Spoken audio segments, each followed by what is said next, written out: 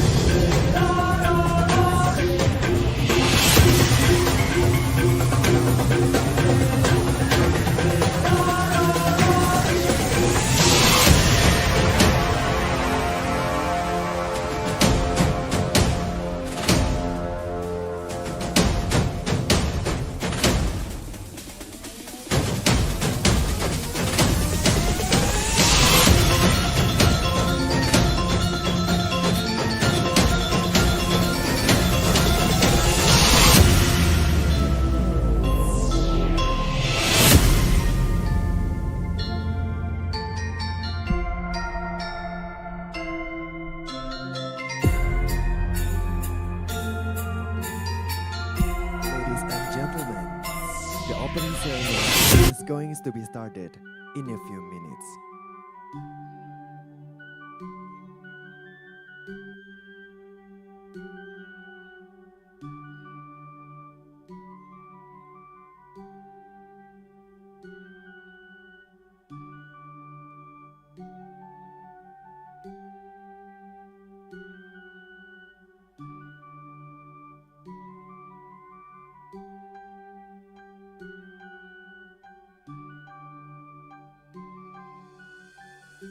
Om Swastiastu. Assalamualaikum warahmatullahi wabarakatuh. Salam. Salam sejahtera untuk kita semua. Namo Buddhaya. Salam kebajikan. Salam menganjali karya Werdi. Good morning, ladies and gentlemen. We would like to extend our warm welcome to the following esteemed guests to Widya Tula Meeting Room, Bali Tourism Polytechnic. The Honorable, all the Director of Tourism Polytechnic under the Ministry of Tourism, of the Republic of Indonesia. Prof. Tekli, as Executive Dean of International Schools, Solbridge, Endicott, and GFCS, Dean of Endicott College of International Studies from Wusung University, Daejeon, Korea. Vice President of Xiangxi Science and Technology Normal University, Prof. Zhang Pengwu. Senior Lecturer, School of Hospitality of Republic Polytechnic Singapore, Miss Suzanne Ng. The Gastronomy Consultant, Indonesian Culinary Consultant, William Wongso. Architect and Design Innovator, Popo Danes Architect, Insinyur Nyoman Popo Priyatnya Danes IAI AA. CEO of Bobobox, Mr. Indra Gunawan. Director of Spa and Wellness at Ayana Bali, Miss Jori Montila. Lecturer School of Tourism and Historical Culture, Xiangxi Science and Technology Normal University, Dr. Si Jae-young. All the delegation from Jiangxi Science and Technology Normal University. The Honorable, the Directors of Bali Tourism Polytechnic, Dr. Andes Ida Bagus Putu Puja, ST MKes. Bali Tourism Polytechnic Food and Beverage Service Lecture, Nilu Suwastuti Estepar Empar CHE. The esteemed all the invited speakers and moderator of the 5th INHEIC 2025. The Board of Management at Bali Tourism Polytechnic, and the Honorable ladies and gentlemen. Good morning and welcome to Widyatula Meeting Room, Bali Tourism Polytechnic. In this nice occasion, let us thank God, the Almighty, because of His grace and mercy, we could gather here together to attend The 5th International Hospitality, Entrepreneurship and Innovation Conference 2025 on Friday, May 9, 2025, thus conducted in hybrid system from Widyatula Mais, Bali Tourism Polytechnic. My name is Bagus Robi. And I'm Yening as your event announcer for today. Ladies and gentlemen, the first agenda is Nusantara Dance. Let us witness the amazing performance presented by Bali Tourism Polytechnic Dance Community. Ladies and gentlemen, let's welcome Nusantara Dance Performance.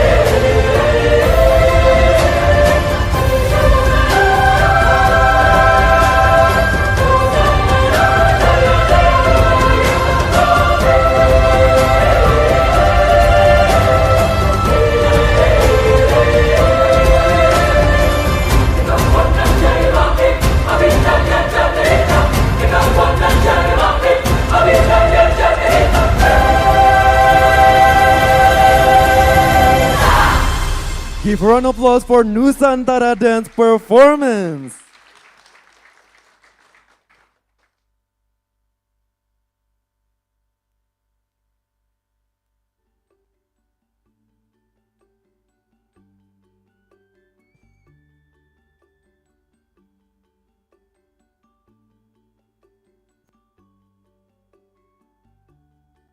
Ladies and gentlemen, for the following agenda is the Indonesian national anthem. For all participants, please stand up.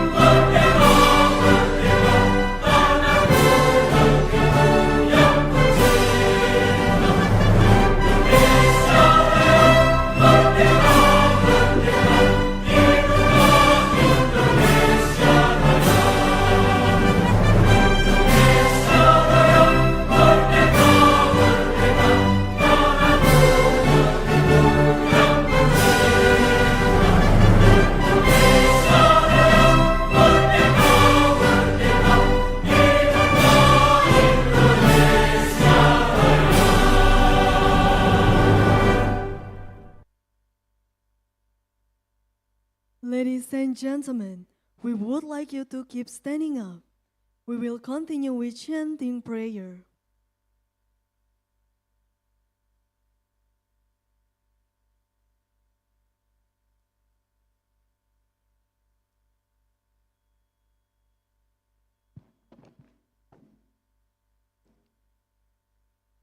Please allow me to guide the prayer according to the Hindu religion.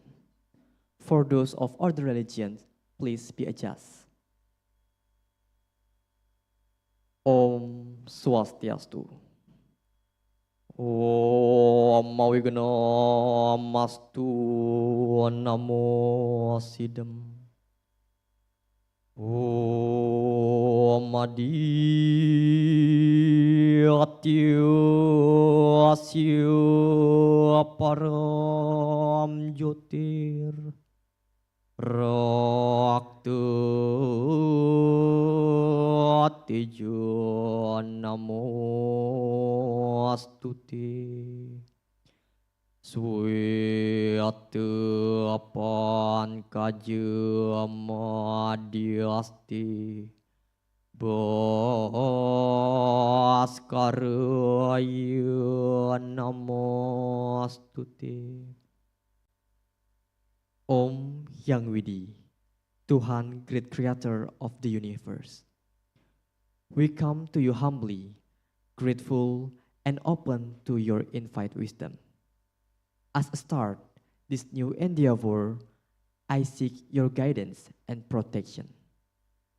Grant me a strength to overcome challenge and make a wise decision guided by compassion and love. I pray for the well-being of all being and our planet, aiming to contribute to a harmonious world. Help me act responsibly and with integrity, reflecting your divine grace. Amen. Om Sidirastu Tat Astu Swaha. Om Param Dewa Suksema Paramacintya Yanama Swaha.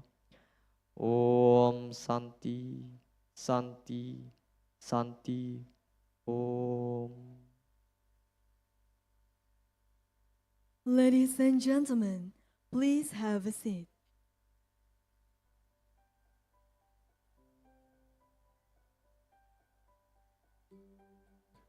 The coming up item is the report delivered by the General Manager of the 5th International Hospitality, Entrepreneurship and Innovation Conference 2025, Mr. Made Jayaditya. The time is yours.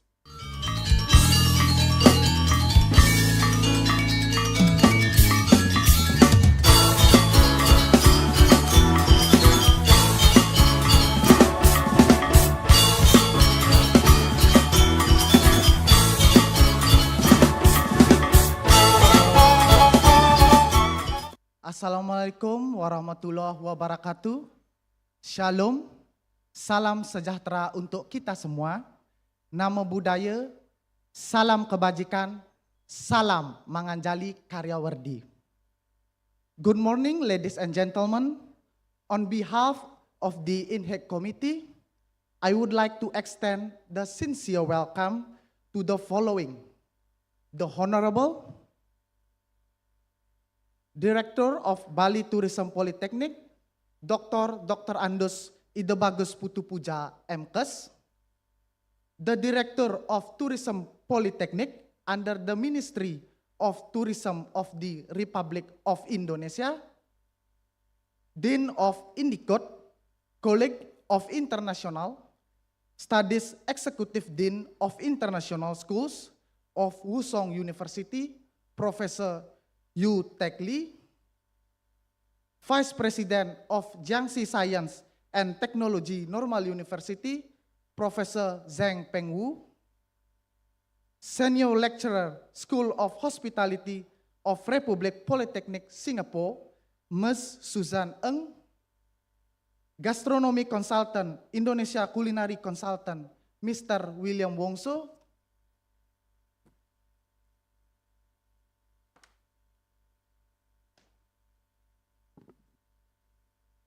First of all, the 5th INHEIC 2025 features a program which is rich with expertise, including 6 practitioners and 3 keynote speakers of high caliber.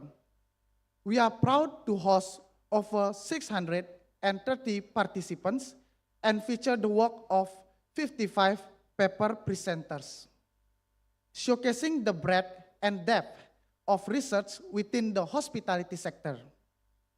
This significant participation is made possible through the generous support of 35 valued sponsors whose commitment has been instrumental in the conference success. We are also pleased to offer a unique opportunity for scholars and industry professionals to converge, exchange research, and pursue publication avenues. All presented papers will be included in a conference proceeding book with an ISSN, ensuring scholarly recognition. Notably, the 3 most exceptional papers will be considered for publication in Science and Technology Index, SINTA 3 journal. We extend our sincere appreciation to our co-hosting institution for their invaluable support and collaboration in making this event possible. Our gratitude goes to Wusong University, Jiangxi Science and Technology Normal University, Republic Polytechnic Singapore, and the Tourism Polytechnic under the Ministry of Tourism of the Republic of Indonesia. Finally, we express our gratitude to the reviewers, chairpersons, presenters, and dedicated team at Bali Tourism Polytechnic for their effort. It is our sincere hope that this conference will facilitate an exchange of knowledge and perspective, fostering adaptation and progress within the hospitality industry. We trust the 5th INHEIC will provide an enriching moment and memorable experience for all of you. Thank you very much, and please have a thoughtful conference. Om Santi Santi Santi Om. Wassalamualaikum warahmatullahi wabarakatuh.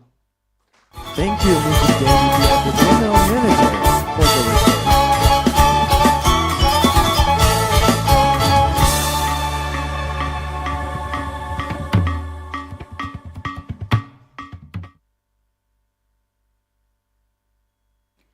Ladies and gentlemen, for the next agenda is report delivered by Coordinator of Hotel Management Study Program, Nimade Suastini SAMM-CHE. The time is yours.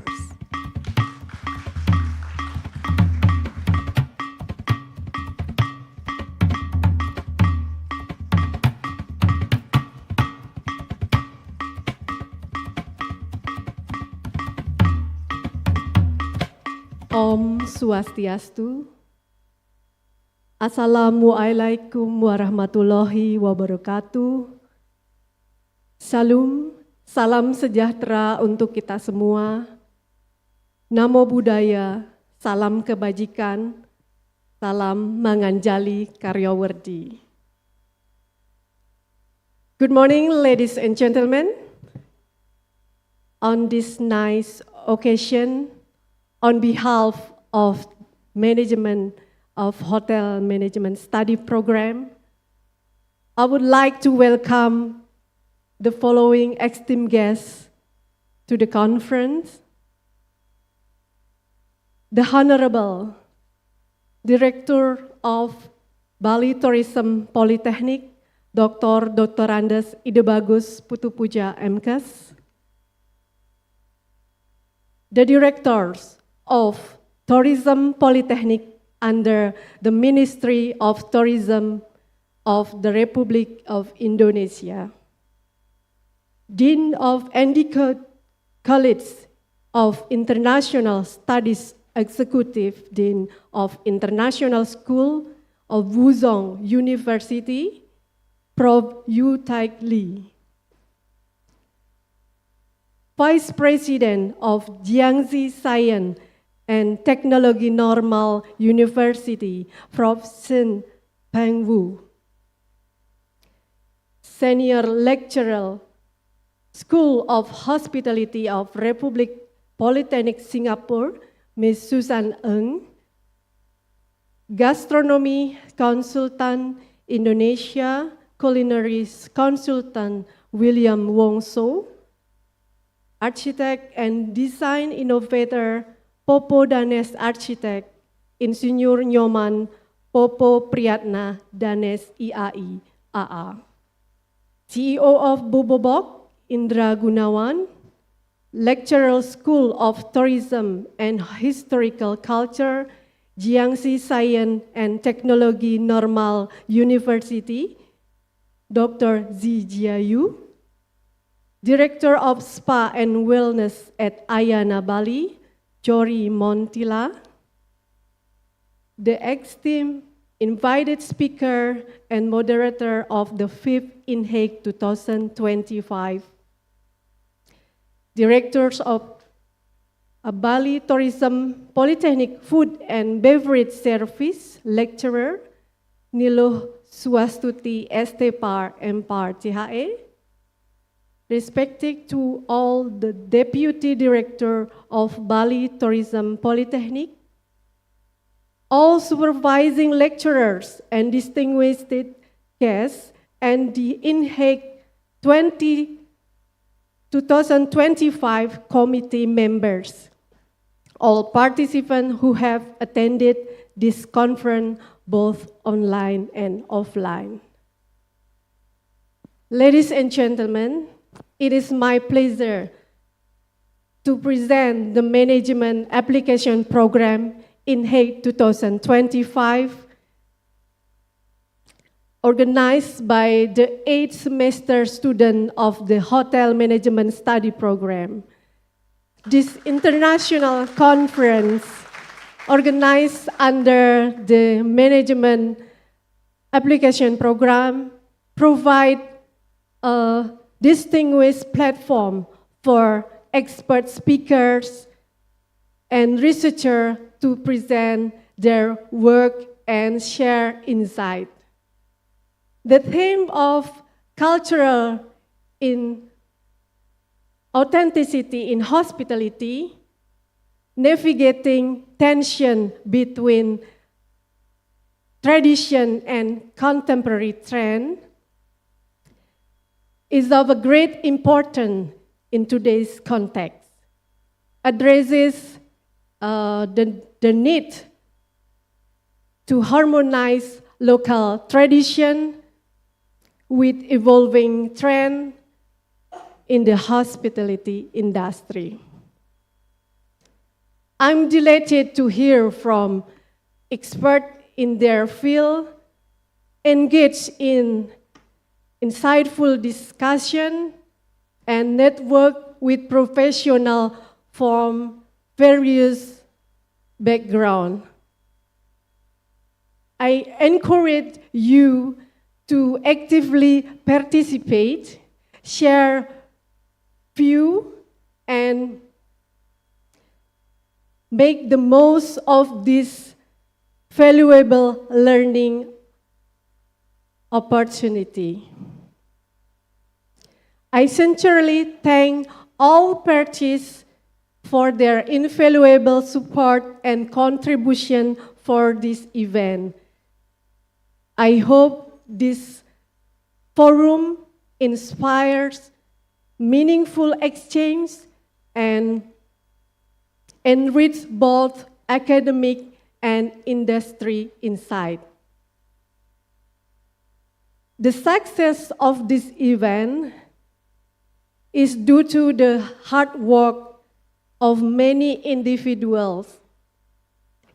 And I also extend my gratitude to the students, supervisors, and committee members.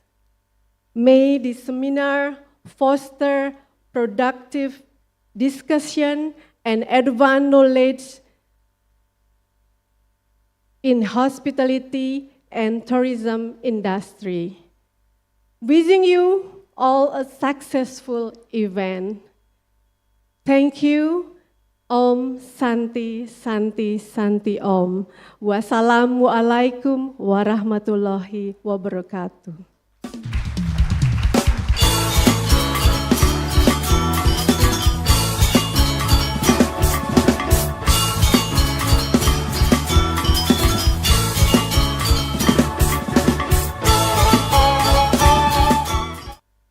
Thank you for the report, Ms. Nimade Suastini, SAMMCHE.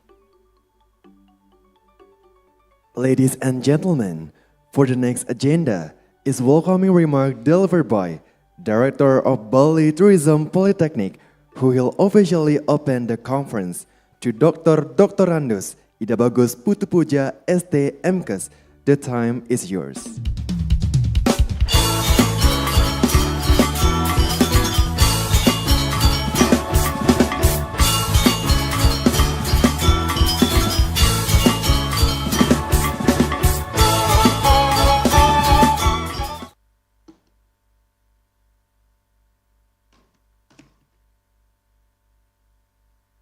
Om Swastiastu, Assalamualaikum warahmatullahi wabarakatuh. Salam sejahtera buat kita semua. Namo Buddhaya, salam kebajikan, salam manganjali karyawardi. Good morning, ladies and gentlemen. It's both a pleasure and an honor to stand before you today on behalf of the Bali Tourism Polytechnic. I welcome to all esteemed guests, distinguished speaker, and valued participants joining us for the 5th International Hospitality and Entrepreneurship Innovation Conference INHEIC 2025. Allow me to welcome the Honorable Director of Tourism Polytechnics under the Ministry of Tourism of Republic Indonesia, Executive deans of international school, Soul Bridge, INHEIC, and GCFS, Washington University Professor Chu Lee, Vice President of Jiangxi Science and Technology Normal University, Professor Shen Feng Yu,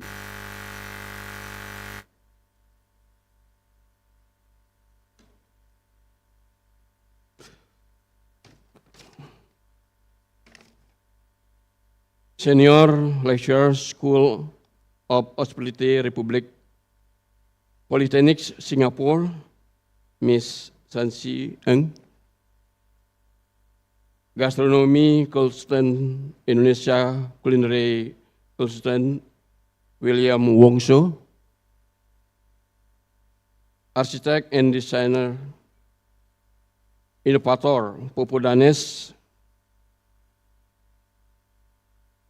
Nyoman Popo Yatna Danes, CEO of Bobox Indra Gunawan, Lecturer, School of Tourism and Hospital Culture, Jiangxi Science and Technology Normal University, Dr.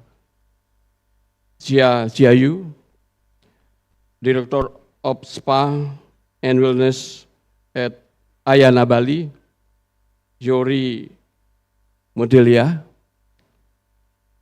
Bali Tourism Polytechnic, Food and Beverage Service Lecturer Nilo Swasuti SST Par, and all distinguished keynotes and invites speaker of the 5 INHEIC 2025.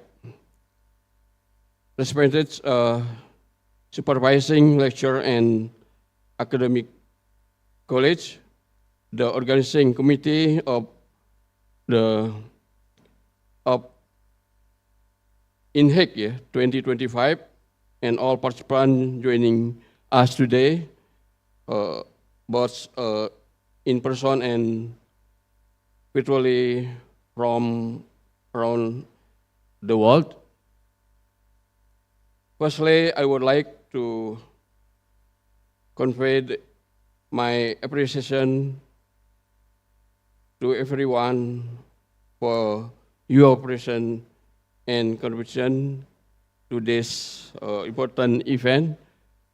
Your support and active participation are that make this conference truly meaningful.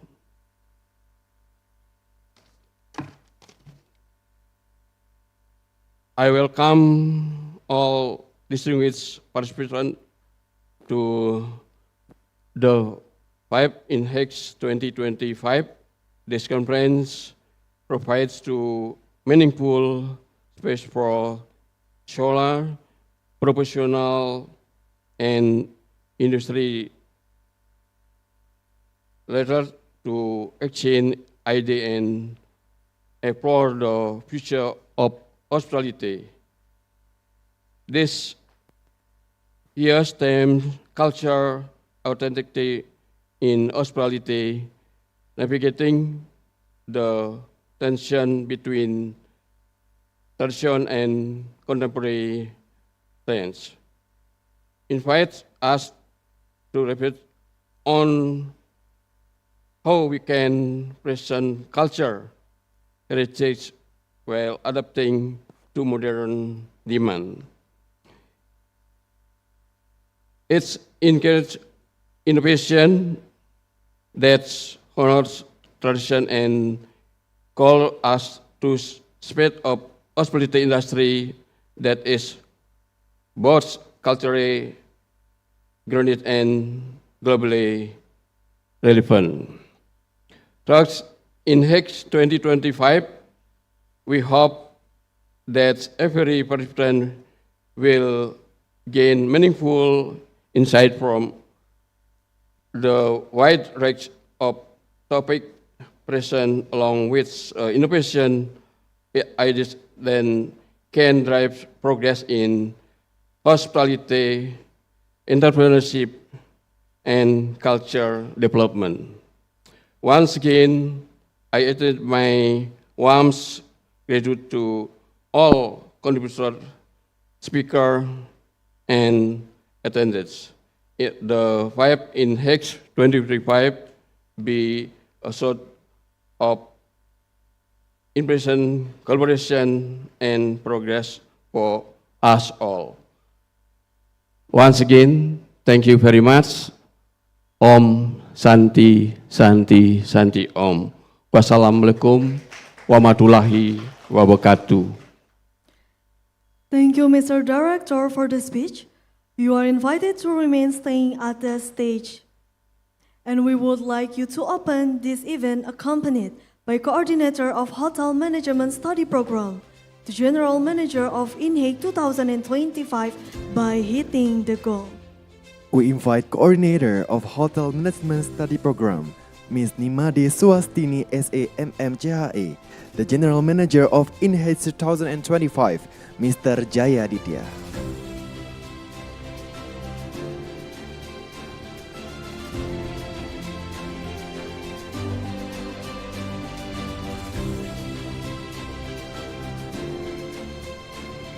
The opening ceremony will be signed by hitting the gong.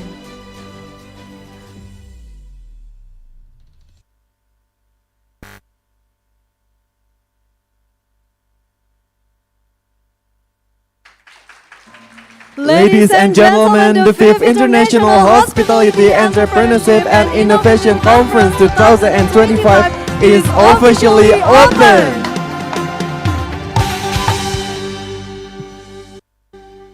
And we continue with photo session. We would like to invite to the stage all of the speaker and moderator. The Deputy Director for Academic Affairs of Bali Tourism Polytechnic, Dr. Igusti Agong Gede Witarsana, SST Par MMCHE. The Deputy Director for General Affairs of Bali Tourism Polytechnic, Dr. Iwayan Sukma Winaria Prabawa, MPAR MPro. The Deputy Director for Networking and Student Affairs of Bali Tourism Polytechnic, Dr. Lohyusni Wiarti Apar SA MPAR Emirates.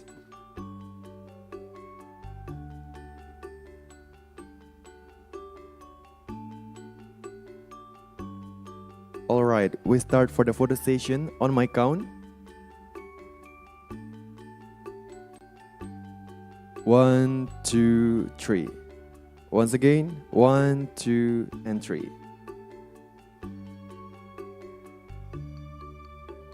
We also invite for online keynote speaker and also Tourism Polytechnic under Ministry of Tourism, Republic of Indonesia.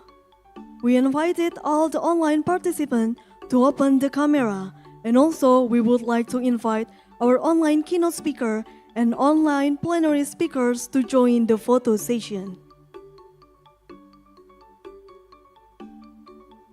Prof. Yutek Lee as Executive Dean of International School, Solbright, Edicote, and GVCS, Dean of Edicote College of International Studies from Wuzong University, Daejeon, Korea. Vice President of Jiangxi Science and Technology Normal University, Prof. Zen Pengwu. Senior Lecturer CET, School of Hospitality of Republic Polytechnic Singapore, Ms. Susan Ng. Gastronomy Consultant, Indonesia Culinary Consultant, William Wongso. CEO Bobo Box Indonesia, Mr. Indra Gunawan. The photo session on my count, 1, 2, 3. Once again, 1, 2, 3.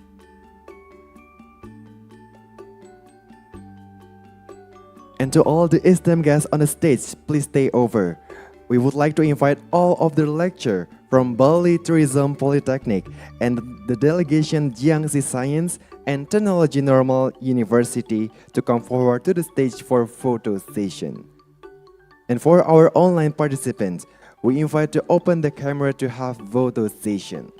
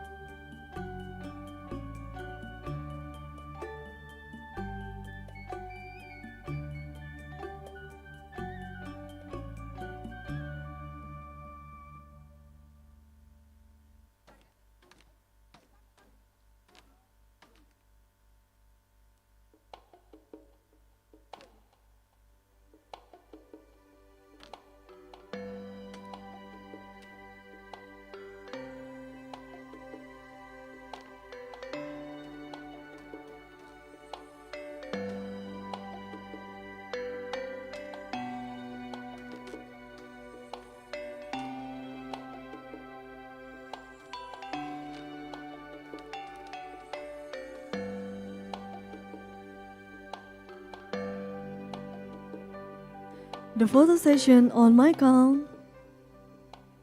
1, 2, 3. Once again, 1, 2, 3. Alright, thank you so much to all the SM guests, and please come forward to your place. And next, for the photo session, will be moved to the online participant. To all the online participants in Widya Tula meeting room for stand up. And for the SM guests, please be stand in front of your chair. Thank you.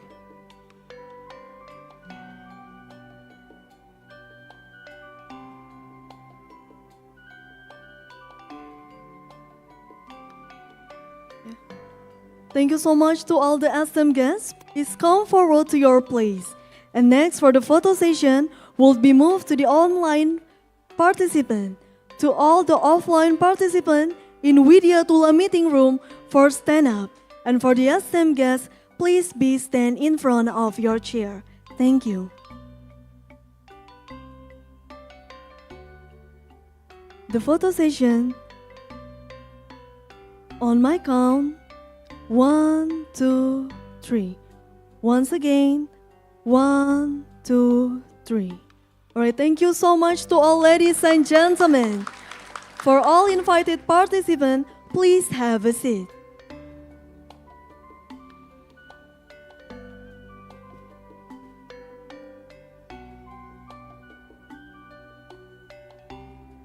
Ladies and gentlemen, the coming up item is greeting from Jiangxi Science and Technology Normal University to Mr.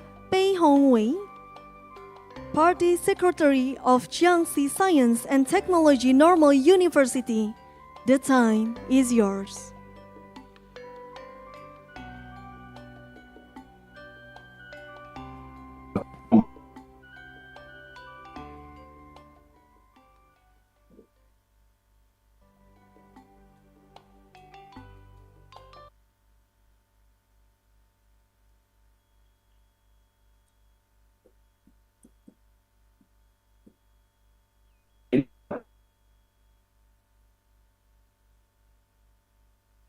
Mr. Peng Hongwei. Good morning, everyone. So maybe the connection is not good, so I will do the translation in the first Could place you hear my on behalf voice of. clearly, sir? Yes, I can hear your voice. I am the interpreter, and maybe because the internet connection is not very good. So on the behalf of our party secretary, I will do the interpretation on behalf of our party secretary Pei Hongwei. So distinguished guests and dear friends, good morning.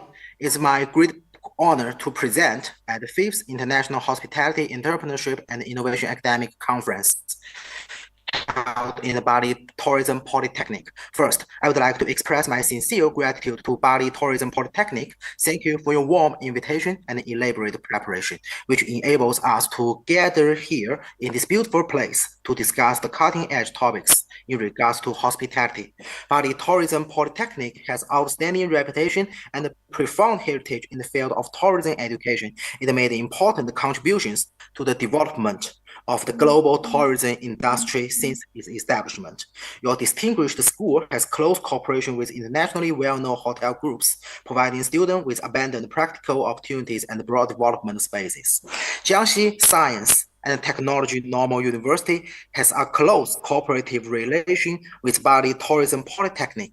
In October 2023, Dr. Puja led his delegation to visit us and started our cooperation. Last July, I, myself, visited your distinguished school, and in this January, representatives from our university visited your distinguished school in return.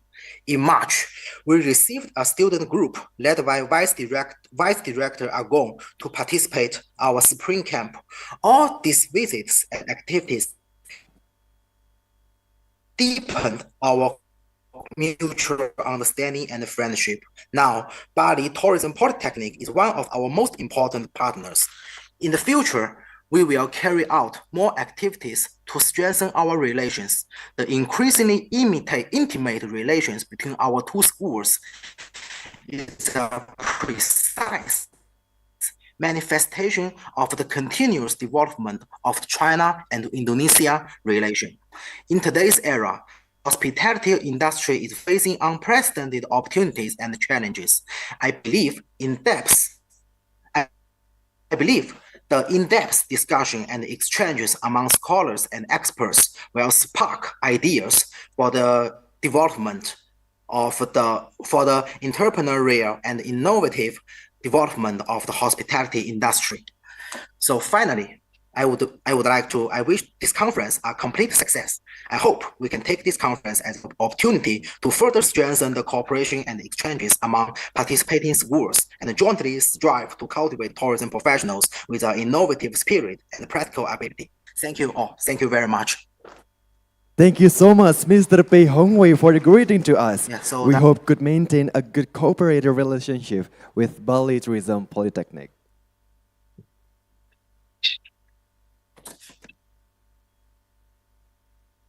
Ladies and gentlemen, we proudly present Bali Tourism Polytechnic profile video as a host of INHEIC 2025 and also co-host profile video from Wusong University, Jiangxi Science and Technology Normal University, and Republic Polytechnic Singapore.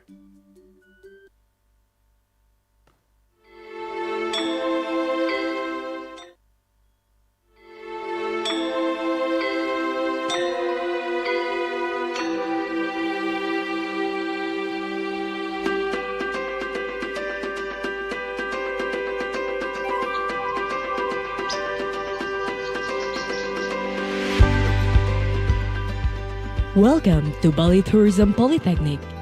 Bali Tourism Polytechnic is a state tourism education college under the Ministry of Tourism and Creative Economy of Republic of Indonesia, which was founded in 1978 and has a vision to become center of excellence in higher educations of hospitality and tourism. Focuses in education and training program at vocational levels. Bali Tourism has programs as follows. Culinary Arts Study Program, a 3-year study program to produce competent professionals in the field of culinary skills, which aims at producing graduates who will be able to be middle-level professional managers in the field of food production or entrepreneurs. Food and Beverage Service Study Program, a 3-year study program which aims at producing graduates who will be able to be middle-level professional managers in the fields of hotels, independent restaurants and bar, cruise, and as entrepreneurs in the food and beverage sector.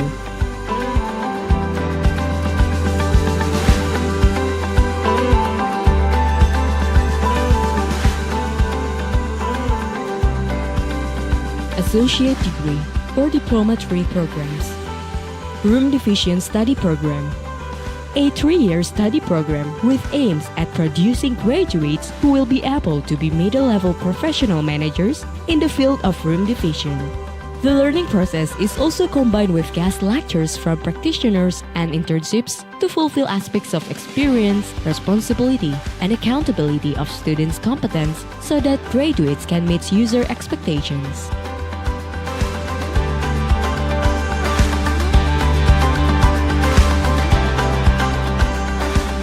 Bachelor of Applied Tourism Diploma or Diploma 4 programs.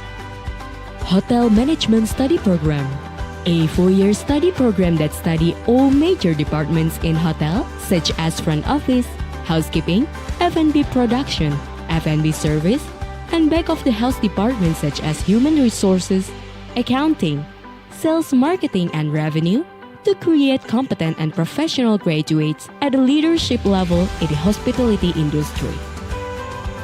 Hospitality Accounting Management Study Program, a 4-year study program specifically educates its graduate to have professional skill in the accounting department in the hospitality business.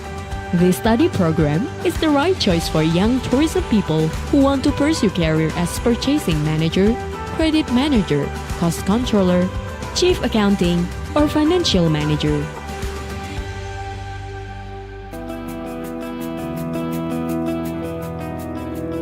Conventions and Events Management Study Program, a 4-year excellent study program that produces professional event organizers at a level of event managers.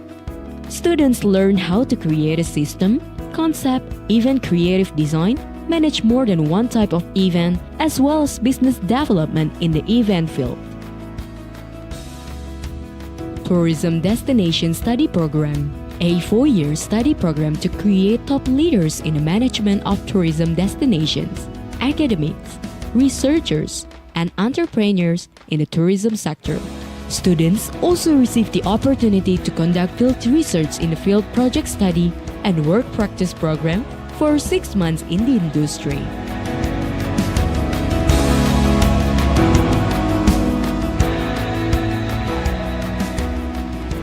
Travel Business Study Program, a 4-year study program that provides students with comprehensive knowledge and skills in the travel industry. The graduates of Travel Business Study Program have profile as consultant, product manager, sales and marketing manager, general manager, and entrepreneur.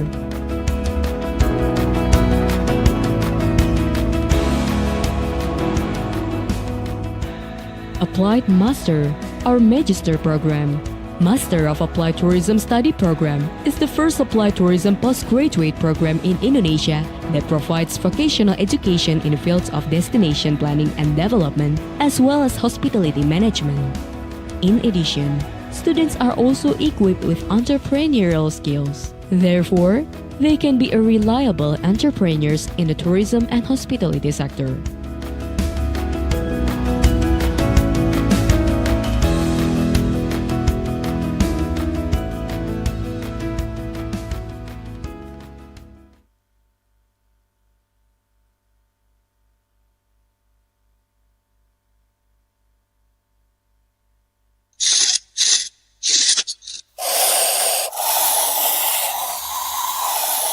Your picture will be as big as you can think.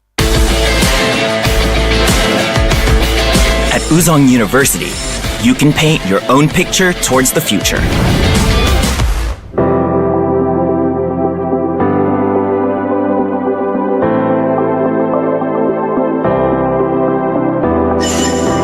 We commemorate the 70th anniversary of Uzong, which was founded on Dr. Chung-woo Kim's commitment to educate the future generations.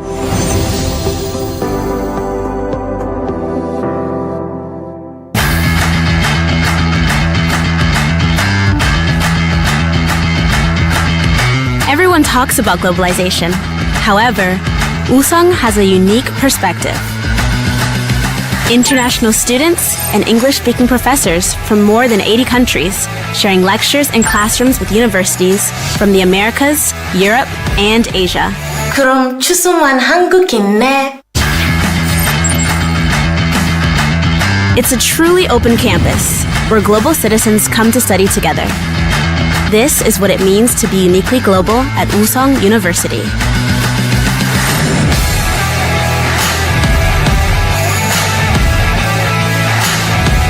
The specialized education system at Uzong is cultivating experts for the real world. Uzong's efforts raising professionals have resulted in superior job placement records and outstanding on-campus startups. 우린 프로니까! Yes! Uzong's unique specialized programs have attracted national attention and established its global reputation. My time at Uzong and Sobrit has a profound impact on my academic journey. Thanks to the nice curriculum from Uzong University, now I'm doing well in our restaurant and also getting along with my colleagues nicely. 우송대에서 글로벌 비즈니스 환경에 대한 적응의 준비를 할 수 있었습니다. 그 준비 덕분에 아마존이라는 세계적 기업에 취업을 할 수 있었습니다. 대학 시절 수십여 개국의 학생들과 치열하게 토론하고 발표했던 경험이 논리적인 사고와 커뮤니케이션 스킬의 밑바탕이 되었습니다.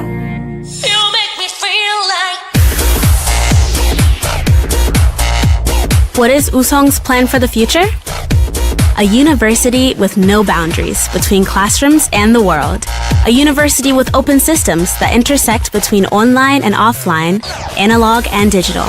다음 학기는 유럽에서? 와우! Be one step ahead. Grab this opportunity towards the future at Usong.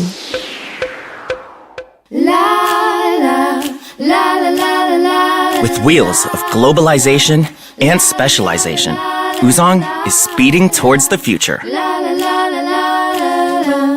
Would you like to join in painting your big picture at Usong? Usong Educational Foundation.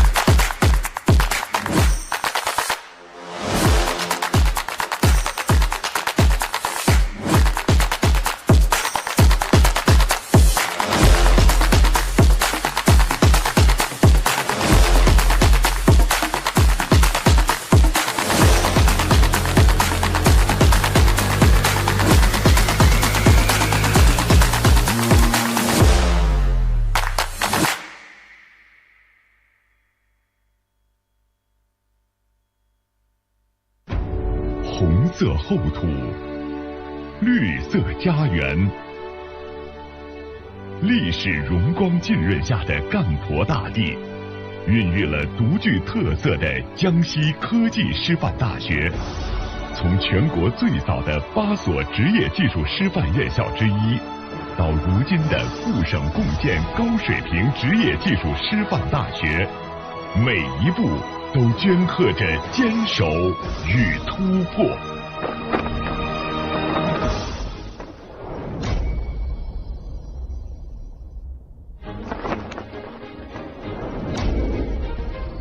赓续红色血脉，践行育人使命。学校党委始终坚持以习近平新时代中国特色社会主义思想为指导，深入推进双荣双育，通过高质量党建把方向、整资源、抓改革、促发展。2023年、2024年，学校获省管高校综合考核第1等次。聚焦立德树人，推进3全育人，将红色基因融入教育教学全过程，打造红5星党建品牌。获批多个教育部大思政课项目，江西省红色基因传承示范校，首批革命文物协同研究中心。依托红色文化育人共同体，推动红色文化铸魂育人，走在全国前列。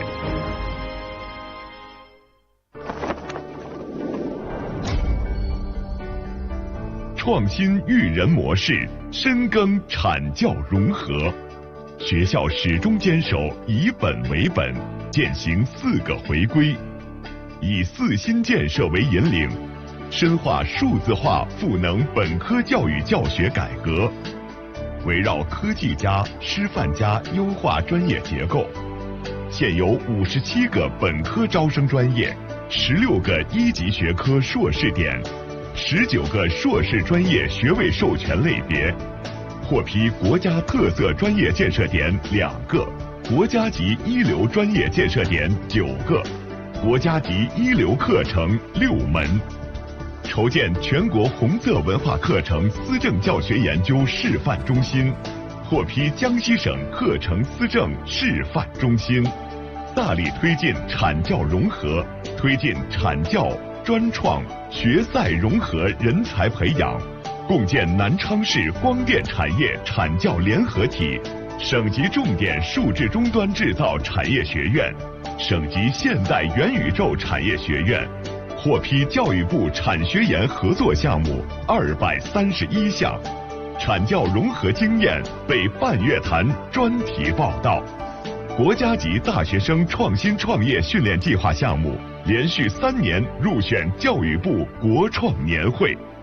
学校现有博士近700人，副高及以上专业技术人才650余人，万人计划领军人才，长江学者奖励计划青年学者，享受国务院政府特殊津贴专家，中宣部宣传思想文化青年英才，入选教育部新世纪优秀人才支持计划，全国优秀教师，自由搏击世界冠军，大国工匠等省部级以上荣誉或称号的教师200余人次，入选全球前2%顶尖科学家6人。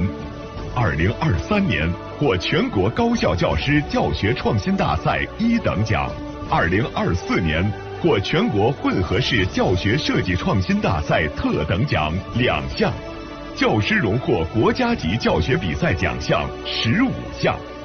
作为全国职业教育研究的重要基地，全国职业教育师资培养培训重点建设基地，学校坚持立足执教、服务执教、引领执教，获批国家级职业教育双师型教师培训基地，教育部重点领域教学资源建设项目虚拟教研室建设点，荣获第8届黄炎培职业教育奖优秀学校奖。聚焦江西1269行动计划，形成了优师范、强工科的学科专业布局。化学、材料学进入 ESI 全球前1%学科，化学、教育学列为江西省“14-5”一流潜力发展学科，获评全国优秀博士后科研工作站。现有省级科研创新团队3个，省级科研平台28个，近5年承担国家基金等省部级以上科研项目1000余项，获国家科学技术进步奖、国家技术发明奖等国家级和省部级奖项50余项。学校主创团队设计的国庆50周年、60周年、70周年江西彩车亮相天安门广场，国庆70周年江西彩车获评华美奖。执教论坛连续入编北大中文核心期刊要目总览，获评为全国高校优秀社科期刊。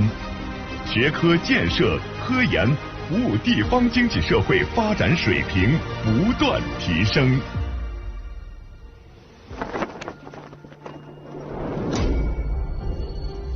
文明交流互鉴，共筑寰宇桥梁。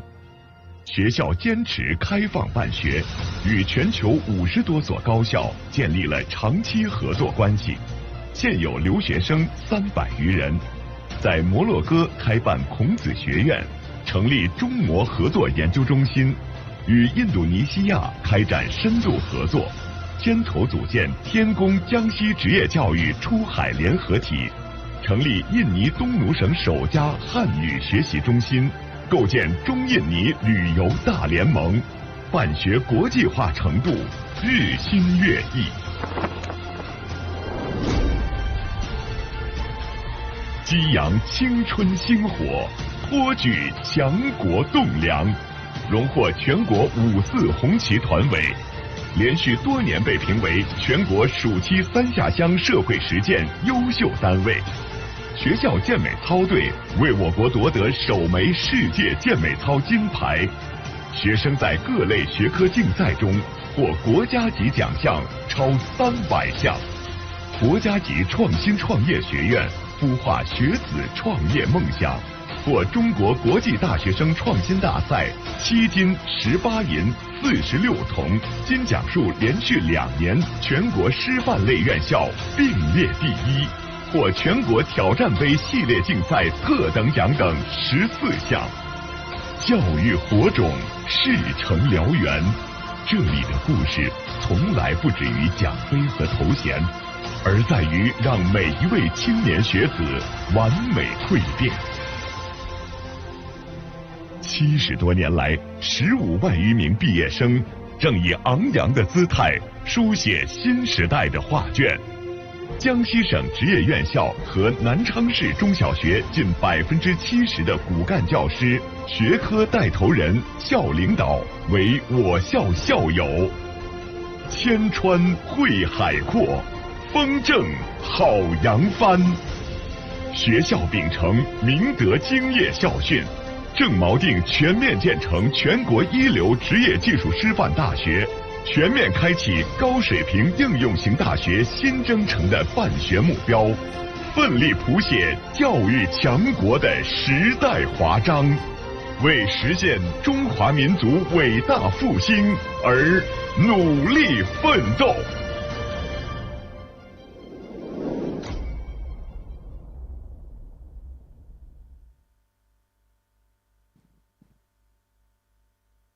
Ladies and gentlemen, we proudly present our sponsor and media partner that has support most this event. CV Pesona Agung Raya, IPBI Internasional, Sensasial Botanical, Pramana Experience, Autos Rentar Car Bali, Puri Uluwatu Cottage, Trans Studio Theme Park Bali. Udedian Laviani, Duku Segara Guest House, Solia Legian Bali, I Love Bali Mutia Rencar, Flamingo Beach Club Bali, Alila Ubud. Bujai Engineering, Trika Media, LPD Desa Adat Pecatu, Orlena Lisius, Artana Makeup, Praja Skuter Bali, Kacang Asin Cap Menara, Wulan Busana. Baked by Tritus, NutriFood, DSDS Movement, Hard Rock Hotel Bali, Sangtu Villa, MS Project, Citraland Water Park Denpasar, View Kamera Bali. And our media partner at 2_brothers_Bali_info, at info_Bali_new_event, at info_event_festival, at _info_media_partner_update, at webinar.gratis, at eventjawatimur.idn, at webinarcenter.id, at info pendidikan Bali, at info lomba Bali, at info.event_. Thank you once again to all sponsor and media partner that support us in INHEIC 2025. We would like to inform you that we have previously posted a video competition announcement at inheic.ppb Instagram. For the offline participant, please make excitement video during the running INHEIC program. Here is how to join the video competition. The first step is please capture a best moment of INHEIC 2025 and post it on your Instagram story. And please tag at poltekparbali at inheic.ppb and pphb.2021 and ensure that you already tag it and make sure your Instagram account not private while the game's on. Two best and interesting videos would be get a very fantastic gift, so don't miss it and don't forget to post it. Grab you for now and snap it. And also not only video competition, but we also have a grand prize for all the participants who can answer our question. But we announce it at the end of the conference. The grand prize is cash money 1 million rupiah, so don't miss it. Before we continue to panelization, we remind all the participants to fill in the attendance form in order to get the certificate. Ladies and gentlemen, now we would like to continue to our next agenda, that is panelization. In this session, we are going to have 3 keynote speakers who delivered the material online. The first presentation will be done by Prof. Yu Taek Lee, as Executive Dean of International School, Solbrate, Edicode, and GVCS, Dean of Etiquette College of International Studies of Wusong University, Daejeon, Korea.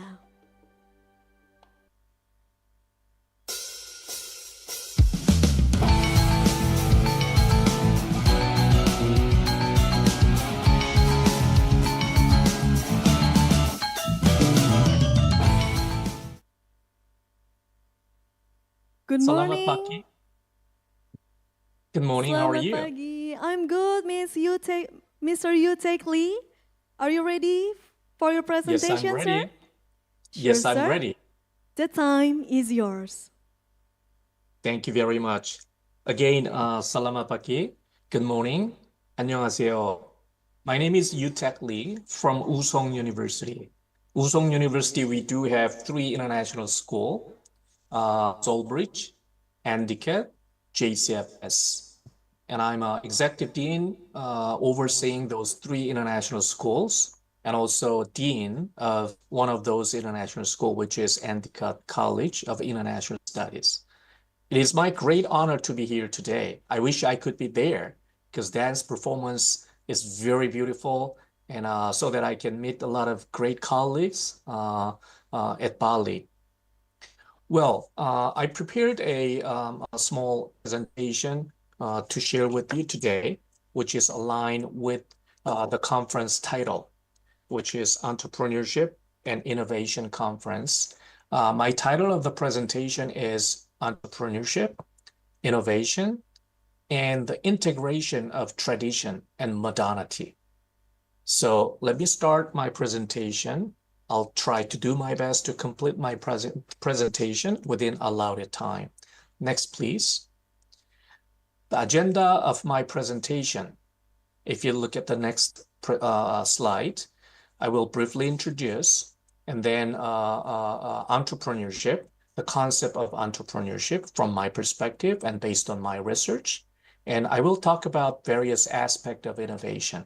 And then finally, I will discuss a little bit about integrating tradition and modernity by having a couple of samples and examples. And I would like to make a conclusion at the end of my presentation.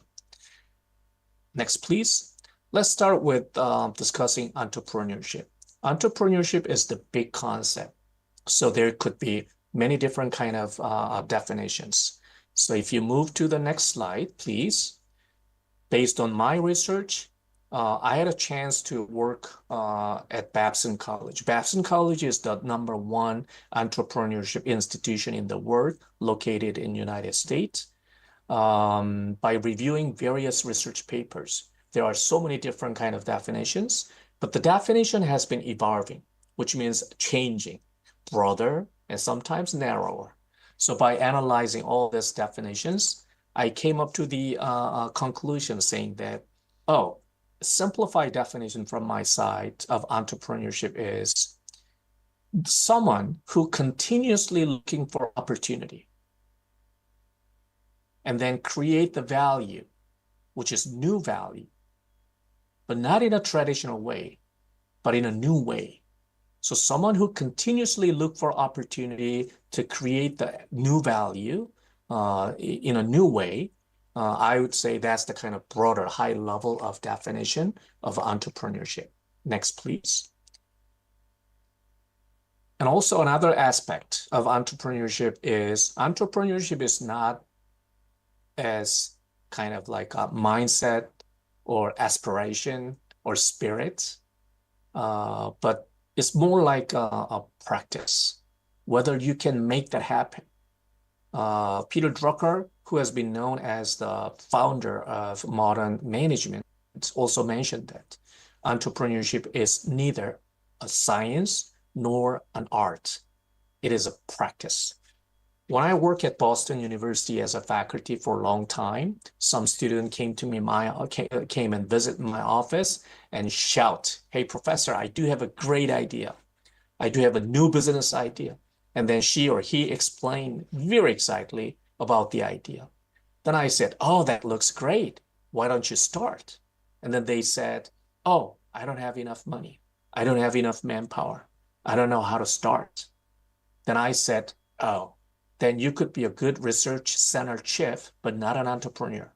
Entrepreneur is the one continues to look for new opportunity, even collecting the resources that is not exist or that is not available on your hand.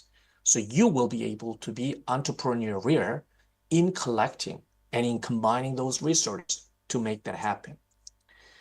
Next, please. Another research agenda that I had was collecting all the researches. Research paper, next slide, please. Research paper, and then analyze all those research paper because I wanted to look at how the field looks like in the academic era. So I collected a number of research papers when I joined Babson College as a junior faculty, year 2025, but the research started year 2006. So I collected a bunch of research paper, SSCI papers, and then analyze it. It was keyword analysis. The next slide, please.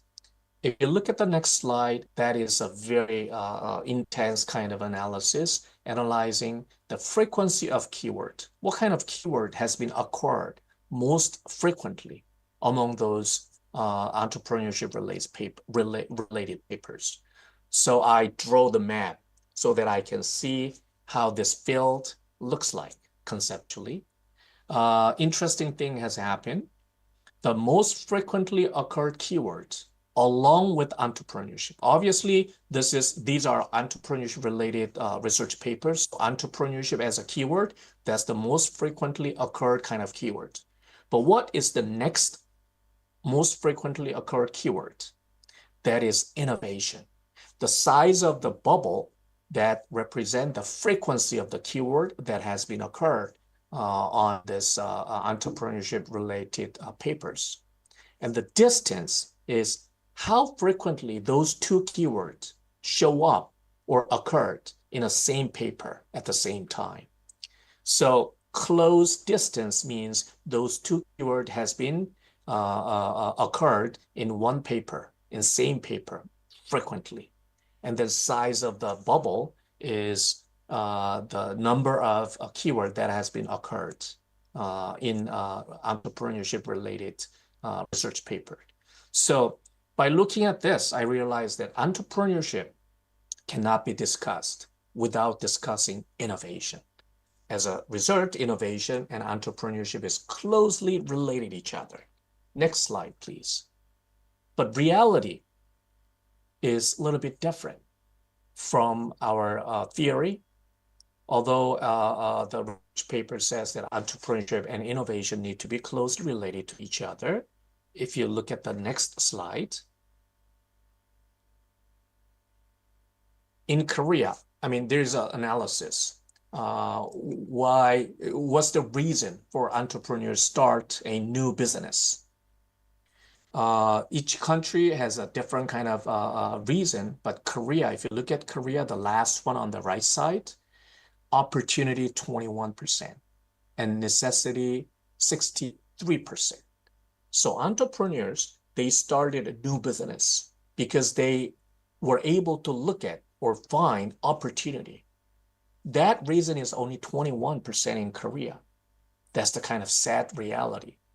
And majority of them started this new business because of necessity, which means they couldn't get a good job, they don't have any other options, and they thought this might be a better option. So because to support their living expenses, sometimes they start a new business, not because of it's innovative, not because of it is creative, not because they can see the opportunity. So we want to see more entrepreneurs. They can start new business and new service and new operations by looking for and by finding new opportunity. And let's move on to innovation. If you move to the next slide, innovation has various aspects. And I would like to discuss a little bit about different aspects of innovation. Next slide, please. When we think about the innovation, we tend to think about the high technology, Apple, Google's, and like NASA's and all this kind of high-tech companies. But it doesn't necessarily mean that we need to think about high-tech when we think about the innovation. in some area, by combining those two materials, plastic bottles and some linens, and combining that, we can create a new value. And people can protect their food. Instead of barefoot walking, they can protect their food by having the simple combination of two simple materials. So the point is, innovation doesn't necessarily mean high-tech.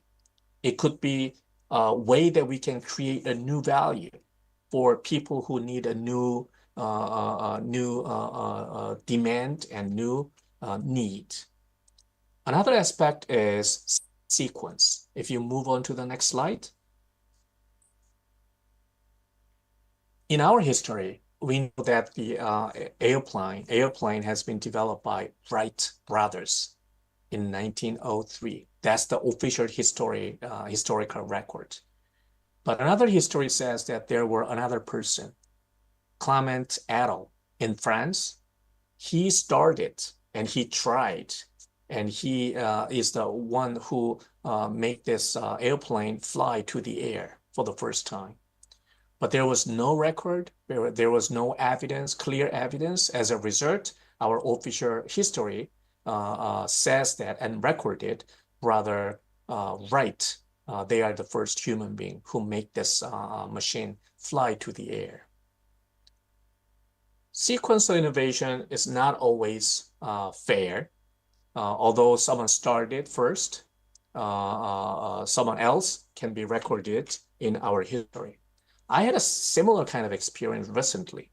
I started my pilot training recently, and then there was another colleague who wanted to have a light flight, small flight pilot training too. He was Air Force. He was from Air Force. He has been there for 30 years as a fighter flight pilot. So he already spent 30 years to operate jet airplane, but this airplane license is a propeller-based small airplane. So he and I started our training together, but I was the first one who were able to do the solo flight.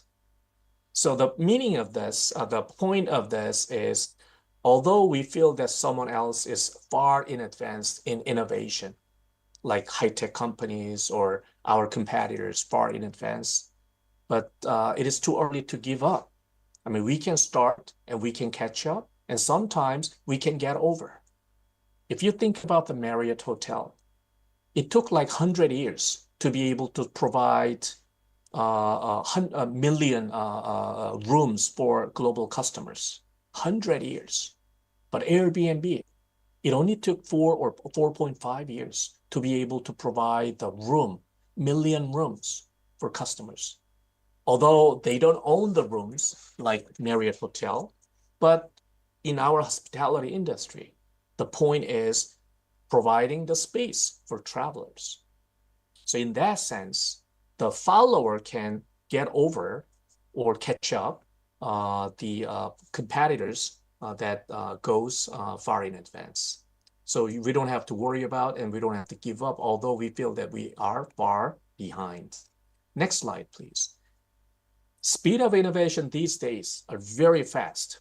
I'm sorry that we do have some kind of picture which is written in Korean, but the right side of the line, the line lowest line, that is the Netflix.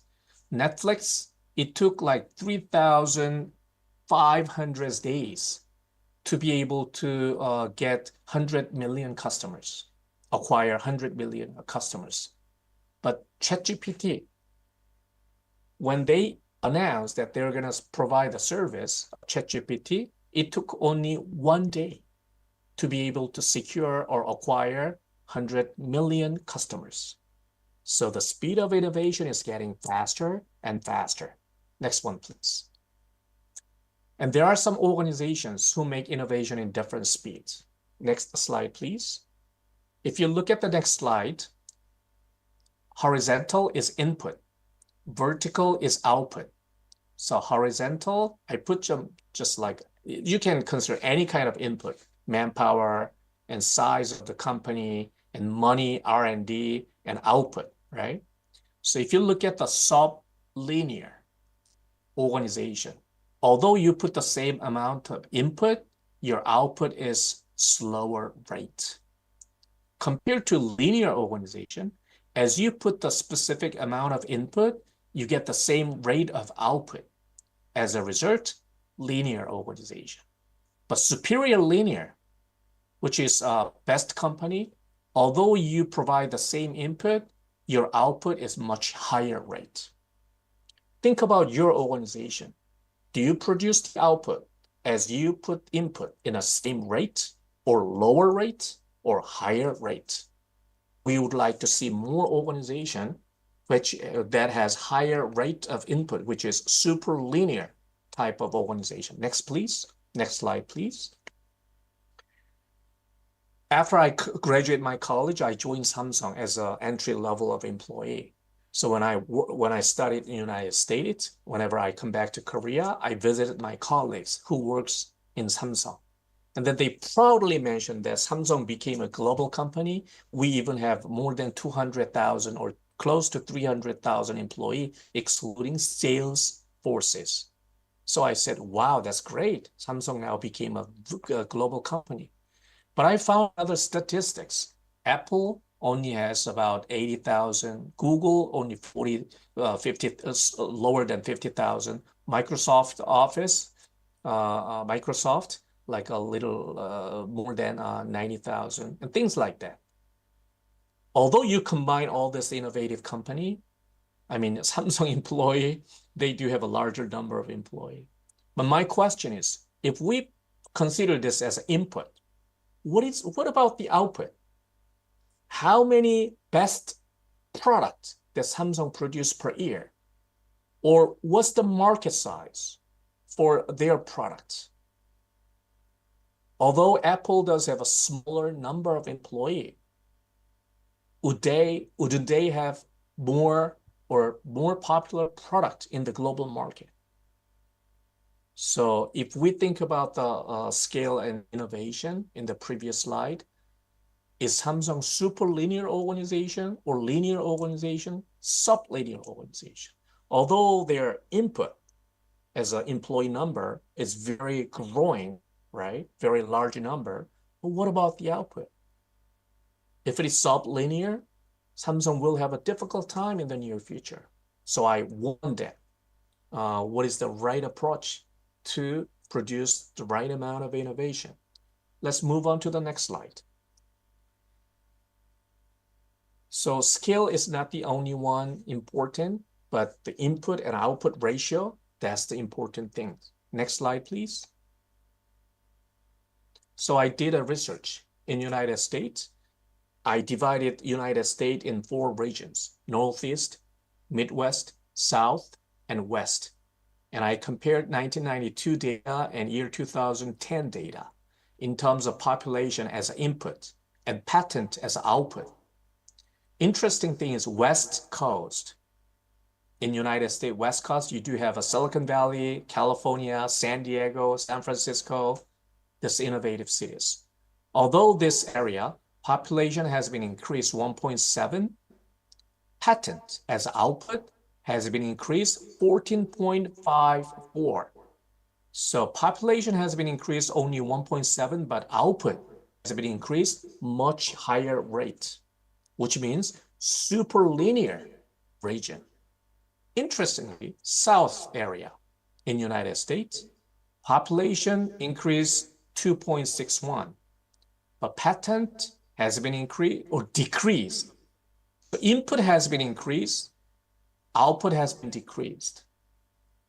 So this is a bad situation. Bali as a regional area in Indonesia, very popular destination for global travelers. So population increase or temporary visitor increase, what's the output? If we think about that output and measure that output, we can think about productivity of this regional area. Well, let me, because of the time limitation, let me skip to the slide 20, which is example of integration and tradition and modernity.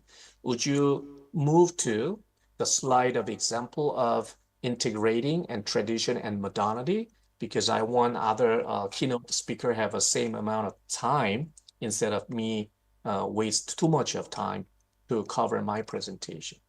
So would you move to the next slide, please? Slide number 20. Yes. So I would like to share a couple of examples integrating tradition and modernity. Next slide, please. We are all from hospitality, tourism field, but at the same time, education field. So during the pandemic crisis, one of the interesting questions that I had in mind was, if pandemic crisis continued, what is the most difficult class that we can teach when we assume that we need to continue to teach through online? One of the class was culinary art. Culinary art, as you might know, we need to bring our student to the kitchen and chef, professor need to demonstrate. And another class was dance class. So I work with the SM Entertainment, which is the largest entertainment company in Korea that produce a lot of K-pop stars. And we create the dance class through online. Let me, can you play the video of this slide, please? Below the dance teacher, there's a video clip. So would you play the video of this slide, please?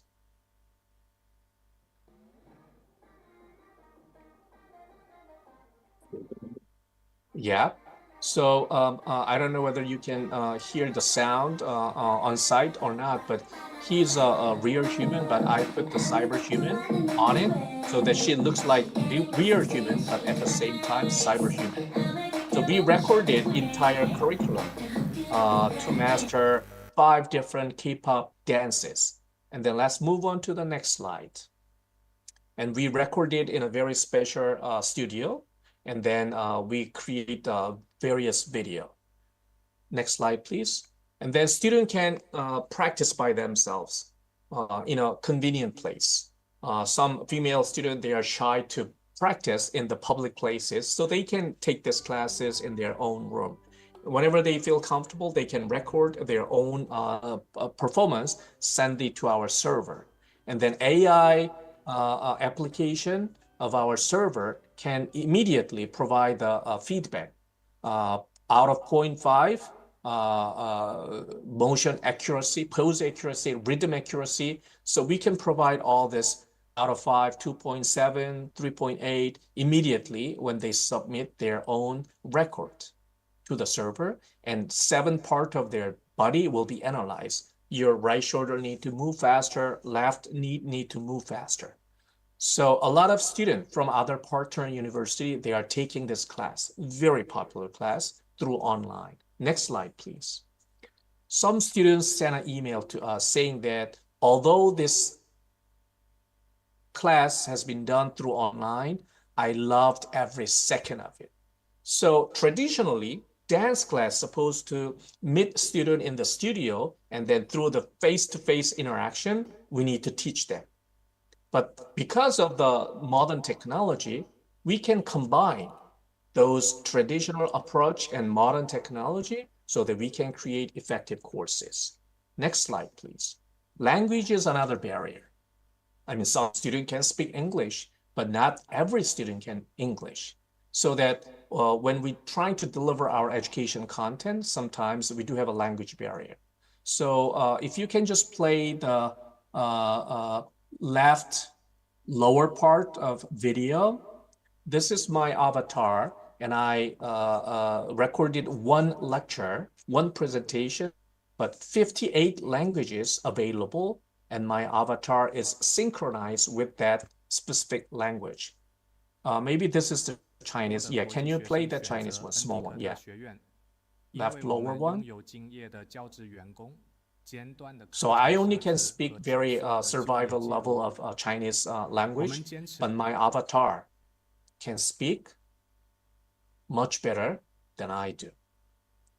Okay, then let's move on to, and my Russian can be played in a similar way. I think we do have a different presentation. Just a second, let me exit.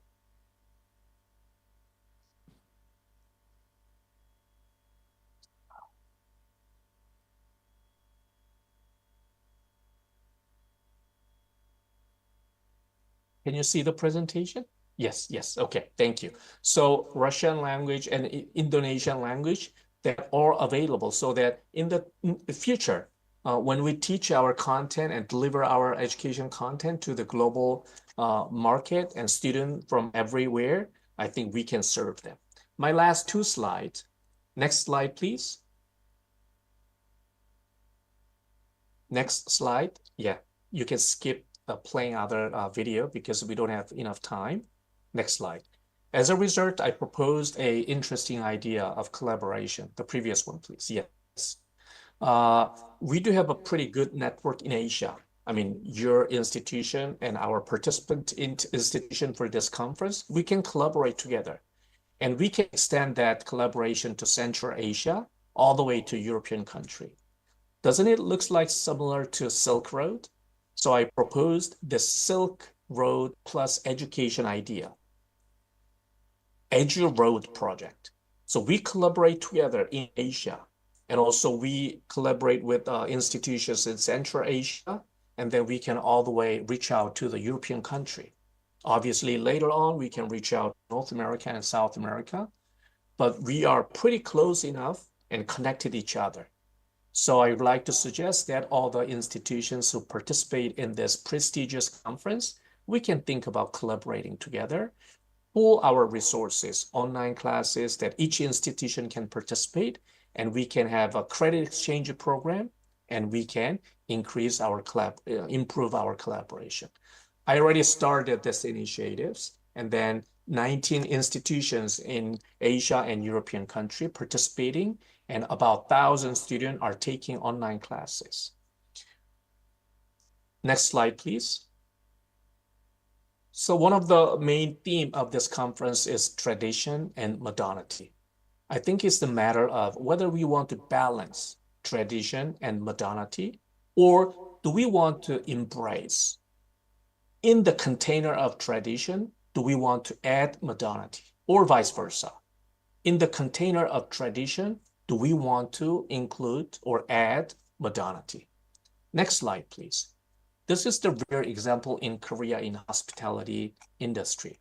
The left side of pictures, the building itself is very traditional building, like Korean traditional building and house, but inside, equipped it with all the Netflix and Wi-Fi's and all the modern kind of furnitures and technology, right? So container could be tradition, and inside of items could be modern kind of items. On the right side is a big hotel. It's a modern hotel. The building is really up-to-date kind of modern hotel, but inside they decided to create or decorate some traditional furnitures and traditional art pieces, so that people can feel that I'm getting into the modern building, but I'm staying in the traditional kind of rooms. So depends on the demand from the market. We can think about whether we want to use the container of tradition or container of modern, and do we want to include some modernity and traditionality. In the middle, this is one of my friend's house. He's a rich guy who graduated from Babson. In the middle of the Seoul, he built his own house. First floor is totally modern building, and second floor is a Korean traditional hanok. So it's balanced, combined 50-50%. It was his demand. So when we think about integrating tradition and modernity, we need to think about what's the demand from the market so that we can meet the market demand. Let's move on to the last slide. My last slide is a picture, interesting picture that I put on my office. Every day when I start my day, I look at this picture. Some people begin to design the bridge and begin to build the bridge. But while they begin to build the bridge, the water path has been changed. Originally, it was under this bridge or supposed to be under this bridge, but things has happened. External factor and external environment has been changed. So the water path has been changed, but these people still completed this bridge. So whenever I meet my student who does have a totally different demand and totally different expectation from the time when I was a student, but if I teach in the same way, with the same textbook that has been published 25 years ago, that has been written by Professor who got PhD 30 years ago, that's not kind of meeting my customers and my student expectation. So I keep asking question every day, am I doing valuable things? And then do I look outside so that do I understand the external factors and the demand from my customers and my student? Hopefully, through this conference, I want to have a great opportunity to collaborate with all participants and all collaborative institutions who participate in this conference. And we can also think about the collaboration opportunity so that we can build a valuable bridge together. Thank you very much. I tried to finish my presentation on time, but I spent a little more time. Thank you, and sorry about that. Thank you very much, Prof. Yu Taek Lee, for the presentation. Give her an applause for Prof. Yu Taek Lee and the only participant. Please notify us by applause sign in the Zoom meeting. And also, once again, we thank you very much, Prof. Yu Taek Lee, for the presentation that you have shared to us. We hope that the presentation you deliver to this conference can bring benefit for all the participants. And we would like to present you to the online certificate of INHEIC 2025 as a keynote speaker. Once again, we would like to present you the online certificate of INHEIC 2025 as a keynote speaker. Right, Prof. Yu Taek Lee, we will take a photo and a screenshot for the Zoom meeting. On my mark, 1, 2, 3. Once again, 1, 2, 3. Right, thank you very much, Prof. Yu Taek Lee. Give a round of applause to Prof. Yu Taek Lee, our first keynote speaker in INHEIC 2025.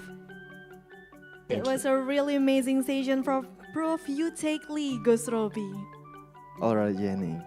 Ladies and gentlemen, now let's welcome the second keynote speaker by Prof. Zhen Pengwu as Vice President of Jiangxi Science and Technology of Normal University, China.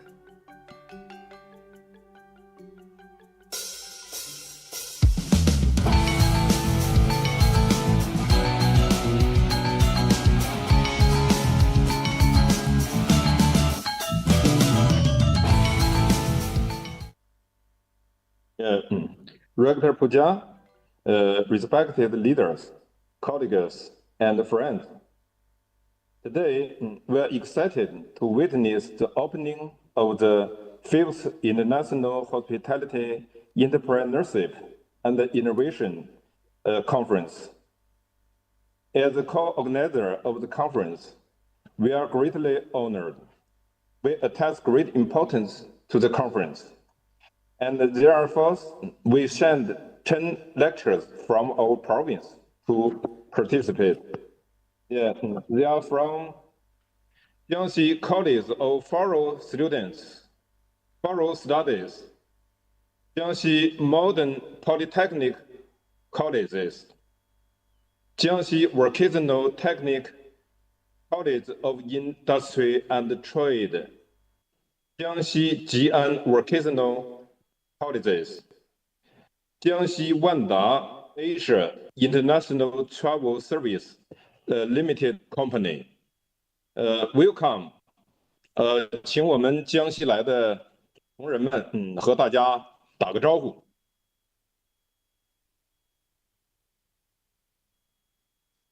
And Director of Jiangxi Tiangong Vocational Education International Alliance, Tao Xianguang, Professor Tao. Welcome. Indonesia, as the largest economy of ASEAN and an important neighbor of China, is a core partner for the Belt and Road construction. In recent years, Chinese-Indonesia relationship have maintained to operate at a high level. Mr. Pladeau to China as the first country to visit, as the president-elect and the president of Indonesia. The two countries have achieved fruitful cooperation in various areas. Vocational education can be an effective tool to inject momentum to our relations. Okay, page, the third page. Thank you. Jiangxi Science and Technology Normal University is a high-level vocational and technical normal university jointly built by the Minister of Education and the Jiangxi provincial government. Additionally, we are one of the most influential universities in vocational teacher training in China. Next page, please. Since 2023, we achieved fruitful results in cooperation with universities in Indonesia. To summarize our cooperation experiences, there are mainly 3 points. Next page, please. First, is to gather resources and achieve multi-dimensional collaborations. We took the lead in establishing the Jiangxi Tiangong Vocational Education International Alliance. This platform has gathered nearly 20 high-quality vocational colleges, enterprises, and associations. It forms a comprehensive network for cooperation with Indonesia in various professional fields. The physical office space provided by the Bali Tourism Polytechnic helps to further promote our cooperative project. So thank Rector Puja very much. Secondly, language is the foundation for mutual understanding. China is becoming one of the Indonesia's largest training partners, and the demand for Chinese learning Chinese language talented in Indonesia is increasing. The university has established a Chinese learning center in the University of Nusantara, with the first one settled in the university of the province of East Nusantara. Next, we'll continue to meet the demand for Chinese language learning, and we'll carry out comprehensive cooperation based on Chinese language learning. Next. The third point is to accurately meet the demands to achieve win-win result. Except Chinese language teaching, we are determined to meet the demands from our partners. We jointly built International Tourism Industry Institute and International Tourism Training Center with Udayana University and Bali Tourism Polytechnic, respectively. To meet the demand for Chinese cuisine training, we sent and will continue to send trainers to Bali Tourism Polytechnic for Chinese cuisine training program. Next, thank you. Besides, we are also working on establishing cooperative relations with villages in Indonesia and in Jiangxi province for rural development. In the future, we'll carry out more cooperative projects and set up training classes for students from Indonesia. We'll continue to strengthen teacher and student exchange, carry out culture exchange activities to jointly contribute to the development of society and economic of China and Indonesia. Here, with the deepest gratitude, I would like to express my highest appreciations to the full support given by Bali Tourism Polytechnic. Also, I'm happy to see so many colleagues who are dedicated to educational cooperation from different schools and countries are here. We, Jiangxi Science and Technology Normal University, as well as our Vocational Education Alliance, warmly welcome you to visit and cooperate with us. So much for my speech. And again, thank you. I wish the 5th International Hospitality, Entrepreneurship, and Innovation Conference a complete success. Thank you very much. Thank you very much, Prof. Zen Pengwu, for the presentation. Give round of applause for Prof. Zheng Pengwu and the online participant. Please notify us by +sign in the Zoom meeting. And also, once again, we thank you very much, Prof. Zheng Pengwu, for the presentation that you have shared to us. We hope that the presentation you delivered to this conference can bring benefit for all the participants, and we would like to present you the online certificate of INHEIC 2025 as a keynote speaker. Once again, we would like to present you the online certificate of INHEIC 2025 as a keynote speaker, Prof. Zen Pengwu. We will take a photos and screenshot for the Zoom meeting. On my mark, 1, 2, 3. Once again, 1, 2, 3. Thank you very much, Prof. Zen Pengwu. Give her an applause to Prof. Zen Pengwu. Thank you. Yeah. Ladies and gentlemen, now we would like to continue to our last keynote speaker in panelist session. The last presentation will be done by Ms. Zhu Zhen Ng, a senior lecturer, CET School of Hospitality of Republic Polytechnic, Singapore.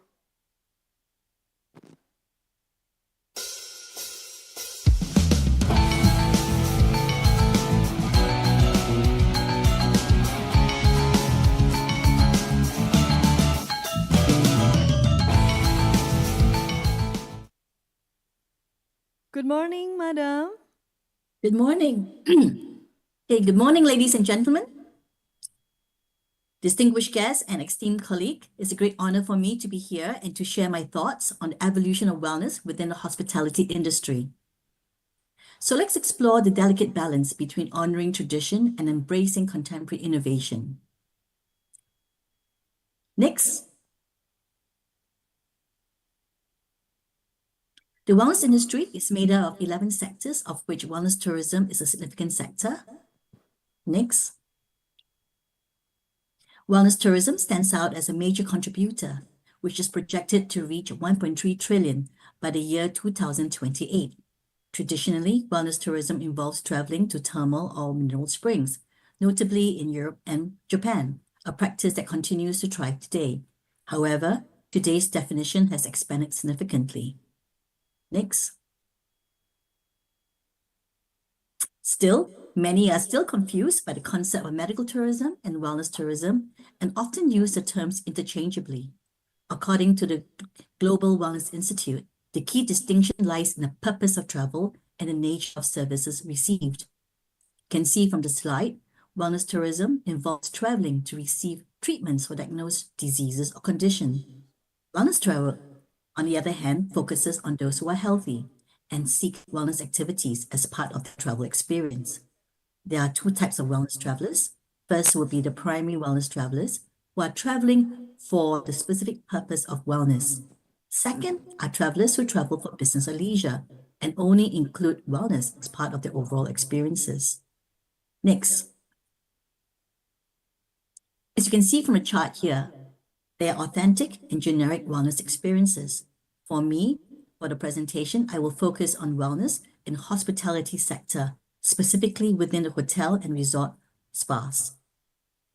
Next. Historically, wellness resorts and destination spas dominate this sector. However, over the past 15 years, mainstream hospitality companies have increasingly integrated wellness into their core offerings. Brands, as you know, such as Accor, have entered the wellness tourism space, aiming to capture a growing number of wellness-oriented travelers. Next. One key driver for this movement is a notable increase in RevPAR, which is revenue per available room, where properties with wellness facilities often gain 35 to 450% more than those without amenities. These properties not only command higher room rates, but also generate longer stays and generate additional revenues through treatments, wellness programs, fitness classes, and dining facilities. Next. For some of the key reasons for integrating wellness into hospitality is due to, of course, the growing consumer demand. Modern travelers these days seek experiences that support their physical, mental, and emotional well-being. It also helps to differentiate their property. Unique wellness offerings such as spa treatments, fitness programming, sleep-enhancing room design, and healthy dining option help the brand to stand out in a very competitive market. Wellness travelers who feel rejuvenated and cared for are more likely to return and to recommend a property, hence enhancing guest loyalty and repeated visits. As mentioned before, wellness also increases revenue-generating opportunities. Brands also integrate wellness across all the different touch points, from in-room wellness amenities to mindful dining and wellness events and room and even bed designs. Wellness travelers also prefer brands that emphasize local culture, making authentic wellness programs compelling, especially for first-time visitors. Next.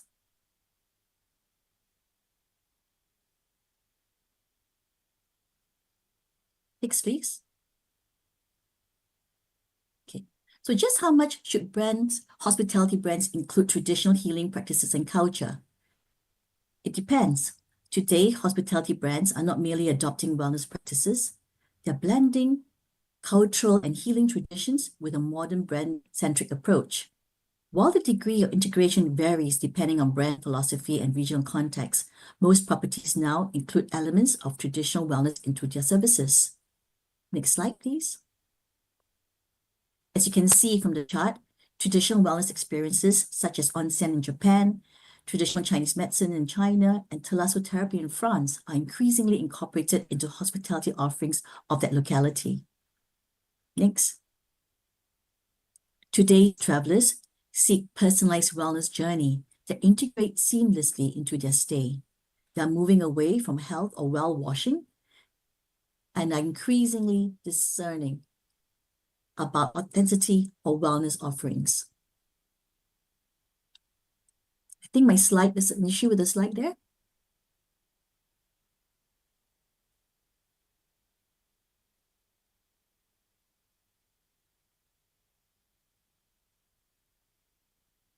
As a result, evidence-based, credible wellness solutions are replacing influencer-driven trends. Technology is also playing a transformative role in this.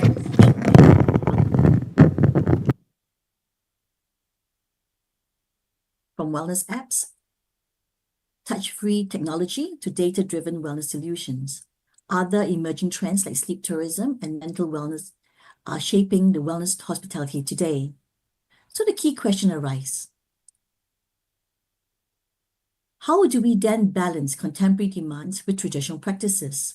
So the answer lies in harmonization, where traditional and modernity complement each other rather than compete. Next. These are just some examples of how hotels can maintain authenticity while incorporating innovation across different areas, from the spa treatments to the architectural and design, food and beverage experience, wellness activities, and then the overall servicescape. Next slide, please. In the remaining slides, I will share some of the best practices of how some of the leading hotel brands achieve this balance. Next. They incorporate cultural practices into their product offering and brand philosophy. For example, Banyan Tree Phuket integrates traditional Thai massage, herbal treatments, reflecting that Thai culture and hospitality. Mandara Spa infuses Balinese healing practices with luxury experiences, offering authentic Balinese massage and therapies. Next. Brands Also adapt to regional influence in design and servicescape. Aman resorts clearly blend local traditions with cutting-edge designs and offerings, such as Aman Kyoto, offering private onsen and kaisaki-inspired cuisine deeply rooted in Japanese culture. Shangri-La Spa reflects local history and architectural heritage. The properties Yunnan merges Tibetan aesthetics with regional traditions, creating culturally resonant wellness hospitality experiences. Next.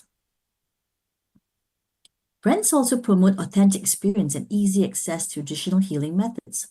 For example, the Taj Hotel, J Wellness Circle, draws upon Ayurvedic principles combining ancient Indian traditions with modern luxury. Similarly, Langham Hotel's Chuan Spa incorporate traditional Chinese medicine philosophies, offering consultation with expert TCM practitioners on their property. Next. Hotels also incorporate a fusion of traditional and modernity to their facilities and programming. Accor, the Purist brand, is a successful fusion of modernity with contemporary wellness programming together with traditional modalities. Accor's wellness strategy emphasizes care, movement, nutrition, and sleep, combining evidence-based solution with a luxury experience focused on sustainability and personalization. Last one. Next one. And most importantly, cultural sensitivity is crucial and a key part of their service standards. Cultural sensitivity ensures that wellness hospitality offerings are respectful, inclusive, and reflective of their cultural heritage.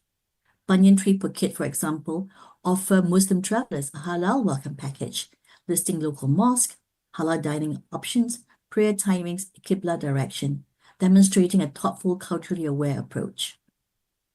Next. So in conclusion, the tension between tradition and contemporary trends in wellness hospitality is not a challenge to be feared, but an opportunity to embrace. By honoring rich cultural heritage while welcoming innovation, we can create wellness hospitality experiences that are both deeply authentic and powerfully relevant. In doing so, we not only meet the evolving expectations of guests, but also enduring brand loyalty and contribute meaningfully to the heritage and well-being of our local community. Thank you.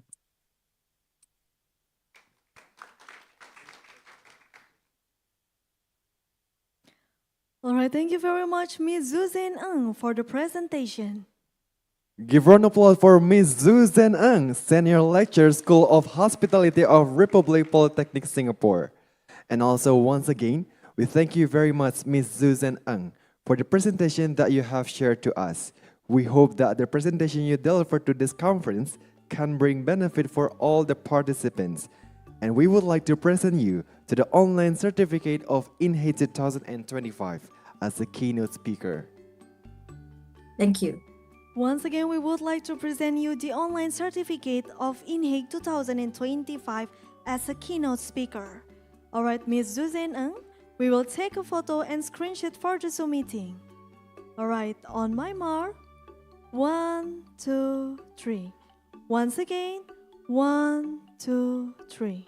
All right, thank you very much, Ms. Zuzan Ng. Give round of applause to Ms. Zuzan Ng, our last keynote speaker in panelization in INHEIC 2025.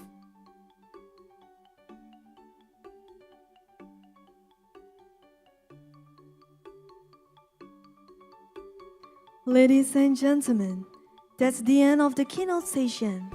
The coming up item is that we'd like to watch the Tourism Polytechnic profile video under the Ministry of Tourism of Republic of Indonesia.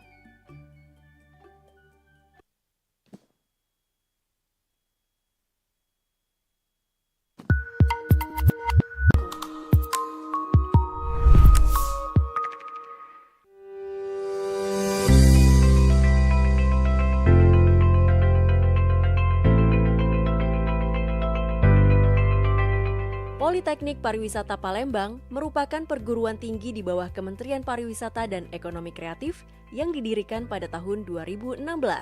Letaknya yang berada di sekitar Komplek Olahraga Jakabaring Sports Center mendukung klaim Poltek Par Palembang sebagai Center of Excellence Sport Tourism. Moto Poltekpar Palembang yaitu unggul adalah tradisi. Warna biru tua yang dominan pada logo Poltekpar Palembang melambangkan sifat tenang sekaligus kesan unggul dan solid. Selain itu, jembatan Ampera sebagai ciri khas kota Palembang melambangkan kemakmuran bersama. Artinya, lulusan Politeknik Pariwisata Palembang bermanfaat bagi masyarakat dengan kompetensi dan keahlian berstandar internasional. Terdapat 4 program studi di Poltekpar Palembang, yaitu D3 Tata Hidang, D3 Seni Kuliner, D3 Divisi Kamar, dan juga D4 atau Sarjana Terapan Pengelola Konvensi dan Acara. Sertifikasi International Center of Excellence dari The Asia Pacific Institute for Events Management atau APM diberikan kepada Poltekpar Palembang pada tahun 2023. Artinya, standar kompetensi dan lulusan Poltekpar Palembang sesuai dengan standar internasional, serta para dosen yang telah mendapat Certified Event Educator dari APM. Tidak hanya itu, Poltekpar Palembang juga telah mendapatkan ISO 21001-2018, yaitu manajemen sistem dalam meningkatkan daya saing dan kualitas pendidikan. Sejumlah mahasiswa Poltekpar Palembang juga memiliki kesempatan untuk dapat mengikuti program magang ke mancanegara. Hasilnya, ratusan lulusannya telah bekerja di berbagai tempat termasuk jaringan hotel ternama di Indonesia dan dunia. Sebagian bahkan sukses berwirausaha dan menciptakan lapangan kerja bagi masyarakat. Makanya, lulusan Poltekpar selalu diakui sebagai SDM-SDM unggul dan terbaik di industri pariwisata. Mau cepat kerja atau berwirausaha? Kuliahnya di Poltekpar aja, sob!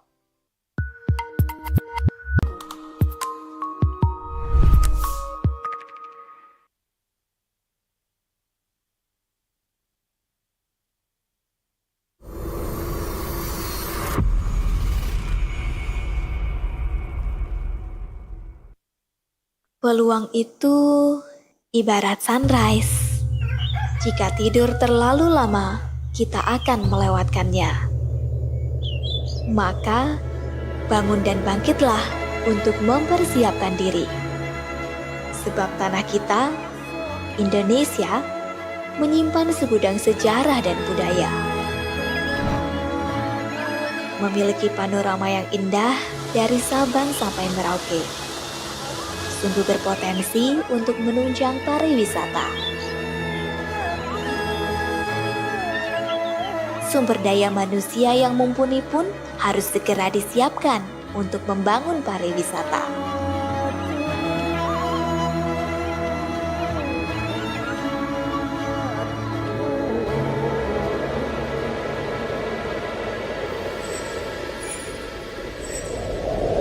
Politeknik Pariwisata Lombok yang terletak di salah satu destinasi pariwisata favorit dunia hadir untuk menghasilkan sumber daya manusia pariwisata yang akan menempati top level di dunia internasional.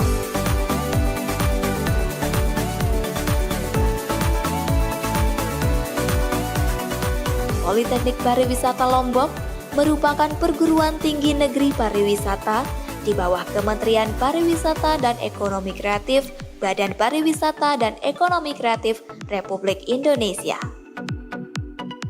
yang menyelenggarakan program pendidikan vokasi bidang pariwisata dengan pusat kajian pariwisata halal yang memikat mata dunia.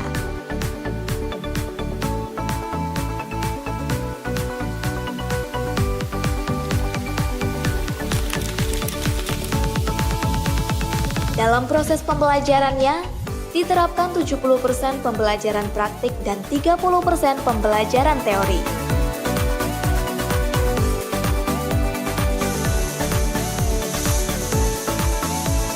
Terdapat 4 program studi, yaitu Diploma 3 Divisi Kamar, menghasilkan lulusan berdaya saing tinggi yang menguasai dasar-dasar keilmuan dan keterampilan dalam bidang divisi kamar, pada usaha akomodasi atau perhotelan yang berkelanjutan.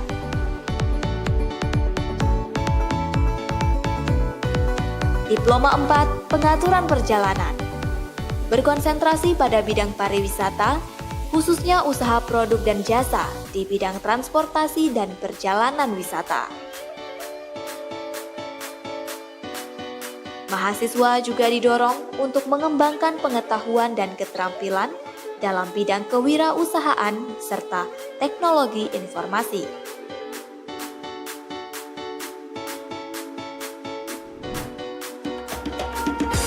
Diploma 3 Tata Hidang. Belajar meracik dan menyajikan makanan serta minuman tradisional maupun internasional. Mulai dari aneka kopi, teh, hingga minuman herbal yang telah menjadi tren dunia.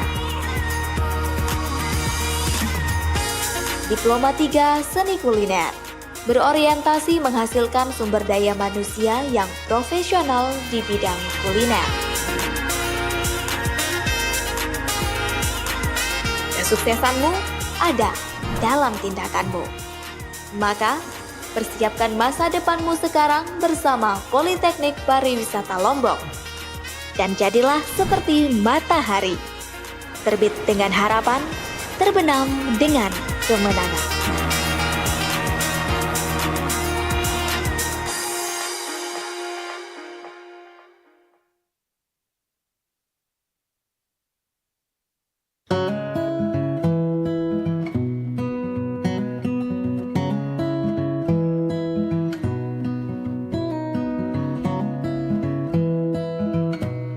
Politeknik Pariwisata Makassar merupakan perguruan tinggi pariwisata yang terletak di Sulawesi Selatan, kawasan yang terkenal sebagai penghasil pelaut ulung Nusantara. Maka tidak heran, Poltekpar Makassar merupakan Center of Excellence Marine Tourism. Bahkan motonya pun Kualeangi Talangan Natoalia, yang artinya sekali layar terkembang, pantang biduk surut ke pantai. Sejak berdiri pada tahun 1991 dengan nama Balai Pendidikan dan Pelatihan Pariwisata BPLP Ujung Pandang, Poltekpar Makassar telah bekerja sama dengan beberapa lembaga, di antaranya PHRI, ASITA, MTTP Australian Aid, JICA Jepang, KOICA Korea, dan berbagai lembaga lainnya baik di dalam maupun luar negeri. Poltekpar Makassar telah terakreditasi baik sekali oleh BAN PT dan terakreditasi internasional oleh Tadqual UNWTO, serta telah meraih penghargaan Kemenpan RB sebagai unit kerja wilayah bebas dari korupsi. Terdapat 3 jurusan di Poltekpar Makassar, yaitu Hospitality, Perjalanan, dan Kepariwisataan. Jurusan Hospitality terdiri atas program studi D3 Tata Hidang, D3 Seni Kuliner, D3 Divisi Kamar, dan D4 Pengelolaan Perhotelan. Jurusan Perjalanan terdiri atas program studi D3 Perjalanan Wisata dan D4 Usaha Perjalanan Wisata. Jurusan Kepariwisataan terdiri atas D4 Destinasi Pariwisata, D4 Pengelolaan Konvensi dan Acara. Perkuliahan di Poltekpar Makassar dilengkapi dengan fasilitas teori dan praktek yang disesuaikan dengan standar industri. Dalam waktu dekat, Poltekpar Makassar akan mempunyai hotel praktek loh. Tidak hanya akademik, Poltekpar Makassar juga mendukung mahasiswa yang ingin mengembangkan minat bakatnya di bidang seni dan olahraga melalui kegiatan ekstrakurikuler yang ditunjang dengan berbagai sarana dan prasarana yang tentunya memadai. Makin menarik kan kampus pariwisata ini, apalagi biaya kuliahnya sangat murah. Jadi, mau cepat kerja atau berwirausaha, kuliahnya di Poltekpar aja sob.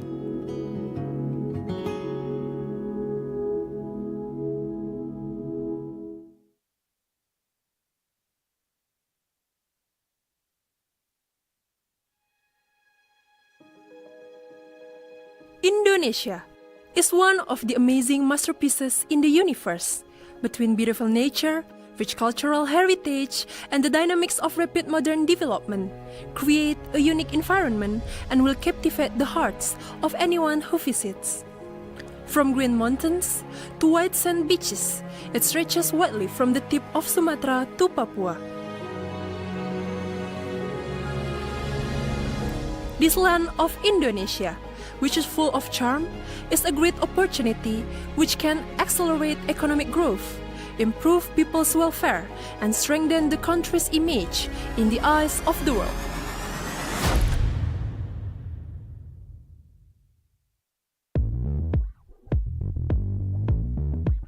The tourism sector is one of the pillars of the Indonesian economy and is a major foreign exchange contributor.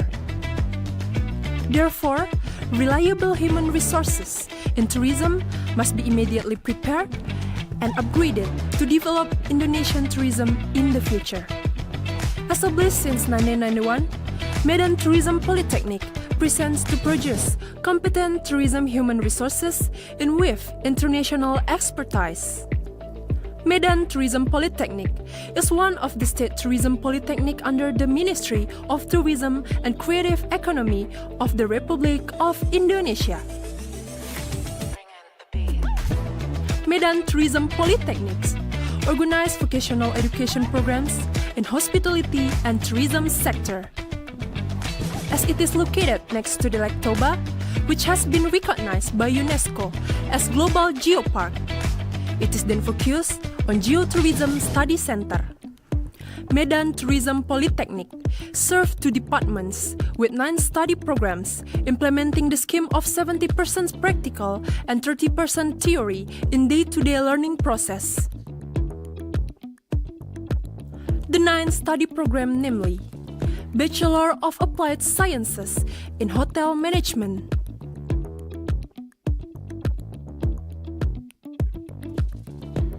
Bachelor of Applied Sciences in Tourism Destination,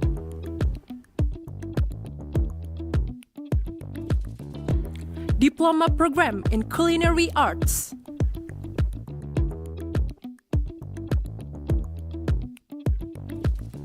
Diploma Program in Baking and Pastry Arts,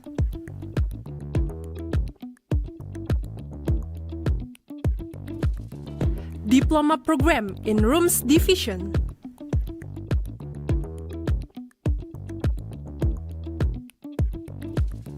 Diploma Program in Food and Beverage Services,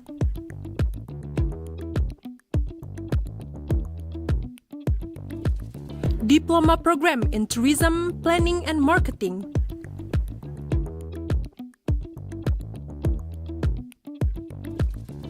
Diploma Program in Tours and Travel Operation,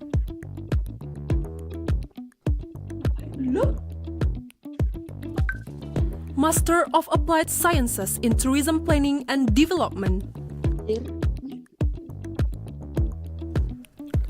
In order to maintain quality in accordance with international standards, Medan Tourism Polytechnic has received certification from UNWTO TEQUAL, which is specifically for educational institutions operating in the hospitality and tourism sector. Accredited by the National Accreditation Board for Higher Education and received ISO 21001-2018 as well. Medan Tourism Polytechnic opens up great opportunities for students to take part in internship program abroad, and many graduates have gone on to work in various well-known companies in Indonesia and the world. For more than 3 decades, Medan Tourism Polytechnic always encourages development, national and international tourism industry, which competent human resource, as well as being a solution provider for the development of the tourism industry in the domestic and global markets. Medan Tourism Polytechnic, highly advanced and competitive.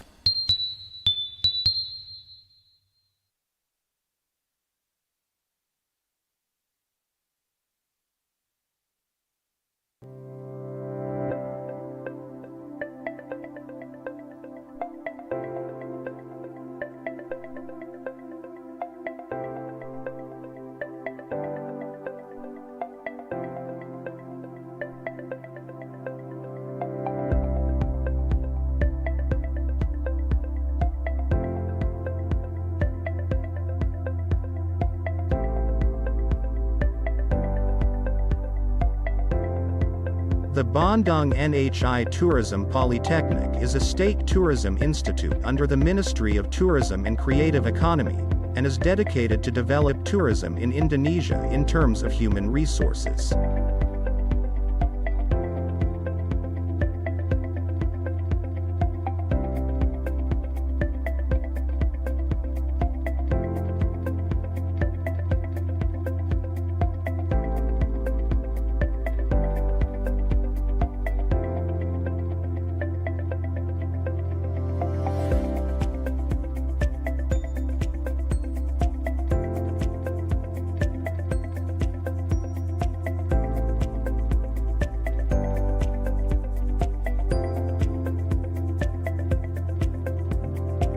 This is in line with the vision of Bandung INHEIC Tourism Polytechnic to become the center of State Tourism Institute, with global standard and international competitiveness that produce qualified, competent and professional human resources.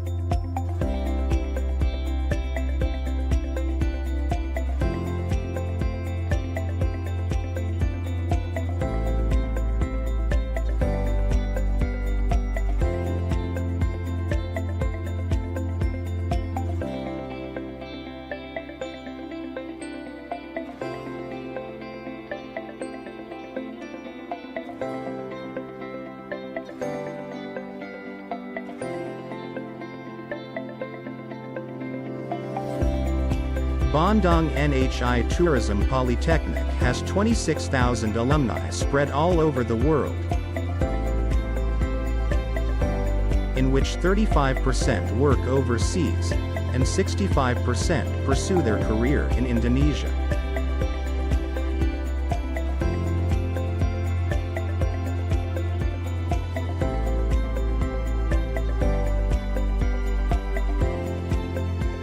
At the moment, Bandung INHEIC Tourism Polytechnic administers 10 study programs consisting of diplomas and postgraduate programs.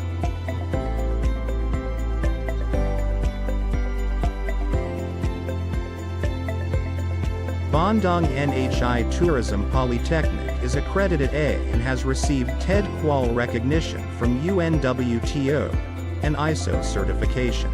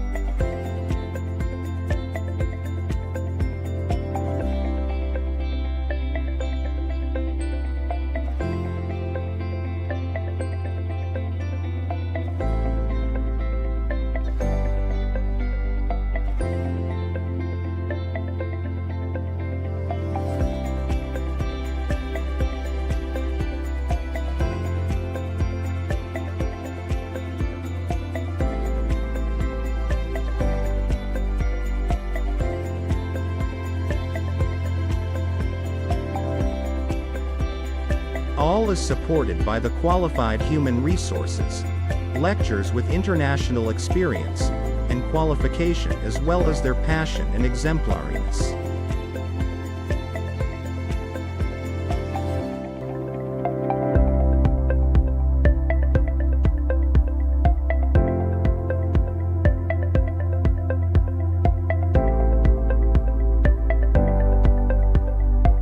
Every year, nearly 10,000 applicants enroll to study at Bandung INHEIC Tourism Polytechnic, but only 700 are selected.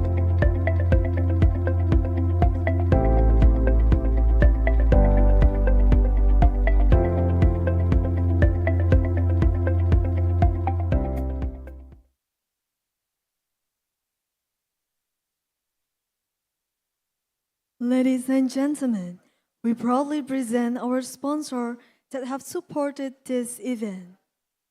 CV Pesona Agung Raya, IPBI Internasional, Sensasial Botanicals, Trans Studio Term Park Bali, Pramana Experience, Autos Rent Car Bali, Puri Uluwatu Cottage, Ude Dian Laviani, Dukuh Segara Guest House, Solia Legian Bali, I Love Bali Mutia, Flamingo Beach Club Bali, Alila Ubud, Bujai Engineering, Trika Media, LPD Desa Adat Pecatu, Orlena Lisius, Artana Makeup, Praja Skuter Bali, Kacang Asin Cap Menara, Wulan Busana, Baked by Trites, NutriFood, DSDS Movement, Hard Rock Hotel Bali, Sangtu Villa, MS Project, Citraland Waterpark Denpasar,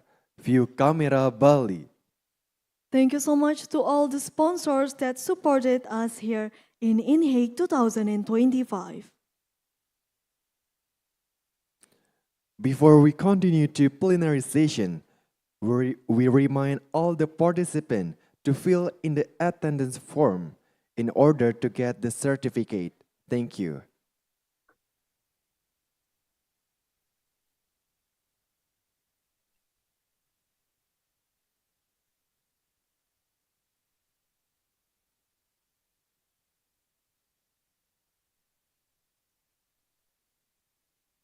To the committee, please repeat the barcode code.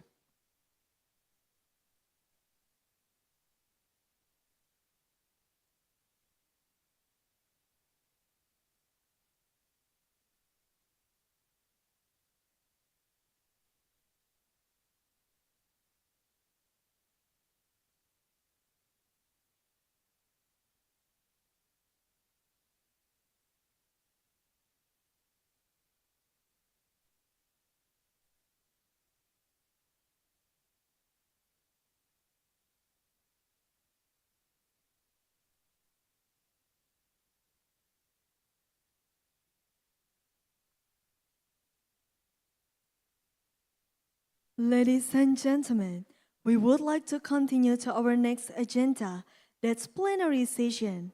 In this session, we will have 6 invited speakers who will share their insight based on our conference theme. The plenary session will be spread into 2 topics. The first one is involving hospitality, embracing innovation, and authentic in guest experiences.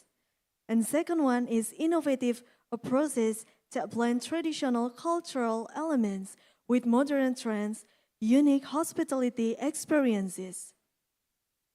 And also for the online participant who would like to ask a question, please notify us by clicking the raise hand feature on your Zoom meeting. And for our offline participant, you may directly raise your hand to the speaker during the question and answer session. This plenary session will be led by the moderator. Our moderator is Ana Agong Mia Intentilia, lecturer at Universitas Pendidikan Nasional and a guest lecturer at LSPR Bali. A professional public speaker, master of ceremony, and Bali TV presenter. Please come up to the stage, our moderator, Anak Agong Mia Intentilia.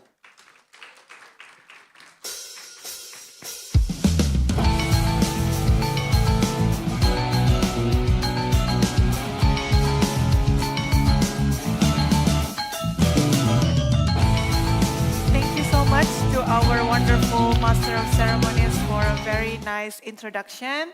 A very good morning, our distinguished speakers, participants, ladies and gentlemen, those who are joining us here in person, and also those who are joining us virtually.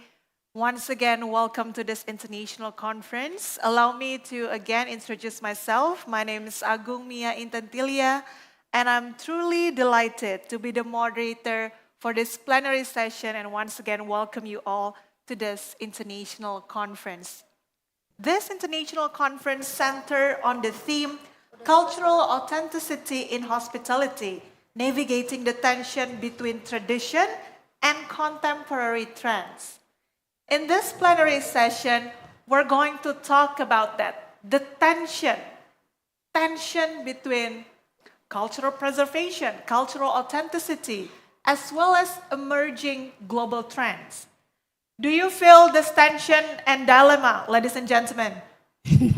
Yes, we do feel that. How do we find delicate balance?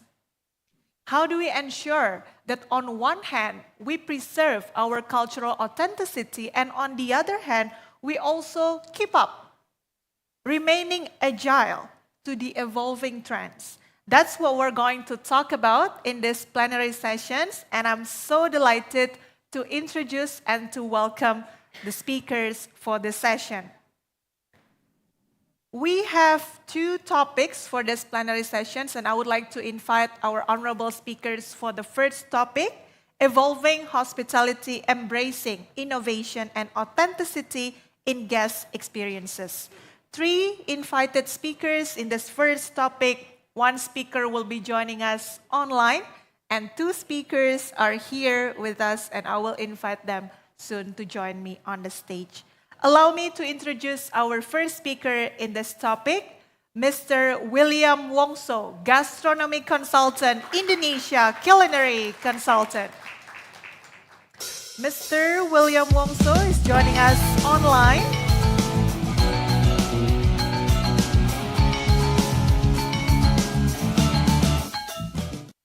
Are we connected with Mr. William Wongso? Oh yes, we can see you already here. Good morning, greetings from Bali. How are you? Good morning. Good morning to everyone. Thank you so much for joining us online. We wish that you can join us Speaker. in person. It's an Thank you so honor much. to be part of it today. Yes, may I briefly introduce your profile? Mr. William Wongso is an internationally acclaimed Indonesian culinary expert, educator, and cultural ambassador with decades of experience in promoting Indonesian cuisine on the global stage.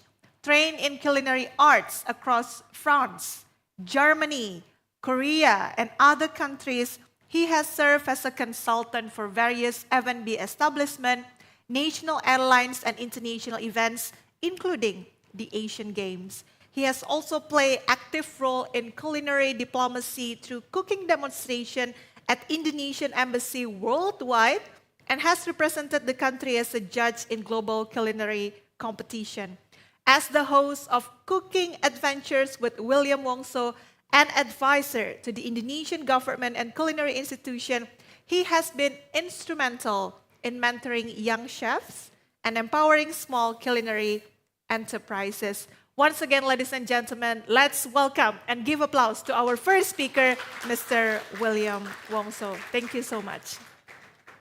Good morning. I would like now to invite our second speaker in this topic. Join me in welcoming Ibu Nilo Suastuti, SST Par Empar CHE, Bali Tourism Polytechnic Food and Beverage Service Lecturer.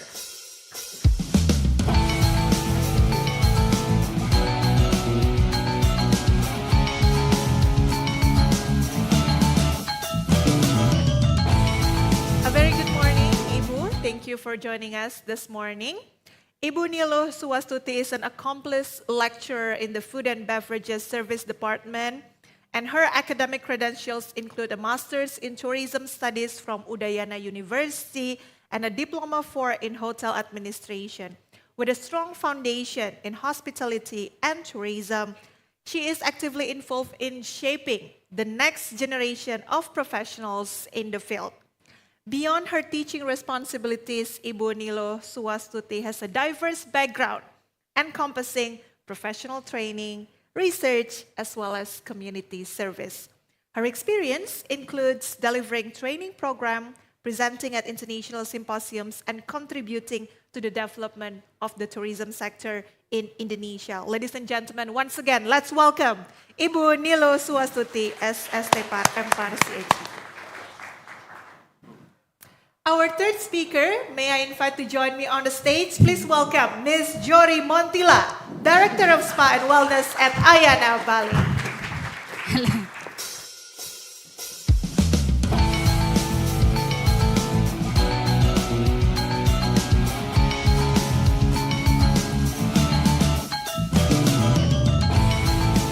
Ms. Jory Montila has more than 20 years of hospitality experience in specialization of spa and wellness industry, both in city and resort countries with 6 pre-opening expertise in 5-star hotel and luxury properties.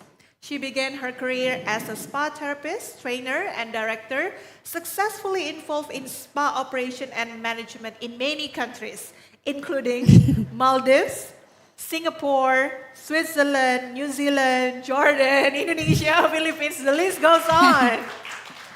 She holds a degree in physical education in the Philippines and international therapy examination qualification in holistic massage, certified US Yoga Alliance, and she has been appointed as guest speaker for Prof Talk, Prof Asia Singapore edition, and has been selected as a speaker for the Asia Pacific Spa and Wellness Coalition Roundtable 2023. Currently, she is based in Bali, Indonesia, as the Director of Spa and Wellness of Ayana Estate, Bali. Once again, let's welcome Ms. Jory Montilla. Truly an honor to be here in this plenary session with both of you, as well as Mr. William also joining us online.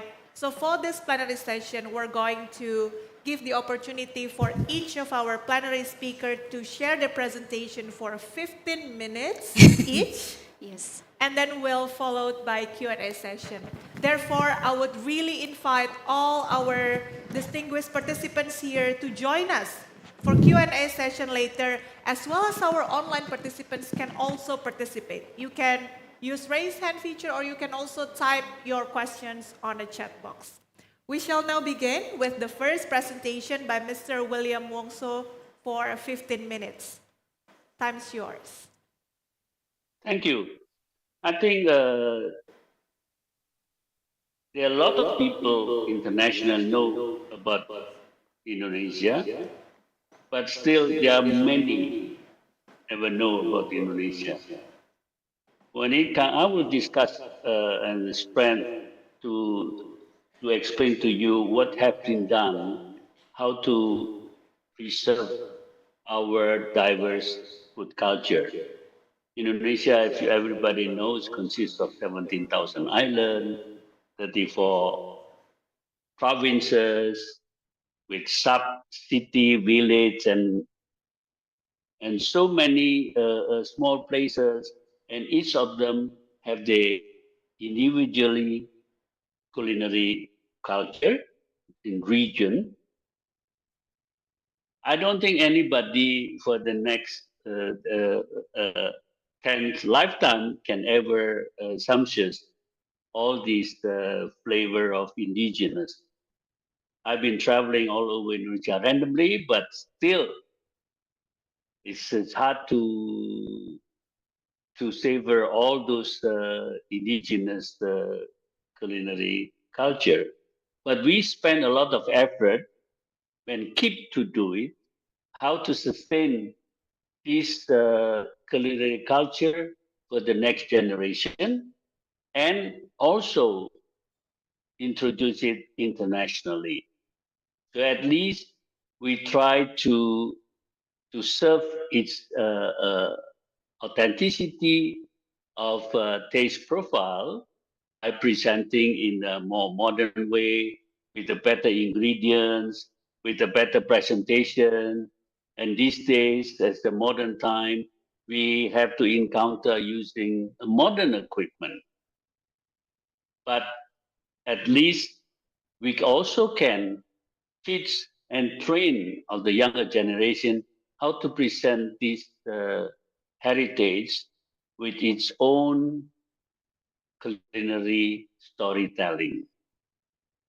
So the basic of Indonesian cooking is, you might know, consists a lot of ingredients which are making into spice paste, what we call it bumbu.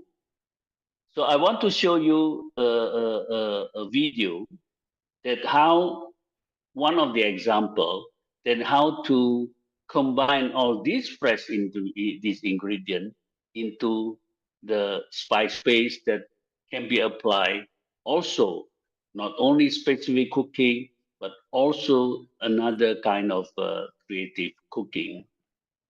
Please follow the next video.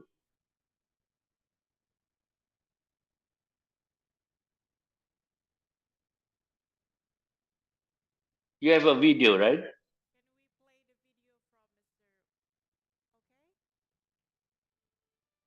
What we call it, Indonesia spice up the world.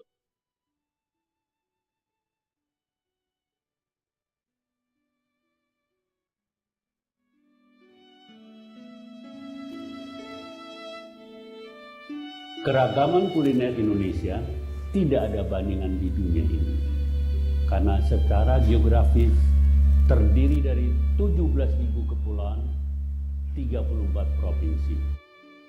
Dengan bentang Sabang sampai Merauke kira-kira 5.000 km.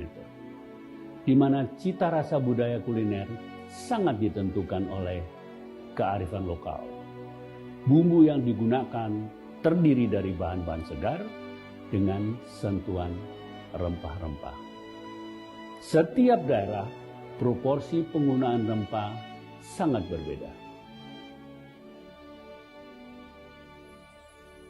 Untuk memasak rendang, diperlukan bahan-bahan segar yang perlu diolah, yaitu cabai keriting, cabai besar, bawang merah, bawang putih, kunyit, jahe, lengkuas, lada, bunga lawang, kemiri, cengkeh, asam kandis. Terakhir kita perlu tambahkan bahan-bahan aromatik, yaitu daun jeruk, daun kunyit, serai.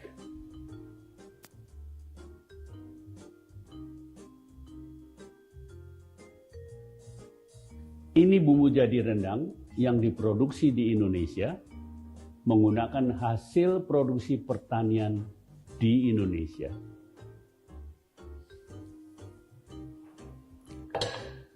Memasak rendang dengan bumbu jadi dari Indonesia jauh lebih praktis dengan jaminan cita rasa yang otentik.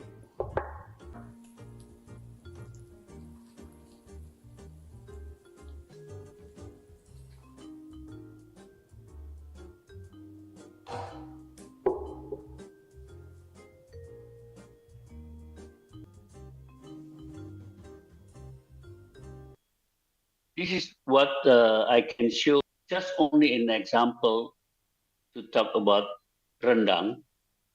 In West Sumatra alone, there are about 900 villages, a region. And each region have their own style of composition of the spices and the ingredients used for the rendang. But the key ingredients for rendang cannot avoid thick coconut cream, chili, shallot, and garlic. Plus, the final touch of rendang, what I call is caramelized beef curry. Look at this one example of rendang. Now I show you the spice route or spice map of Indonesia in this map, that every region has their own specific kind of composition, and there are a lot of indigenous ingredients which cannot travel. So just to show you how unique our diverse food culture. For one want to learn Indonesian regional cooking, they must have spent a lot of time, effort, and money to travel, to visit of each region, and learn from the best of local cook. As I said, in this era of social media, you can Google everything, but you can't Google taste. So you want to learn the authenticity of a regional taste, you must visit. The next one.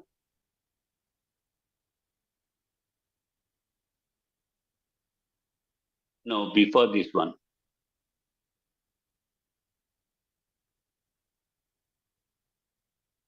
The next one.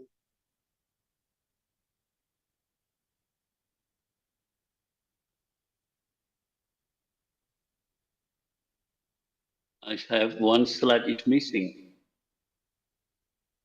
which consists just to show the variety of spice paste available in Indonesia. This is the way easier to approach to Indonesia is using ready-made Indonesian spice paste made in Indonesia, grow in Indonesian soil. So the taste is can be guaranteed as authentic as possible. Because in other country, you might get the same shallot, the same chili, kind of same, but in fact, it's grown in a different soil. The taste is not the same. And to upgrade the Indonesian culinary culture, we try to present in the better way, with the better ingredients, the modern cooking, technology, technique, and well presented, but still to keep it taste profile as authentic as possible. The next one.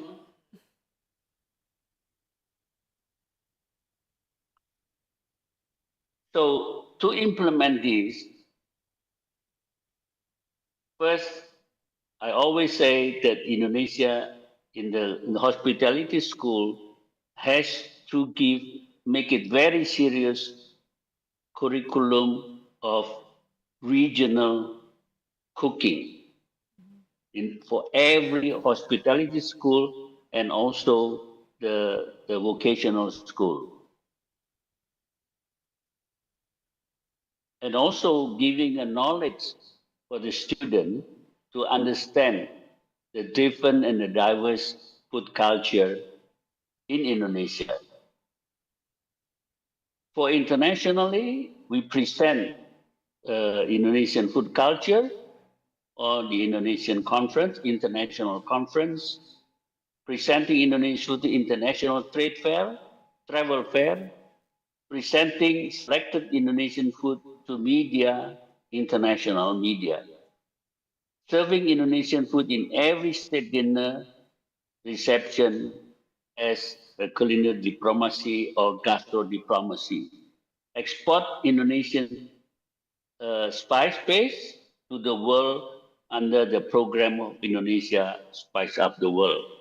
Next one. 3 more minutes. The culinary workshop. The culinary workshop is a must to be done internationally to international students wherever we have a destination from different countries. Next one. Next slide. This is also international culinary conference, like in the participating World Flavor Conference in Napa, or the World Street Food Congress initiated by Anthony Bourdain and KF Sito in Singapore. Go on. Next one. I followed I did many of the Indonesian dignitary official visit to other countries to present flavors of Indonesia. Go on.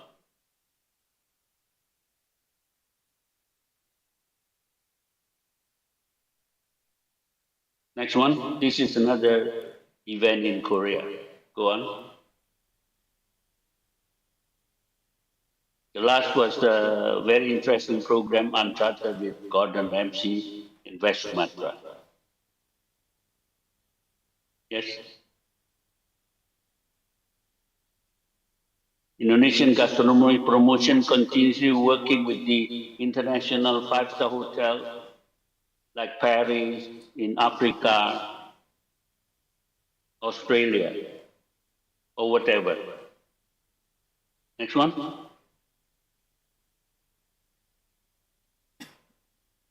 Thank you.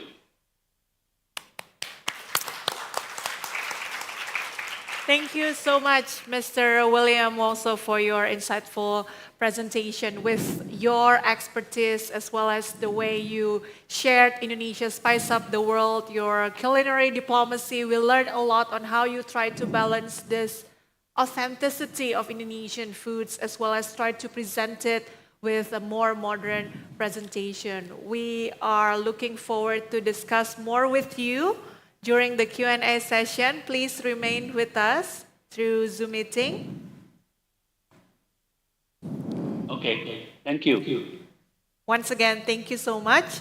Distinguished participants, ladies and gentlemen, now we're moving to our second plenary speaker in this first topic. May I welcome Ibu Nilo Suastuti to share your presentation for 15 minutes as well. Please, you. Ibu. Thank you very much, Ibu Gungnia. Thank you very much for Poltekpar Bali, for Pak Direktur, Pak Ida Bagus Putu Puja, program study PPH, and also the all committee to giving me opportunity to presenting my very short presentation today. The title you can show in our slide is Involving Hospitality, Embarrassing Innovation and Authenticity, Guest Experience in F&B Services. Right, next slide, please. Right, let me start with the guest experience. What is guest experience? I think everybody knows, yeah? Yeah, that's the overall satisfaction of your hotel guests before, during, and after their stay. All the hoteliers have to be remember in mind or keep in mind that all the service they deliver to the guests, they always remember. When they go back home, they always remember what they get. And sometimes if they have a good experience, they will be happy and share online. A positive hotel or even restaurant experience can help the hotel or restaurant to gain a positive reviews on every OTA. When you get the positive review, it will get your customer retention and also positive word of mouth. And also you can stand out from the now very competitive competition during the hotel and restaurant business. Yes, because we know now, especially south of Kuta, everybody's screaming that our hotel is quiet. But in fact, some people said it's a lot, many flights on the airport, but why there is no tourists, like more quiet than last year. So now we have a very tight competition in hospitality business. That's why one of the way is to give them a good experience in our hotel. Right, next slide, please. Right, what is the importance of guest experience in F&B industry? When we have a good product, we have good food, a good beverage, we think it's not enough to ensure that your business will be going well. Yeah, why? Because now all our competitors have the same things. They compete to have a very good product. The overall guest experience will play a crucial role in building customer loyalty and saving a positive brand image. This experience encompasses every aspect of your guest visit, starting from friendliness of the staff. We have to understand our staff that you have to give a good service, good friendliness, and also the venue, the ambience of your venue, the speed of services, and also attention to individual guest needs. After we give all of that, the customer will feel valuable and satisfied. And after that, they will more likely to return it and sometimes recommend it to others. Yeah? And therefore, we have to create a pleasant and memorable experience to our guests. The memorable experience is not just a strategy of services, but also a long-term investment. When you have a good guest experience, we can make our business sustain. Yeah? Maybe next 3 years they come back to Bali again and they'll remember you. I will keep coming to your place because I feel comfortable. That's very important. Next, please. Yeah. This is the objective of our presentation today. First is to integrating traditional culture and modern technology to enhance guest experience. How to integrate it, Bapak William already talked about that before.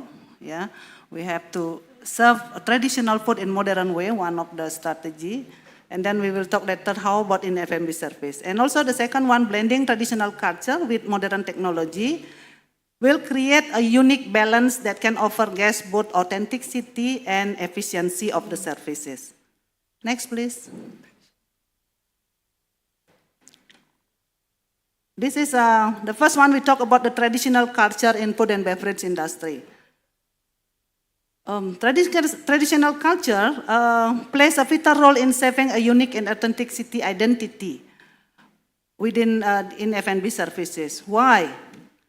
Because now I'm very happy to see like now many restaurants they try to serve Indonesian food with modern way of services. Now I think more of the guests they're happy to pay more money for Indonesian food and they get good services.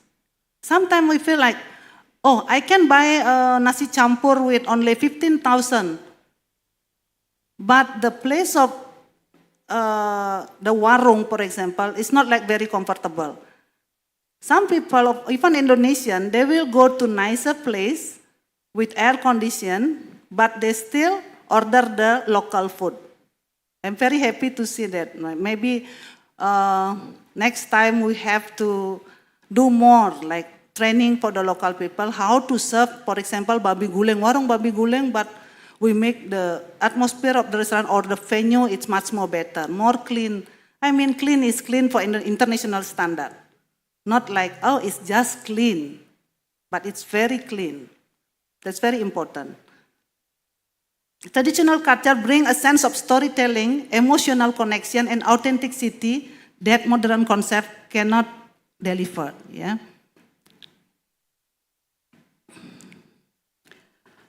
And then at the same time, now some restaurant, for example, like I try one of the restaurant selling Indonesian food, but when I look at the menu, oh, the price is like international or continental menu, but it's okay.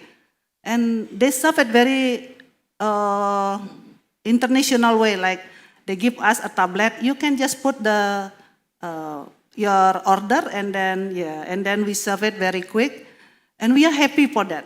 So actually we can these two elements, the traditional and the way of modern service, can give a new experience to our guests. Yeah. That's not only waiting long queue, very hot and not comfortable, yeah. Next, please.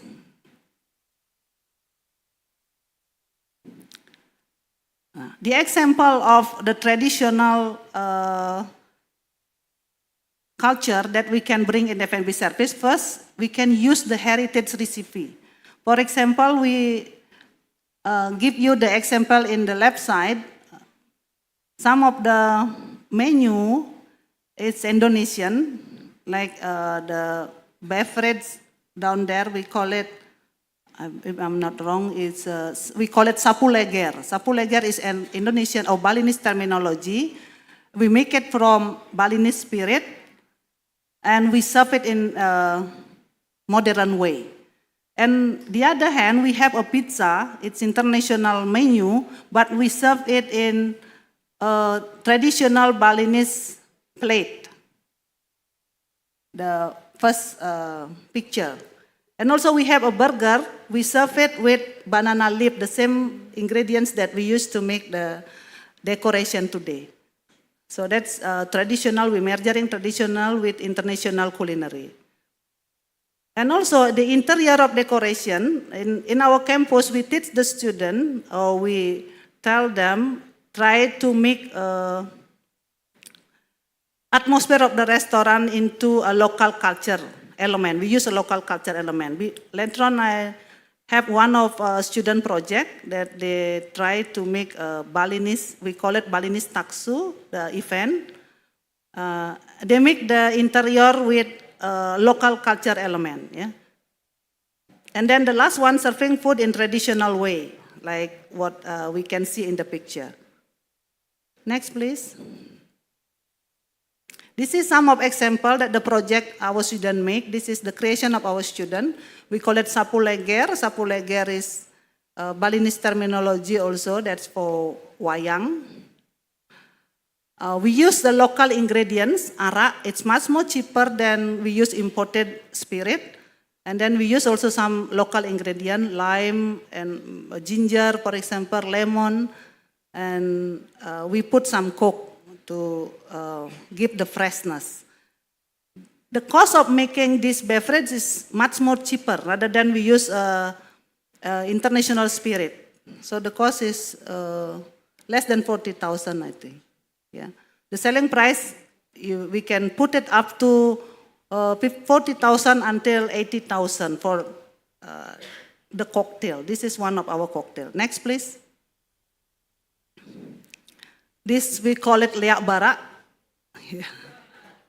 Leak barak, the Balinese will be laughing. Leak means a bad spirit of Balinese because the color is red. We also still use the arak and we put some tomato juice, lime juice, and so on and so on. And the ingredient is, most of the ingredient is local, but the taste is international. And also the serving way is also international. So we can bring our natural or our Balinese ingredients into the hotel business. Yeah. Next, please. Yeah. This is one of also our local Indonesian. We call it kopi empon-empon.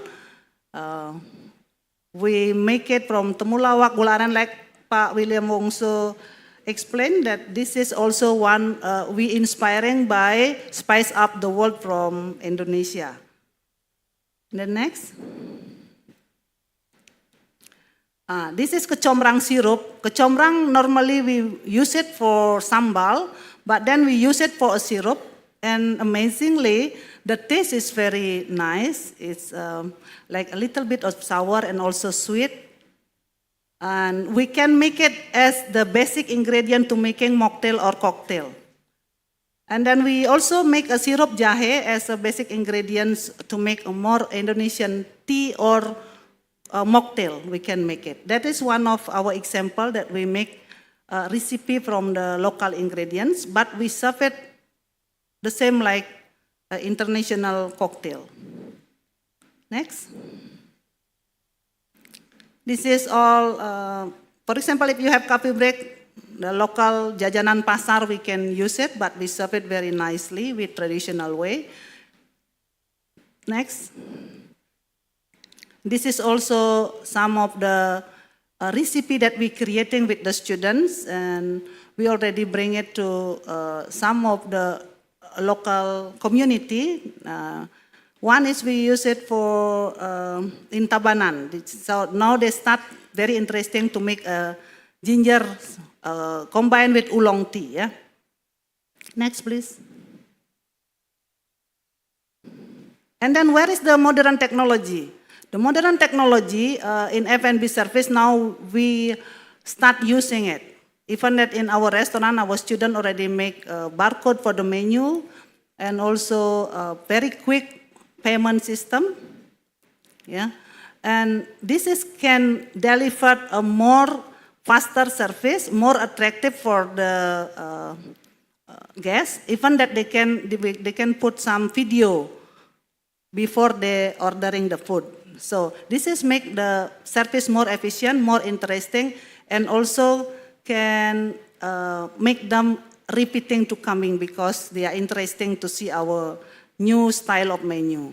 Yeah, that's the rule. Yeah. Next, please. This is some example of ordering system. Next. What is the benefit of integrating modern technology to enhance the guest experience? Modern technology plays very significant role in enhancing guest experience. By streaming operation and improving service quality, technology help business deliver faster, more accurate, and more personalized experience. This not only boosts customer satisfaction, but also encourage loyalty and repeated visit. Yeah? Here are the key benefits. Can appeal business differentiation. We can be look different than others. Sometimes it cannot duplicate, become signature dish or become signature beverage. They only can find in our place. And increasing guest satisfaction and also loyalty of the customers. And the last one, supporting the preservation of local culture through innovation. Next, please. This is the balancing innovation and human touch.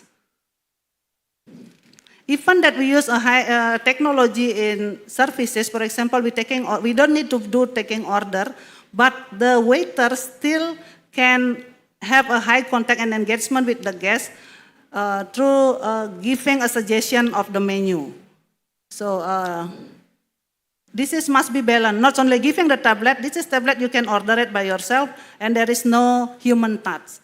So even that we use a modern technology, we have to train also our waiter to how to use the modern technology, but also how to engage with our guests. Okay.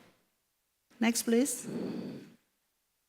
This is some of the best practice that we can see in the hotel business or even in the hospitality. For example, sometimes we bring our guests to our local community. They can try our local food. And also in the middle you can see this is a modern way to serving, but all the ingredients we use are local ingredients. Because now the innovation of the breakfast, for example, this is one of the menu for the breakfast. Most of the guests now want a gluten-free breakfast. What we can give smoothie bowl, for example. Smoothie bowl, we use all local ingredients. It's more cheaper rather than we use imported ingredients, but then the look is still international, yeah. And also sometimes we give them experience to join with our local activities. Sometimes if we, for example, make offering, sometimes they come and want to join, and they get experience how to be Balinese. Next, please. This is, I saw the pizza served in a traditional piring, or inke we call it, the plate of traditional. We use natural ingredients to serve our burger, and we make sometimes a jamu. Jamu is all the local spices we use as a drink, so we can make it as a welcome drink. And also they can join our ceremony, for example. That's one of the experience. It's very interesting for our international guests. Next, please. And this is some activities that they go to the village journey. And they also can blend with the local, feel like a local. They eat local food, and they go to a local place where, for example, they go to hot spring where the local people go for doing their bathing activities, and they join us. And sometimes we have to take all the flowers for offering. They also feel that, how to take the flower, and they are very happy to get the local experience. The last one is the conclusion. Go to the last slide. The conclusion, adapting innovation while preserving authenticity is the key strategy in modern hospitality industry. By blending culture richness with technology advancement, business can offer unique and memorable experience that resonate with both local guests or even international guests. This balanced approach not only enhances guest satisfaction through efficiency and personalization, but also help distinguish a restaurant increasingly competitive market. In this truthful integration of traditional and innovation that create lasting value and emotional connection to the guest journey. Hopefully the last one, they are satisfied and they recommend us to others. Thank you very much. We give back to our moderator.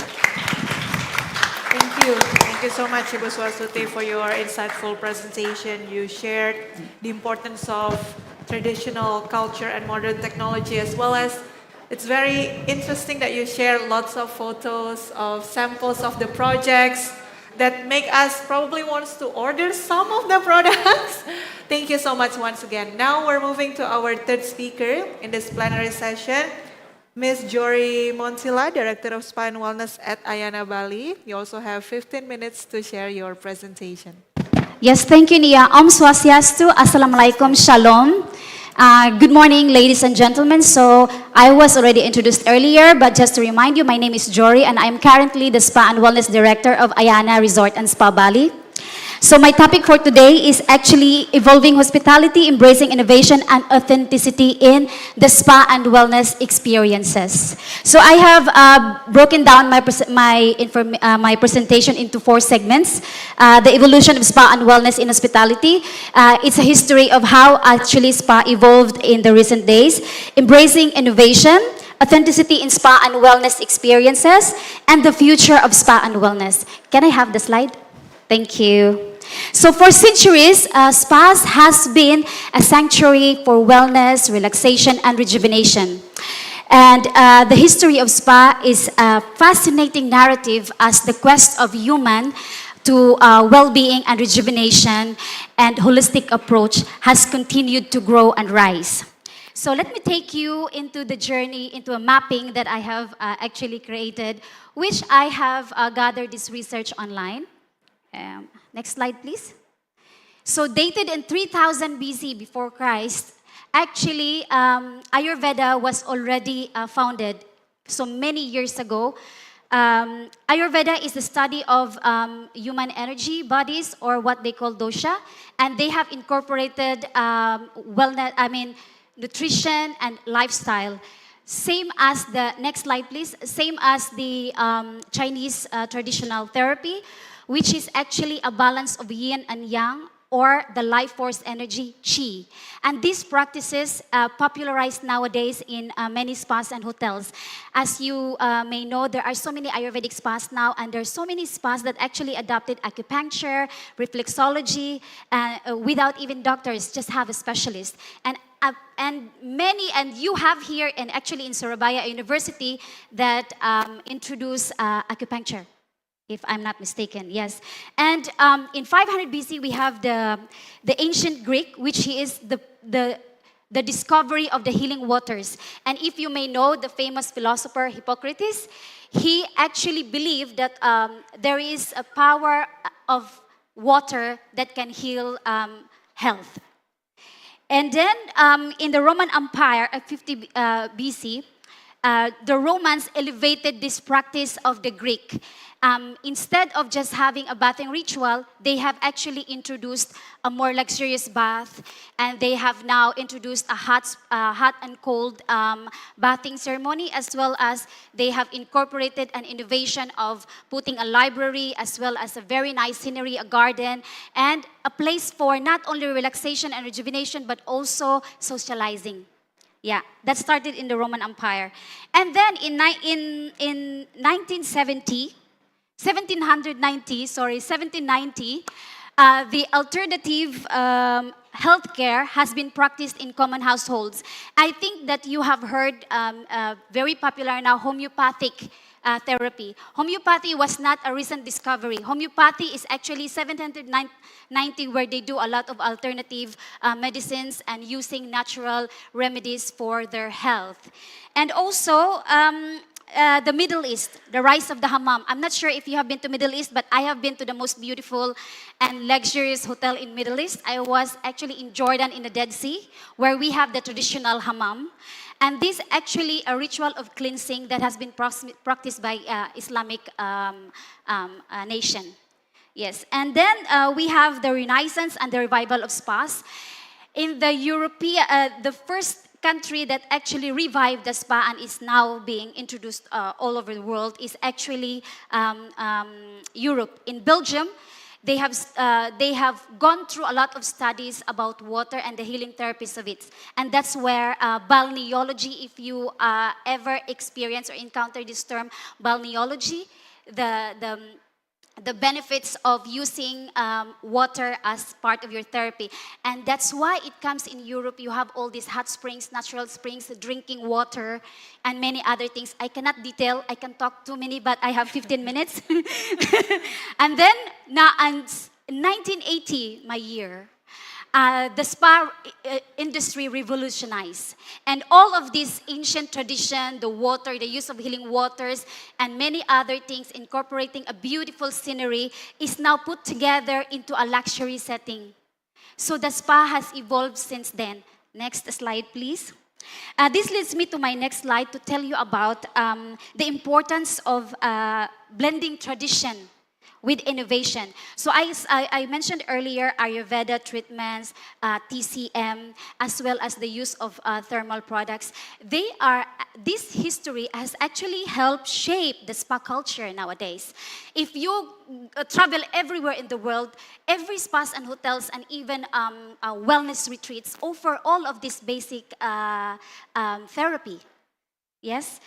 I'm not sure if you go to spa, but many spas, they will always have bathing, they will have steams, they will have sauna, and of course, I'm very proud that I belong to Ayana, the biggest thalassotherapy in Asia. Actually, we house them here in Bali. Yes, so proud. So proud for that.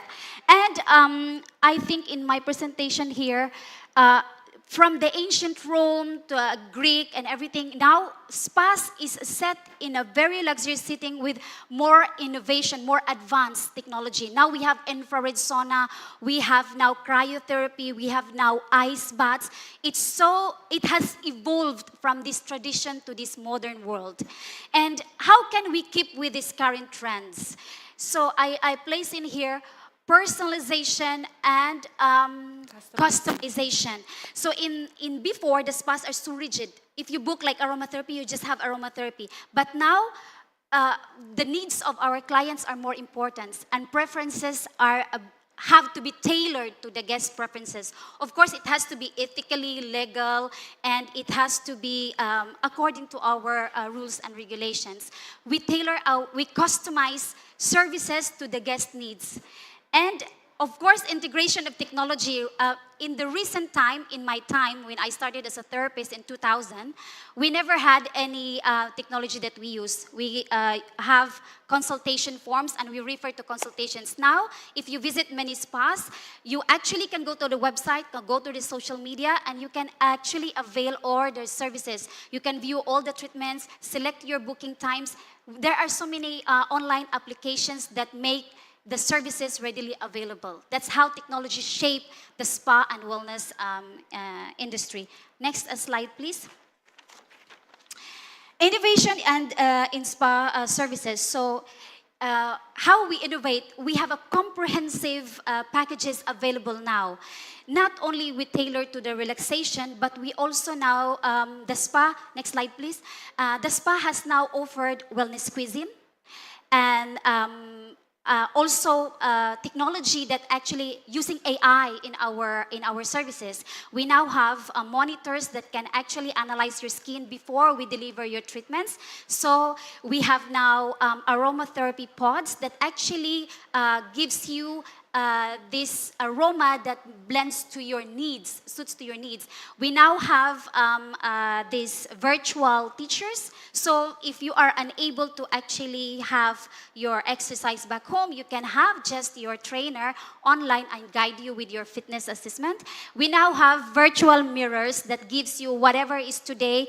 Put sunscreen on, and you're feeling so weak, have your vitamin C, etc., etc. We also have now a wellness at home or wellness in your apartments, where your fitness can actually program the activities that you will need and require, and then you can exercise by yourself, guided by the technology.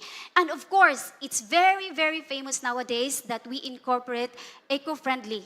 We are very proud to tell you that Ayana is actually a certified Earth hotel. So in our property, we practice eco-friendly, ethically sourced products and ingredients and materials that we use in our property. Next slide, please. So how can we remain authentic in our spa and wellness services, given that I have mentioned earlier that we have incorporated a lot of technologies and we have innovated our services, and not only with the technology. So next slide, please. Cultural influences. I'm very blessed that I'm in Bali. I'm also very proud because this country, Indonesia and Bali itself, is very rich in culture and heritage. And here, I will give you an example, a very quick example. I was opening a spa in Switzerland, in Verbier. It's the first 5-star hotel in Verbier. And they know that I'm the only Asian there in the spa department. And they asked me, oh, a lot of our guests are asking for Balinese massage. And the therapists are all from Italy, France, and European. How can we be authentic to deliver a Balinese massage? But of course, because we personalize, as I mentioned earlier, so I trained them of Balinese massage. And then that was in 2015. The Balinese massage that I used to learn, because I was never been in Bali, I only have my Balinese therapists, which they were trained in our property. I never realized that there is a traditional way of delivering Balinese massage. And here in Bali, I learned that. And I'm so proud because my whole team actually have all the right recipes of how Balinese massage should be delivered. And what's more authentic is that before the treatment, we offer them a welcome drink that is actually locally sourced ingredients, our herbal, our jamu. And then afterwards, we give them our locally grown fruits. And very happy to share with you that we also have our farm. So we have our fresh fruits from the farm directly to our therapy. How amazing is that? And guest experience. How can we be authentic with our with delivering experiences in our spa? So a very good example for this is tell them where we get our ingredients. Our ingredients, for example, bore, they come from this one, Klungkong, or they come from Tigalalang. And they are originally from Bali. And you can never buy them anywhere. Nothing can be more authentic than that. And we treat customer not as a client. We treat client not as customer because we don't sell coffee. We are engaging, we build long-lasting relationship, and that's why we call them our clients. And even then the guests leave the spa, we're still in touch with them to just follow up how they were feeling after their overall retreats, if there was. And building trust and transparency, again, just be honest with what we are using. Locally sourced ingredients, incorporating traditional therapies, these are very a good experience that we can deliver to our guests. Next slide, please. And I'm running out of time, so I will make this very, very fast. Yes. So the future of spa and wellness, where are we heading in our future, in our spa and wellness? I think Miss Suzanne Ang was my professor when I studied in Singapore for my masterclass in wellness. And she already mentioned about the wellness industry. The wellness industry is an economy itself. It's very big. And she has mentioned that actually in 2028, it is expected to grow $1.8 trillion of revenue. And that doesn't come only in the spa sector. Wellness industry is divided in many, many things. It is in F&B as well, in the wellness cuisine. It is in the pharmaceuticals. It is in the travel also, because people travel for wellness, not only for spa and relaxation. Next slide, please.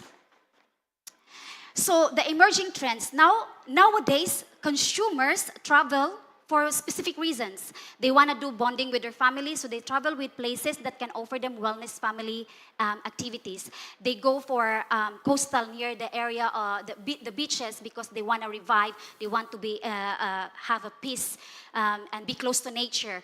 They travel. They want to go to this place because they want to experience an eco-friendly hotel. Or they travel because for simply retreat for mindfulness.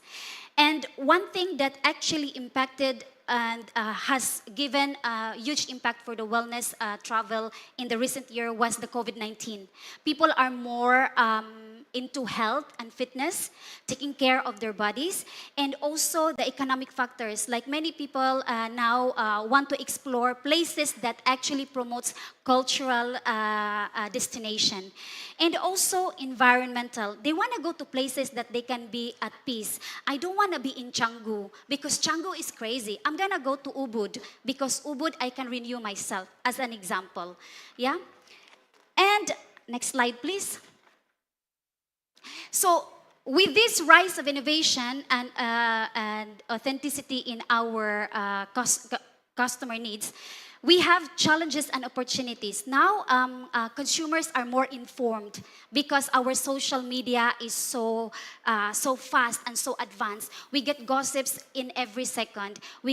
I want to go to this place and I'm just going to go to the Instagram page or I'm just going to search them online and everything you get, Kalas. Everyone can review your hotel. So everything is available at the tip of our fingers. Yes? So guest wants diversity. So if your hotel or your offerings offers diversified services, they would love to go to your place.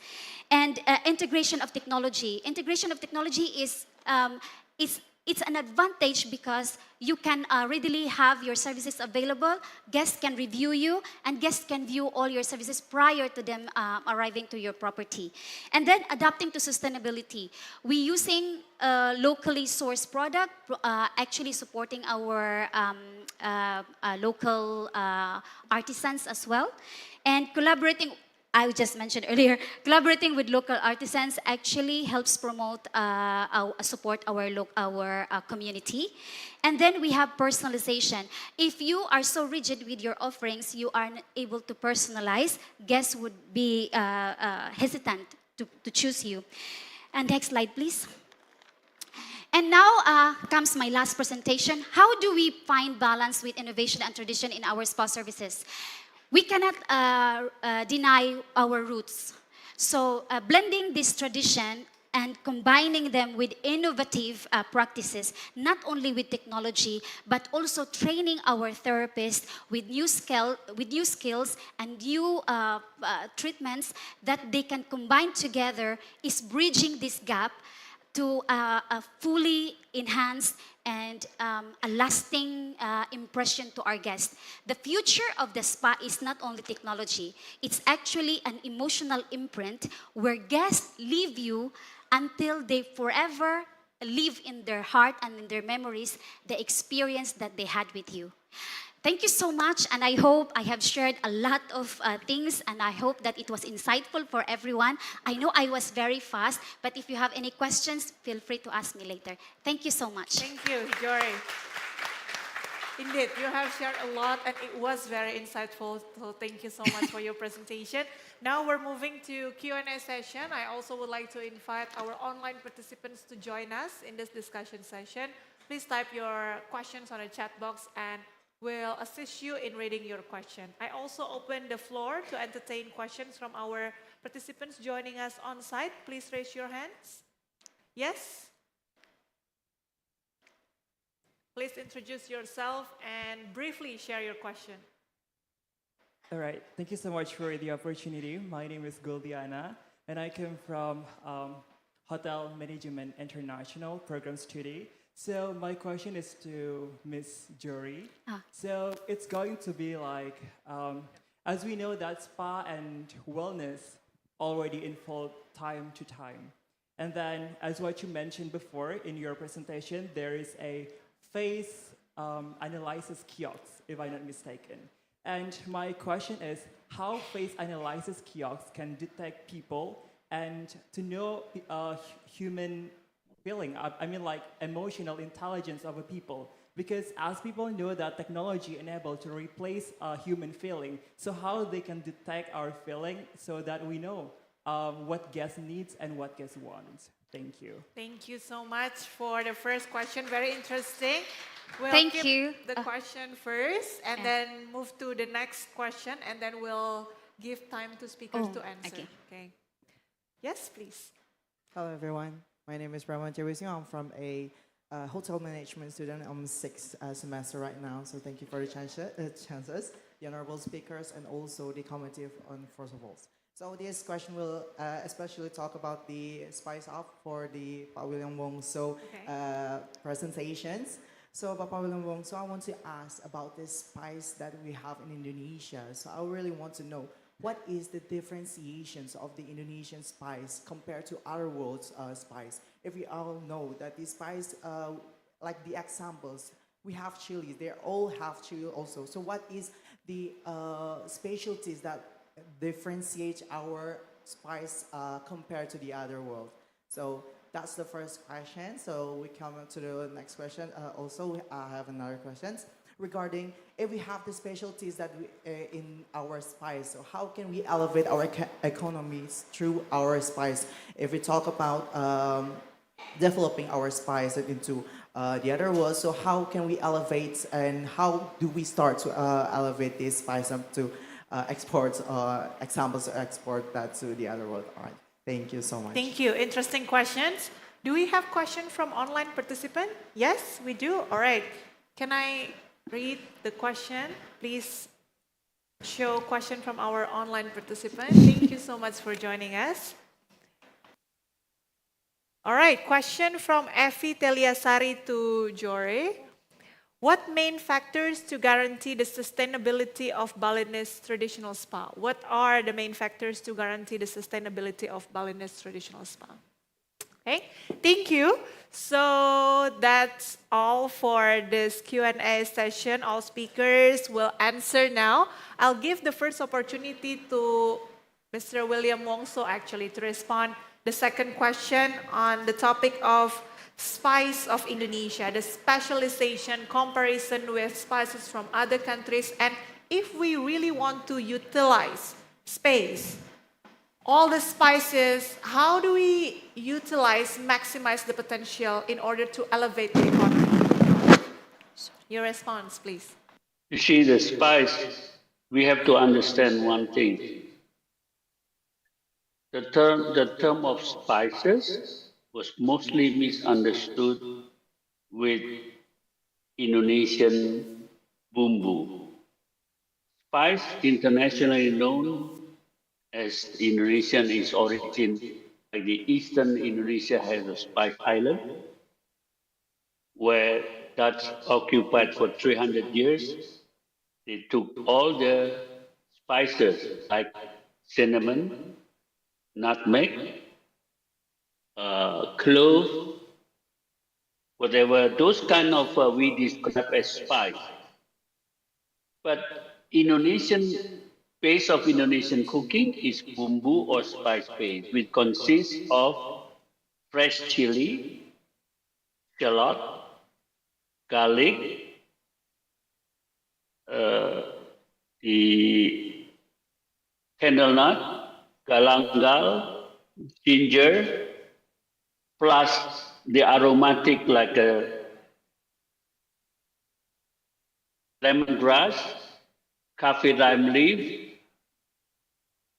and Indonesian bay leaf or turmeric leaf. So we have to understand first the issue. All the basic of Indonesian bumbu or spices consist some percentage of spices. But the spices as part of the bumbu is varied differently from region to region. I have to explain that ironically, in the eastern Indonesia, like Maluku's, where famous of a spice island, basically their food culture consists almost no spices, no dry spices. Why? Because during Dutch occupation, the people there are hard labor. So the Dutch prohibit them to use those spices. So they take all the spice and export to Europe. It's one of the reasons. Later,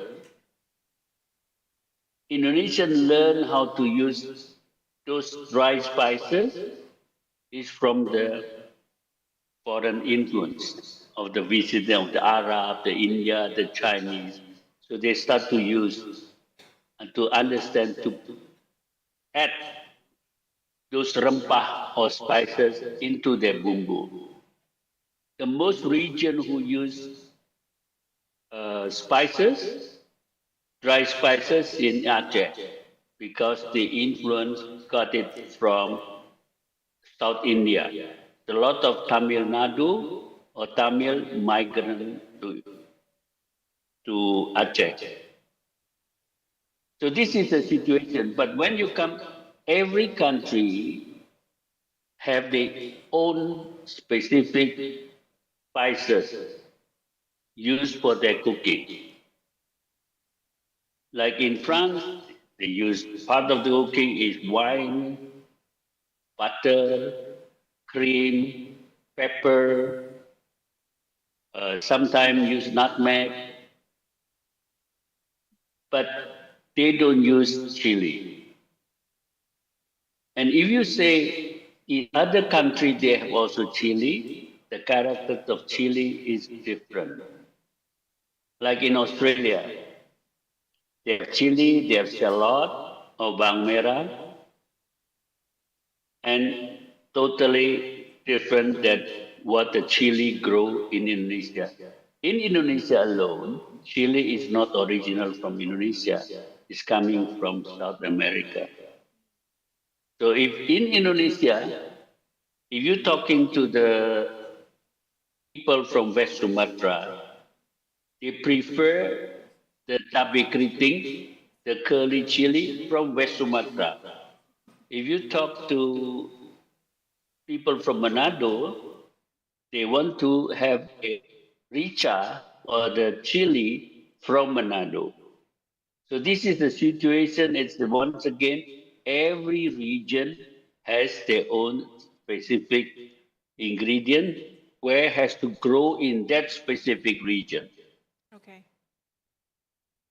Thank Okay. you, Mr. William Wongso, for your response. Now we're moving to Ms. Jory. Two questions addressed for you, one from our participants on site and the other from our online participants, please. Okay, so the first question was how to differentiate between your facial analyzer with the therapist itself. Is that the question? Okay, so I will share with you an example. When I was a therapist, I was blessed because I had a very good teachers. I have they old is really a lot of wisdom. I've learned from them. So therapists, we are not doctors. We don't do medical. We cannot we cannot identify your skin. Your I cannot analyze your skin with my naked eyes. I can only see the current condition of your skin, which is like example, just example. Are you like problematic skin? Are you acne-prone skin? Are you combination skin? You are dry or dehydrated skin? And even then, saying this to a client, you are dry skin, that's actually a medical term. And I'm so blessed because I learned this, that we should not be using that. But we can use dry, dehydrated, maybe too much exposure to the sun or not a lacking of water intake or liquid intake. So having this AI kiosk, they go deeper to your skin level that my naked eyes cannot do. And what it does is it complements the therapist. And now the therapist has a proper guidance on how the pigmentation level, how is the, lines, the fine level of the skin. And from there, the therapist can tailor the products that can be used within this treatment. So still, you need that therapist to assist and guide. Only the machine can give you the analysis, but still it will be you will require a therapist to tailor that treatment and that product use so that you can achieve the guest expectation from this therapy. Did I answer your question? Thank you. And for the second question? Main factors of ensuring sustainability of Balinese traditional Balinese. spa. Yeah. Thank you so much. I love Bali, so I'm going to I'm going to share something that would benefit Bali and Indonesia. So, how to be sustainable? How can this spa industry in Bali be sustainable? Number one, I should say, is that we need to standardize what is Balinese massage because it's so globally known in the world, but it is actually delivered in many different ways. Secondly, we need to support our local community by having them to train about this therapy so that it can be inherited from generations to generations.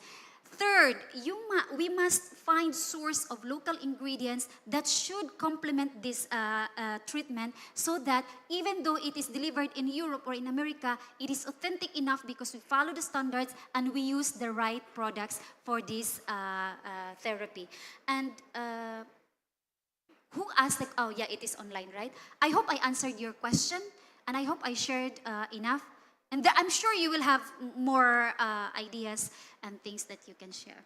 Yeah, thank you. Thank you. Thank you so much to all our esteemed speakers for answering the question. Thank you so much for all active participants. Let's give them another round of applause.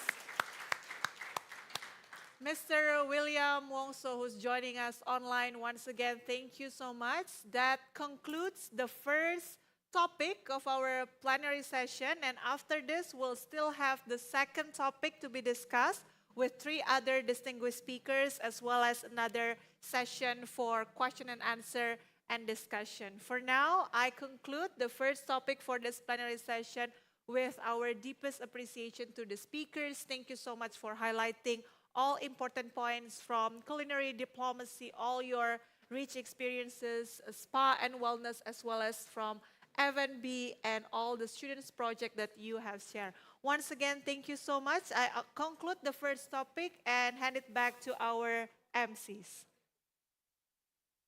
Ladies and gentlemen, our plenary session, topic 1 has been ended.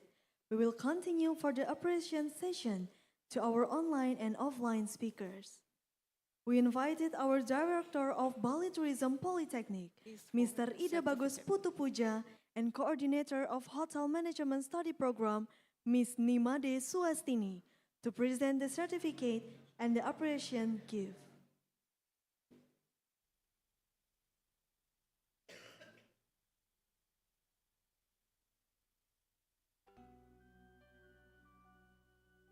First of all, we would like to give a certificate to our online speakers. The first speaker is Mr. William Wongso.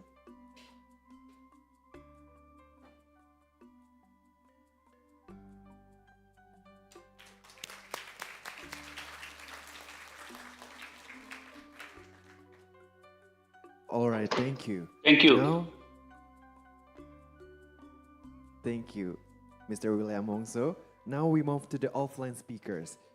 The second speaker is Miss Jory Montila.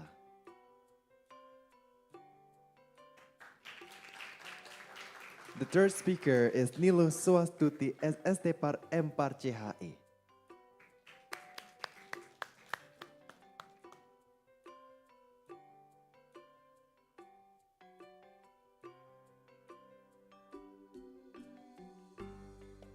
All right, we continue with the photo session.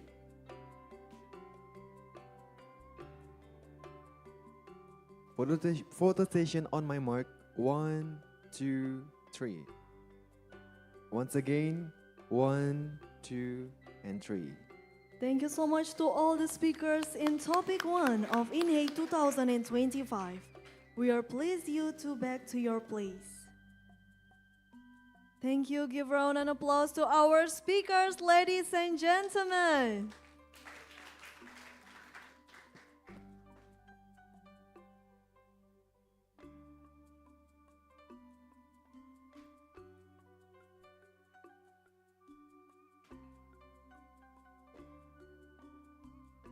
Well, ladies and gentlemen, now we are moved to plenary speakers topic 2. Innovative approaches that blend traditional cultural elements with modern trends, unique hospitality experiences. And this session still led by our amazing moderator, for Miss Ana Agumia Intendilia. The time is yours. Thank you so much, ladies and gentlemen. We're now continue with the second topic of this plenary session, and I'm sure after a very insightful first topic, we're all still very excited to join the second topic. Are you all still excited? Yes, thank you. After listening to the presentation from 3 previous plenary speakers, now it's our time to invite 3 speakers as well for the second topic, innovative approaches that blend traditional cultural elements with modern trends, unique hospitality experiences. May I invite the first speaker for the second plenary session, Insinyur Nyoman Popo Priyatna Danes, IAIAA, architect and design innovators, founder of Danes Art Veranda.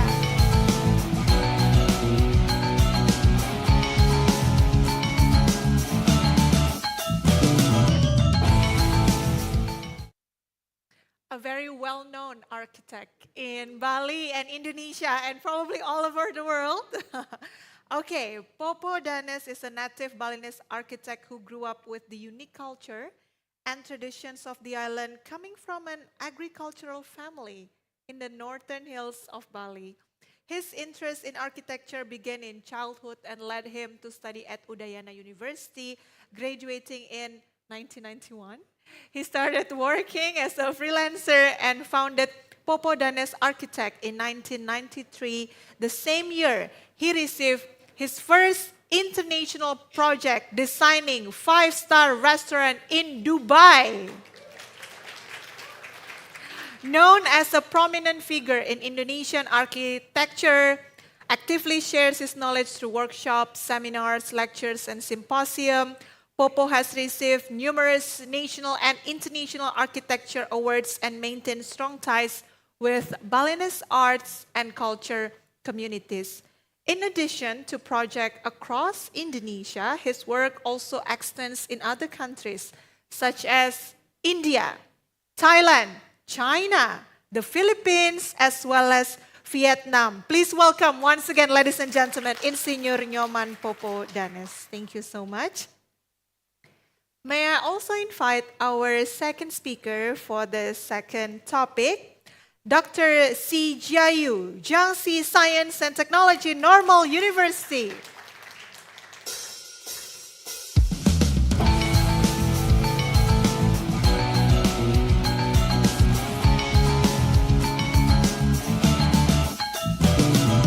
Welcome. Dr. Jiayu C. is a lecturer at the Faculty of Tourism and Historical Culture, Jiangxi Science and Technology Normal University. Her research interests include cultural tourism, social media, and host-guest interaction. She obtained her PhD in International Tourism Management from the City University of Macau and master's degree from the Hong Kong Polytechnic University. Dr. C has published several SSCI Q1 journal articles and has been involved in multiple research projects funded by the Macau Foundation. She also serves as a reviewer for leading academic journals in tourism and hospitality. Once again, please welcome Dr. C. Jiayu. We also have our third speaker in this plenary session with the second topic, Mr. Indra Gunawan, CEO of Bobo Box, who's joining us online.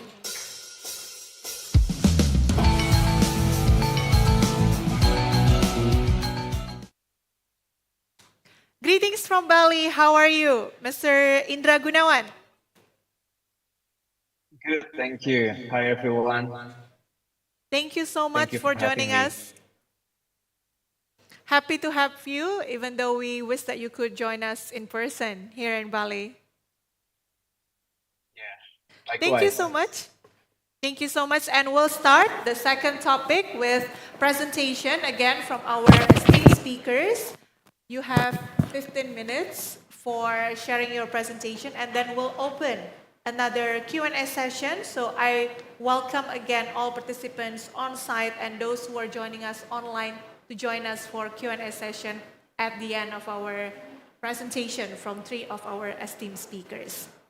May I invite the first speaker for this session, Pak Popo Danes, to share your presentation with all of us. Ladies and gentlemen, let's welcome Mr. Popo Danes. Thank you, charming moderator. And good afternoon to all of the attendees, yeah, because the morning session is already becoming afternoon session, so I have to say good afternoon. I think I have to make myself a little bit more relaxed. Yeah, because, you know, today we are so fast with the information, and like, especially in the marketing side, people do the marketing very fast with the electronic digital system, and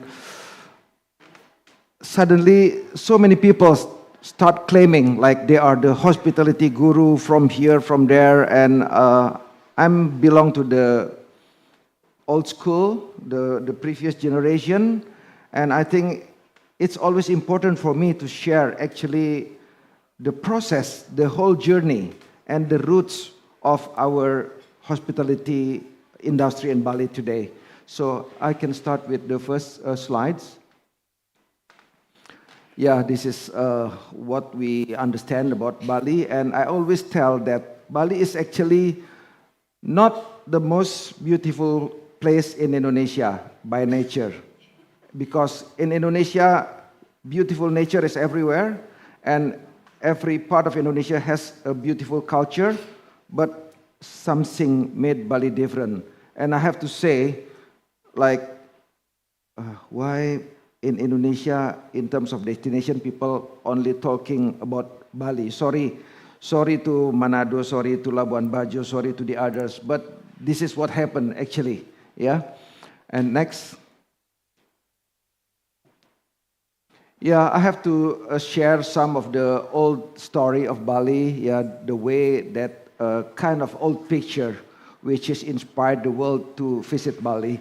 Next, I'll have to make it fast because the slides is quite a lot and I have to share some story behind it. Yeah, and from the colonial time then, this was like at the beginning of the previous century, people start sharing postcard, and the beauty of Bali start to be exposed at that time. Next. And one breakthrough was when they make the exposition in Paris, the colonial exposition in 1931, when Indonesia was having one very beautiful pavilion in combining the style of architecture from Bali, from Sumatra, and also the team from Pelihatan, from Ubud, was performing.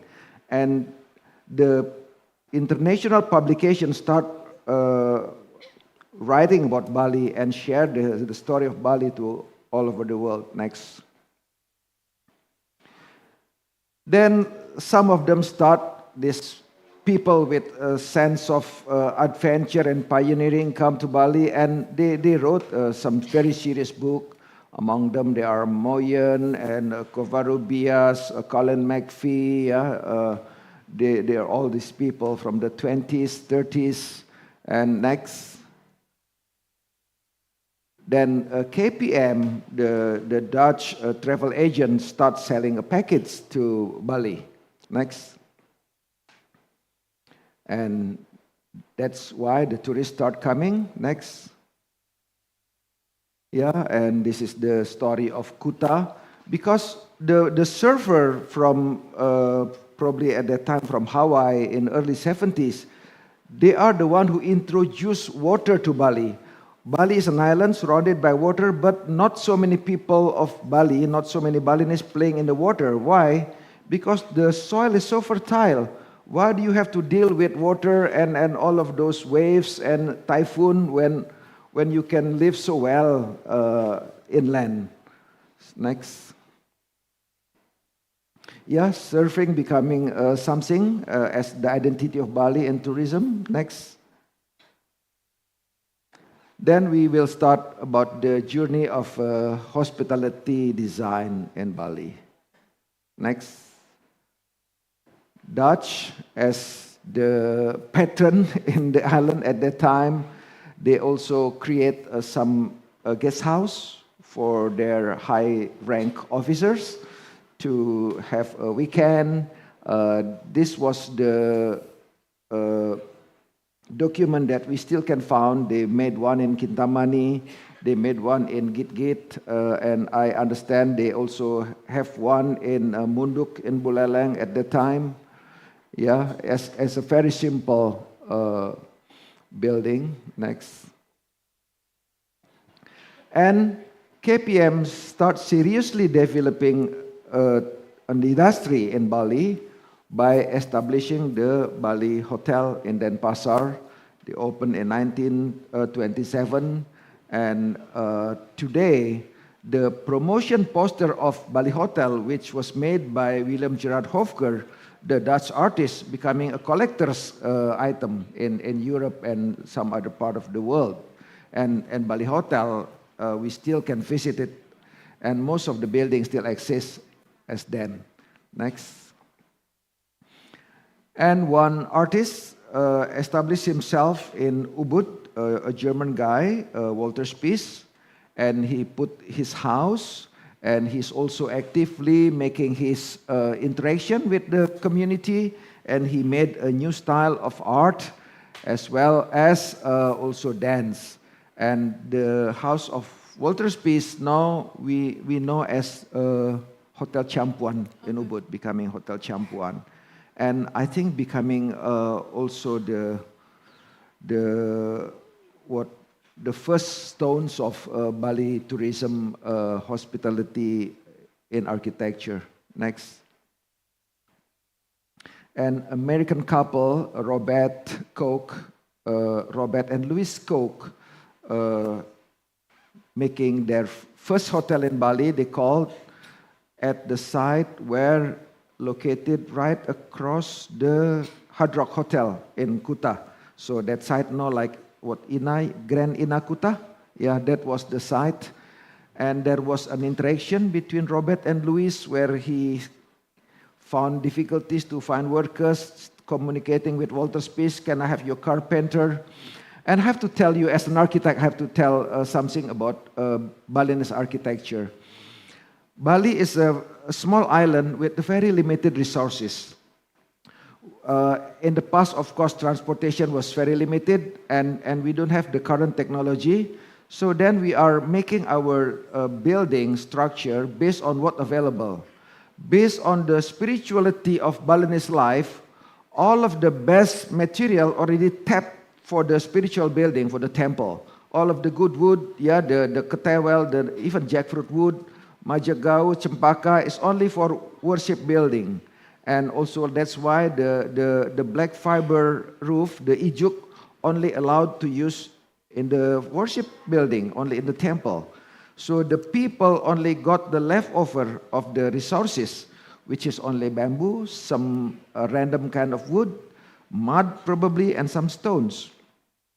And all of the size also very limited. And the Balinese, with the philosophy, they are always making the building in the human scale, yeah, the metric of traditional Balinese people, always in the human scale, because this is also based on the available material. And because of the limitation of the durability, the Balinese also consider like we actually don't have a permanent structure in Bali. All structure in Bali are temporary. If we are talking about architecture conservation in Bali, is actually we are talking about how to conserve the skill of making it. So we accept if our building will be collapsed after one generation. But if the next generation can establish the same kind of structure, the conservation is already there. Yeah, next. So then the real tourism in the authentic development way, in the very organic way also started. And this Tanjung Sari Hotel, via Wawaruntu at that time with Judith made this Tanjung Sari. And they were using all of the elements. I was talking about the durability of Balinese architecture, all of the use elements of Balinese architecture. So like their lobby actually was a part of the pillars from the Puri in Abian Base in Gianyar, yeah. And they create this one, and I'm lucky enough that I know them very well, so the family. So in fact, I had my lunch at this place last Tuesday, and still very good. So this is becoming like also the birthplace, I would say, the boutique resorts, probably in Asia. Next. Yeah, but the other bigger wave came when this Japanese specific consultant appointed to design this Bali Beach Hotel in Sanur. They were opened in, I think, 1966. But I would say this is becoming one of the first serious big institution of hospitality. So many veterans, senior of hospitality industry in Bali, they came from this institution. And why I put my picture there, that guy is Hans Hover. With the scale of industry, they also managed to do some patronage in the publication. At that time, the general manager, Mr. Gale, helped our friend Hans Hover to publish, to make the first publication of Bali, a pocket book from APA publication. Okay, maybe add some more. Yeah, and I'm also so lucky that I'm becoming a good friend of Hans, and I can dig a lot of story from him. Next. And also the Bali Hyatt Hotel in Sanur came, and this was, I think, by coincidence, was becoming a part of the preparation of PATA conference, because to host the PATA conference in 1974, the government also established the hotel, which is currently becoming Prama Sanur. It was Sanur Beach Hotel, yeah. And the real facilities in the industrial scale start entering the island. Next. Yeah, at the same time, there's also an establishment of Batu Jimbar Estate in Sanur, which for us becoming a laboratory of the transformation of local architecture to become hospitality architecture. The master plan done by the Sri Lankan Jofri Bawa, but I'm very lucky as an architect that we work indirectly, that we design 3 estates on the master plan. Next. Yeah, and also another boutique hotel came then after, inspired by the other. My picture on the top left was with Peter Muller, the architect of Bali Oberoi in Seminyak. Next. And then Skito, the French company making the master plan for Nusa Dua. Next. And the more serious boutique hotel came with Amandari in Ubud, for instance, in 1989, they opened. Next. And the Four Seasons in Jimbaran. Next. Next. Yeah, and we then make a lot of a transformation of technology and how to merge the tradition and the modernity. Next. Yeah, through all of the skills of the Bali craftsmanship. Next. Next. Next. Next. Then we start becoming part of it.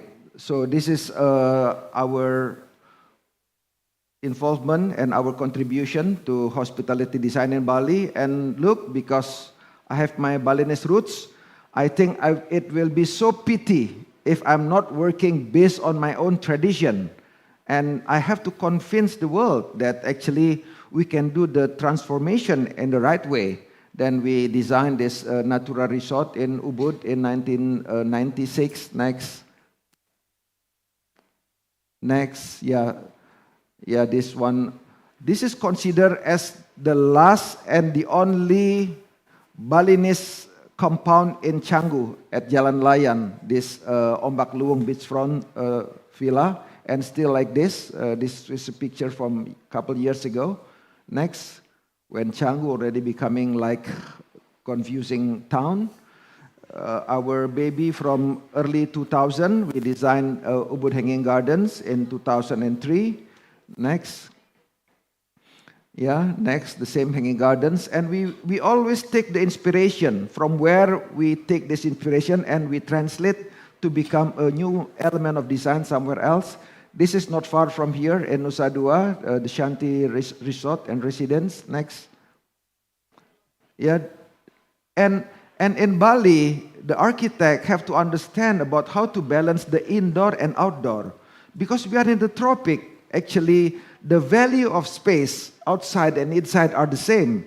Ayana probably made more money outside by hosting the wedding, for instance, because they have the sunset and they have all of the sea breeze. Yeah, next. In Ubud, next. Yeah, like this kind of experience, especially when hospitality industry already turned to become an experience industry. So we are no longer just follow the rule and also the manual, but also we are very free to come up with our own free way to express it and to translate it. Next. Done? Okay, just another 1 minute, 1 minute, 1 minute. This one, next, okay, you can make it fast. Can make fast, and this one in Bongkasa, in Badung, next. Next. Next, this one not far from here, on the cliff, here, next. In Kabakaba, in Tabanan, next. Next, almost done, next. In Ubud, next. Next. Next, okay. Next in Sumba Island, yeah.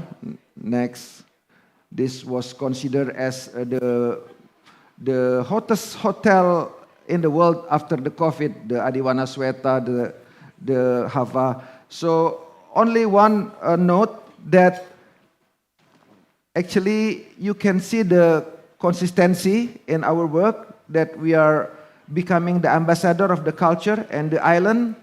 And I'm not looking like a kampung guy, right? You're not. You're not. So that's why, I mean, this is like a matter of confidence.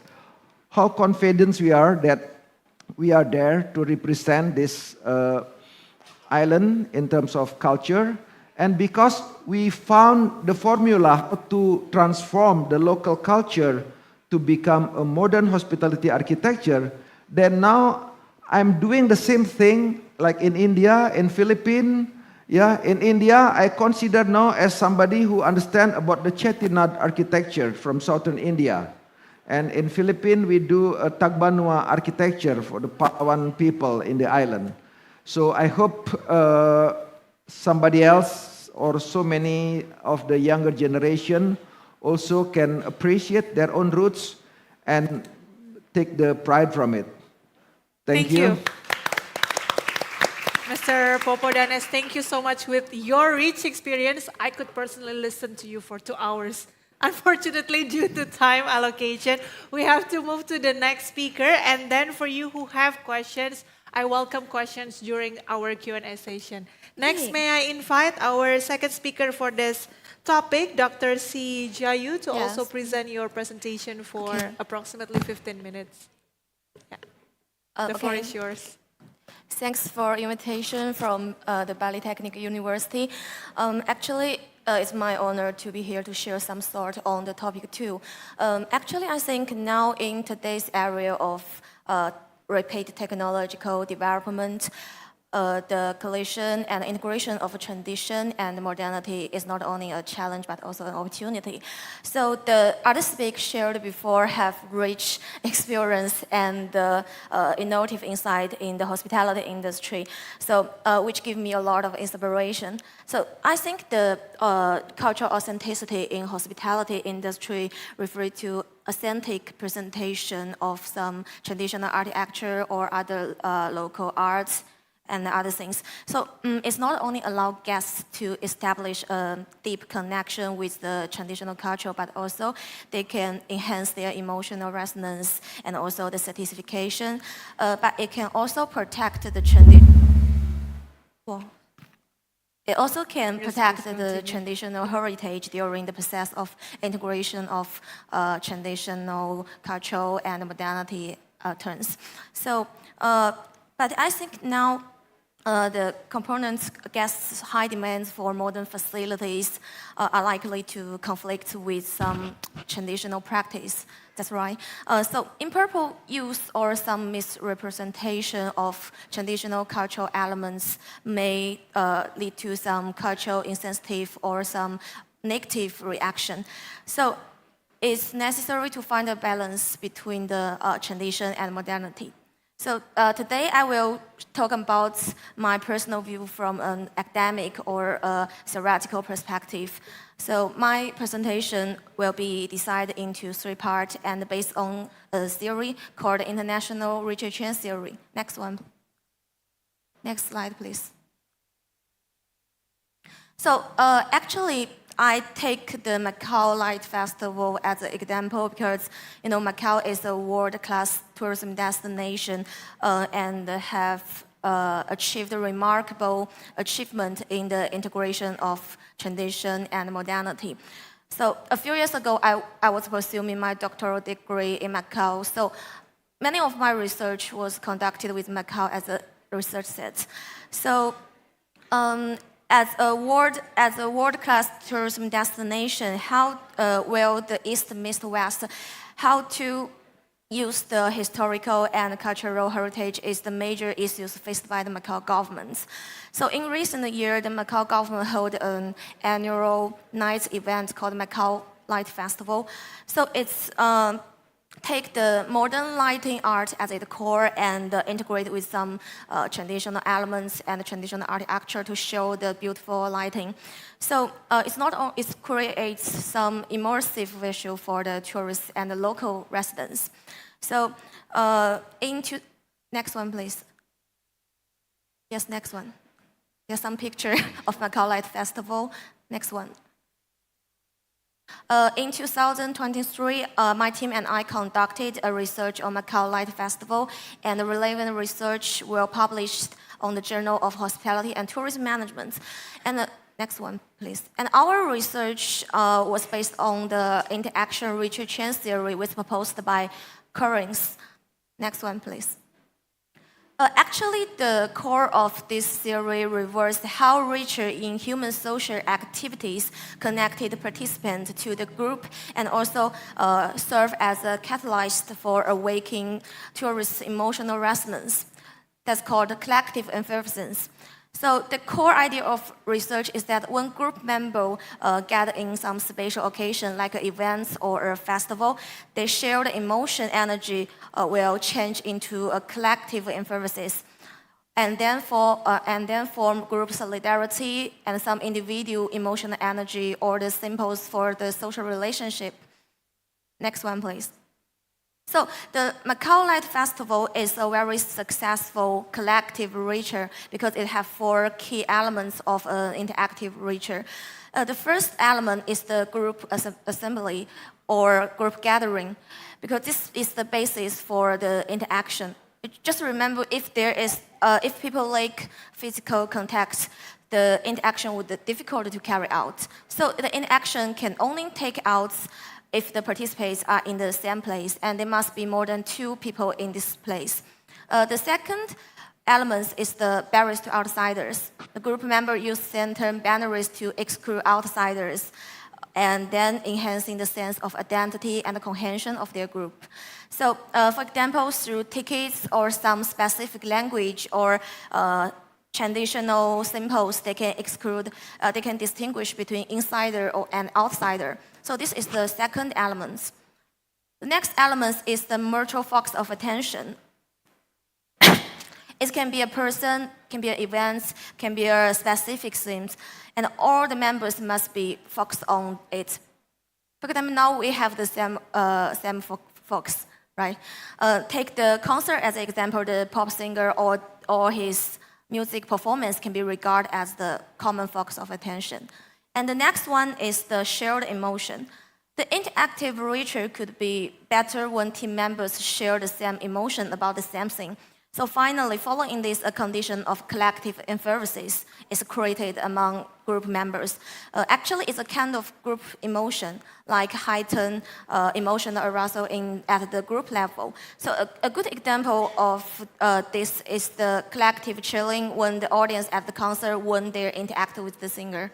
So moreover, the interaction ritual can bring various richer outcomes like group solidarity, I mentioned before, individual emotional energy, and the symbols of social relationship. And they also have the moral standards because the group's rejection of who disrupted the ritual. So next one. 4 minutes. 10 more minutes. Okay. So after determining the Macau Light Festival is a successful interactive ritual, we have a question. What factors contributed to the collective effervescence? So, next one, please. We introduce a theory called the dramaturgy theory. In this theory, we regard as a serving experience as a play, which influenced by value factors like actor, audience, setting, and performance. Next one, please. So by integrate the dramaturgy theory and the interactive ritual chain theory, we construct a theoretical model. So in the context of a festival, the audience can be regarded as the tourists or attendees. The actors can be regarded as the employees' interaction with attendees.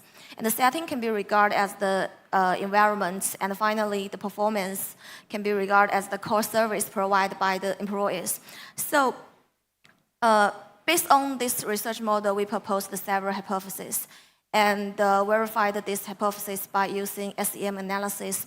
So finally, we got several conclusions. Next one, please. The first one is, among 4 theatrical elements, only attendance to attendance interaction has the positive impact on collective effervescence, and the attendance to employee interaction has no positive impact on collective effervescence. And however, the attendance to environment interaction and the core service have an indirect impact on the collective effervescence through the mediating effect of the immersion. So based on this conclusion, we found that the over-reliance on some modern technology like naked eye 3D or AR, VR technology may cause individuals to pay too much attention to the technological experience. So they're diverting attention from the shared emotion of the group and reducing their emotional resonance among the groups. And also, due to the influence of group stratification effect, tourists usually regard employees as outsiders. So that's why the attendance to employee interaction has no positive impacts on the collective effervescence. Next one, please. So, next one. Next slide. Yes. So the empirical research on the Macau Light Festival fully demonstrated the value of interaction ritual chain theory and provides important insights for the innovative developments of the hospitality industry. And the core of a successful festival, events, or other activities aimed at serving tourists focus on the construction of the interaction ritual and also the improvement of the design of 4 theatrical elements. So there are 3 transforms. The integration of tradition and modernity can be realized through these 4 transfers. The first one is the static display to dynamic display. Next one, please. The first, in terms of cultural themes design, it should be transformed from static display to dynamic display. Next one. It should be said that traditional cultural display should retain their authenticity, which is the core for hotel industry to gain competitiveness. However, in traditional tourism, the cultural elements always exist as a isolate exhibit, and this static display is hard to arouse deep emotional resonance among tourists. So, based on this theory, cultural experience could be designed as a dynamic interaction ritual to awake tourist collective emotion. So there is a very good example in Yunnan province, China. The ancient city of Lijiang in Yunnan is in Lijiang, traditional Naxi architecture are no longer just static landscape. The tourists can enter the building and participate in some traditional activities like Domba paper making, next one, and the traditional Domba music performance. Next one, please. Next one. And also in the digital Forbidden City projects in the Palace Museum, Beijing is also a good example. They use VR, AR technology to make the tourists immerse in their travel experience. So this kind of in-depth experience cannot be achieved by traditional static display. Okay, the next one. Okay. Next one in the construction of, next one, please. Next one. Some picture of the Forbidden City, yeah. In part of construction of the interaction ritual, there is transform from traditional service process to emotional resonance. You know, traditional reception service are often simplified into standardized operation. So emotion connection can be can be greatly enhanced when the traditional culture are designed into unique rituals. So for example, next one please.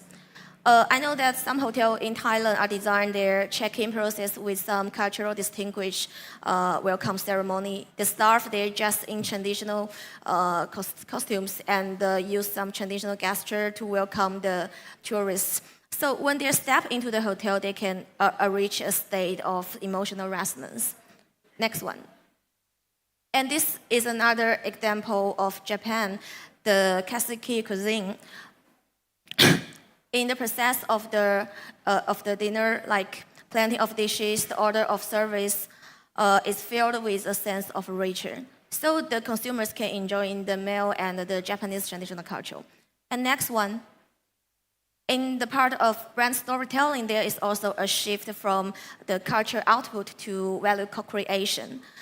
Traditional brand communication is almost one-way storytelling, right? Only focus on the one-way cultural output. So while the interaction ritual chain highlights the construction of the core values through interaction. So we can, based on this theory, we can achieve the purpose of the value co-creation. So the Songtsem Hotel is outstanding in this aspect. Next, please. They have outstanding achievement in this aspect, like hotel construction and the staff selection. Next one, please.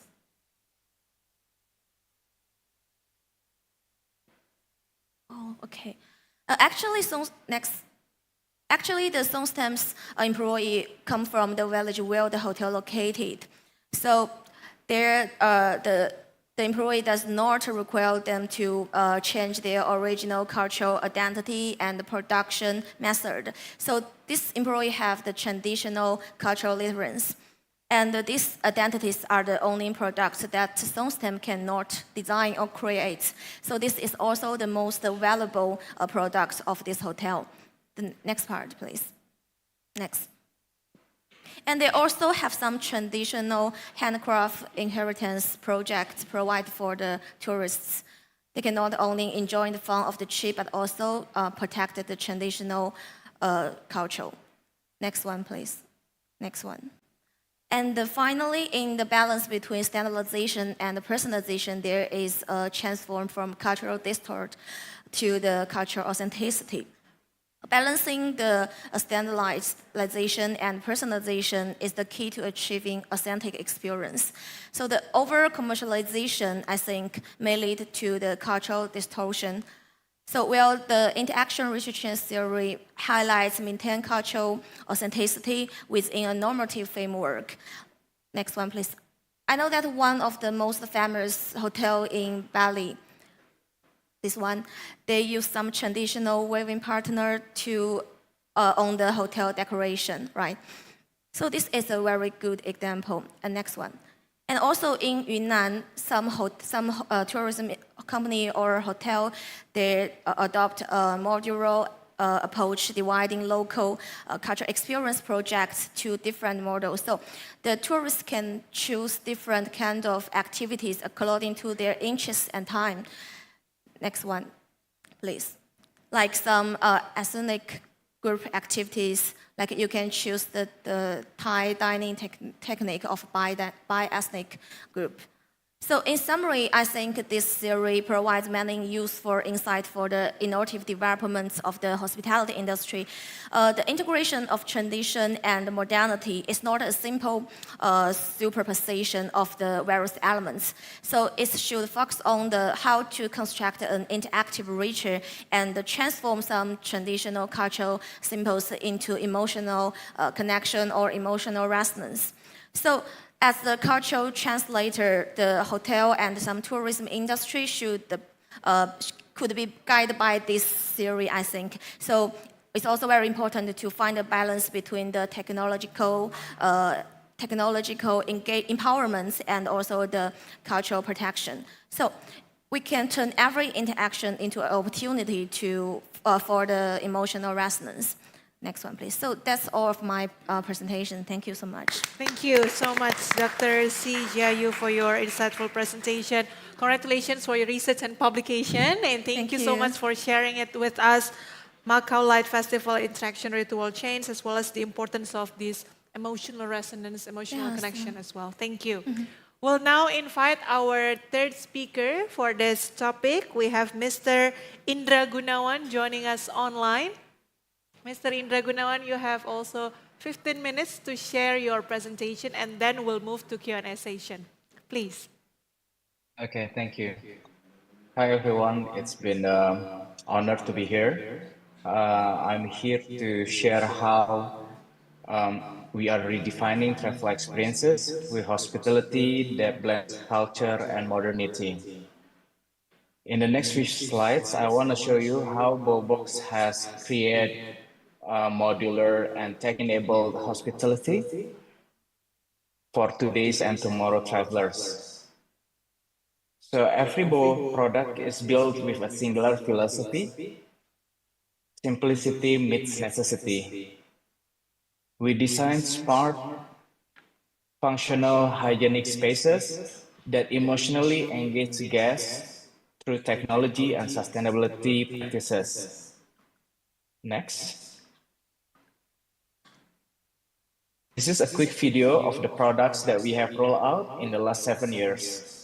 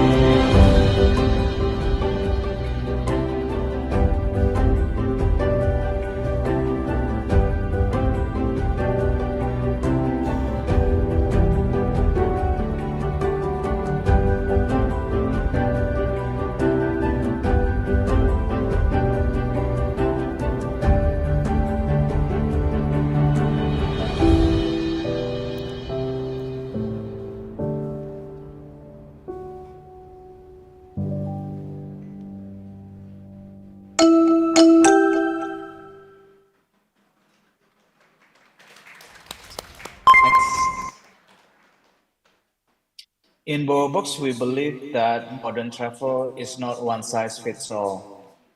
Some people seek an easy, convenient access to quality rest in the cities, and some seek for peaceful escape in the nature to spend quality times with their families and their loved ones. We started as a capsule hotel, Bobopod, to cater the urban frequent travelers, and we created Bobo Cabin to facilitate the nature enthusiast who wants to get away from the hustle bustle from the cities. Next. In the budget market segment, we realized that urban travelers are frustrated with the low-end experience of budget accommodations. The budget accommodations are often found to be unpredictable, unclean, and noisy. And today, hygiene and safety are no longer negotiables. So even at the budget prices, the modern travelers want to have some well-designed and thoughtful spaces that can make them feel secure, functional, and personalized. Next. At Bobopod, we deliver a stay that is compact, connected, and consistently good. Every pod is identical, hygienic, and thoughtfully designed with modern travelers in mind. We add innovations with app-driven experiences, all at an affordable price point of $10 to $15 per night. And in the last 7 years, we have seen a very strong product market fit in our products, achieving a very high occupancy rate of more than 80% across all locations. Next. On the other hand, we realize that nature travelers are stuck between discomfort and overpriced access. Most nature stays miss the basics, privacy, cleanness, and the low-end plans are not comfortable, and the high-end resorts are expensive for most people. And nowadays, more and more modern travelers are demanding for authentic, unique travel experience that can come at fair value. And Bobo Cabin has offered a sweet spot in this space. Next.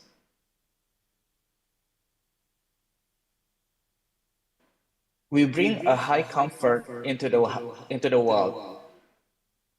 Private cabins with essential comforts equipped with a full bed and an ensuite bathrooms.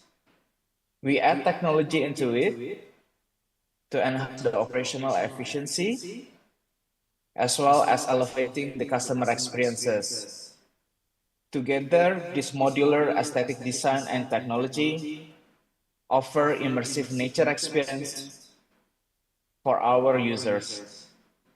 And similar to the Bobo Pod, we also have achieved a high product market fit, validated by the high average occupancy rate of more than 80% across all locations that we have.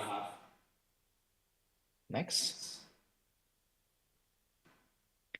And the heart of our operational excellence is this secret recipes.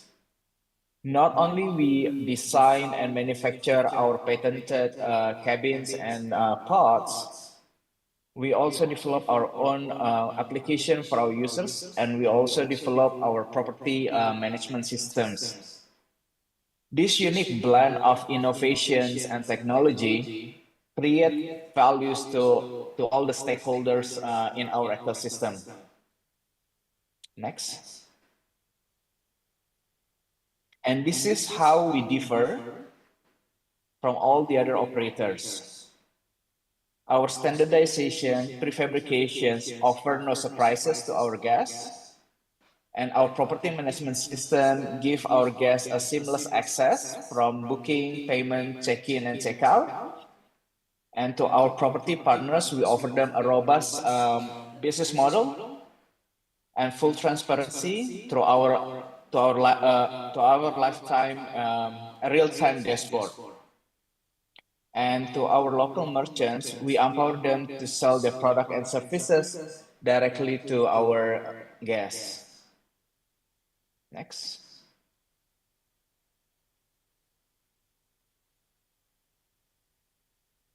And this is why we believe cultural authenticity matters. Nowadays, the data has shown that the trend has been dominated by the younger generations, millennials, Gen Z, who are increasingly seek experiences that feel immersive and meaningful. And we believe culture creates emotional connection that makes the whole trip becomes more memorable and long-lasting. And on top of that, authenticity builds quiet trust that enhance the customer intimacy to the products that we are offering.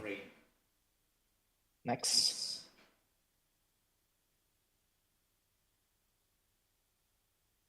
We implement this in both products, the Bobo Pod and the Bobo Cabin.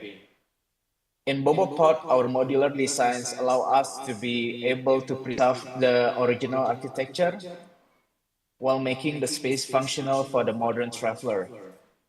The locations are chosen meticulously to be in prime locations with a walkability so that it can offer access to local experiences and its neighborhood.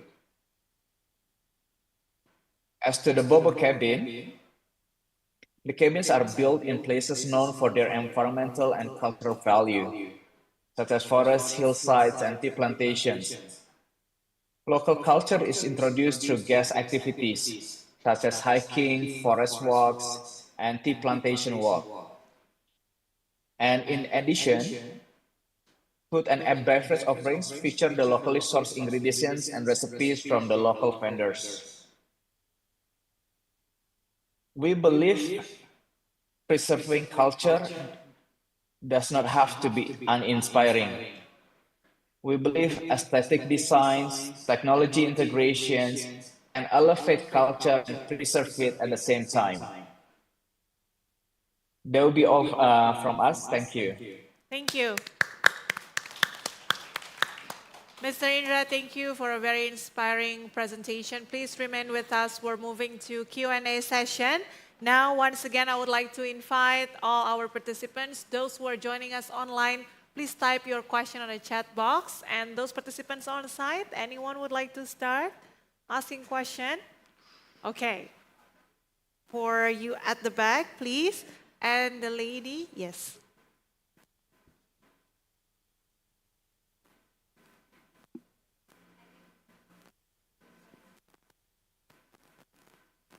Ladies first then. Please stand up.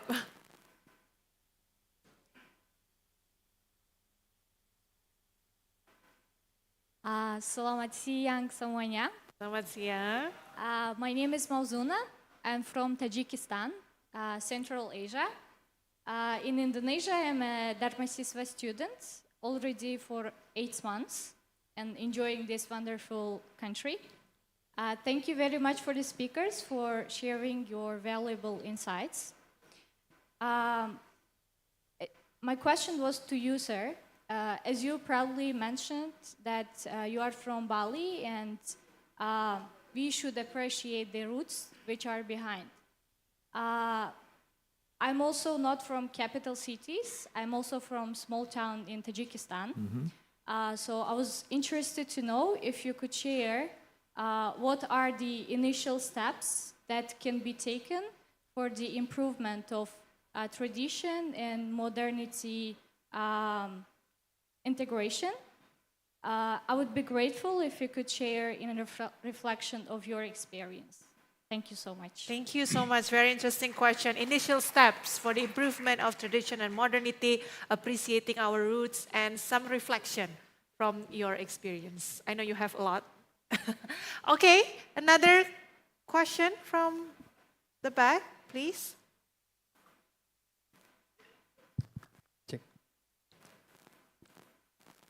Thank you so much for the opportunity, for the honorable moderators, all the speakers, and all the participants today. Allow me to introduce myself shortly. My name is INHEIC Arizena. I am currently a 6th semester student in hotel management. So my question is addressed to Bapak Insinyur Nyoman Popo. So the question is, nowadays, hospitality establishment and the buildings are gradually losing their Balinese character. So from your perspective, what is your, how do you feel this phenomenon in the context of cultural authenticity? Thank you. Thank you so much. Question on the concern that lots of buildings gradually losing Balinese characters. What do you think about that? And we have one question from the chat box from Kusmawan. Permission to ask questions specifically for Mr. Indra Gunawan as the CEO of Bobo Box. The question is how the Bobo cabin and others related property of Bobo Box placement on cultural places impact the development of the economy on those places? Does placing it into great places impact the great social cultures? That's question for Mr. Indra. And question for Dr. Sijayu from EFI. What ecosystem should be built to succeed the fourth transformation? What ecosystem should be built to succeed the fourth transformation that you have mentioned previously? Thank you so much to all great questions. I'll hand it over to Pak Popo Danes to answer the question from our friend from Tajikistan as well as one student over there. Please. Thank you. So this is an interesting question from Tajikistan. I've never been to your country, but I heard it's very beautiful. First, of course, once I was young like you, yeah, and the young people always think of modernity, yeah, that we go high-tech, this and that. And we feel, some of the young people will feel bad if they belong to the local tradition. And it was quite interesting that you mentioned, I'm not from the capital. What's the matter? Yeah, because like me as well, I was thinking that way. And then when I was the one who designed the first Bali pavilion in ITB Berlin in 1994. So when I realized about the landscape of the world tourism, then I also realized that Jakarta could be the capital of Indonesia, but Bali is always the tourism capital of Indonesia. Yeah. So then we start from here. We can approach all of the prominent doors in this world through this cultural approach. So by then it's giving me more confidence that actually I can run on my more specific track instead of dealing with all of this, what I will say, uniform culture of the world. Like today, everybody's in the world wearing Uniqlo, everybody having same sneakers, yeah. So No then brands, there please. must be a need for something authentic. So from then I create step by step, and I start getting an appreciation from another country. Yeah, then it's keep rolling, and I think I hope I'm healthy always, then still active for the next couple of decades to do the same creation by anchoring myself to the culture and tradition wherever we are. So I can give you another answer more detailed later, because I have to answer the second question. Also the same, like how can we, yes, for you, how can we expose the tradition? And Ibu Suas was also very clearly giving an example through culinary. Yeah, because this is an experience industry. Like today, in terms of architecture, I have to put two things. First, architecture, first, tourism. And all of the tracks are free to develop themselves and improve from time to time. So many people would come to Bali to find the real Bali experience. Ikat, look at her. Yeah, and eating the local cuisine, and the local authenticity and identity is always in a high demand to me.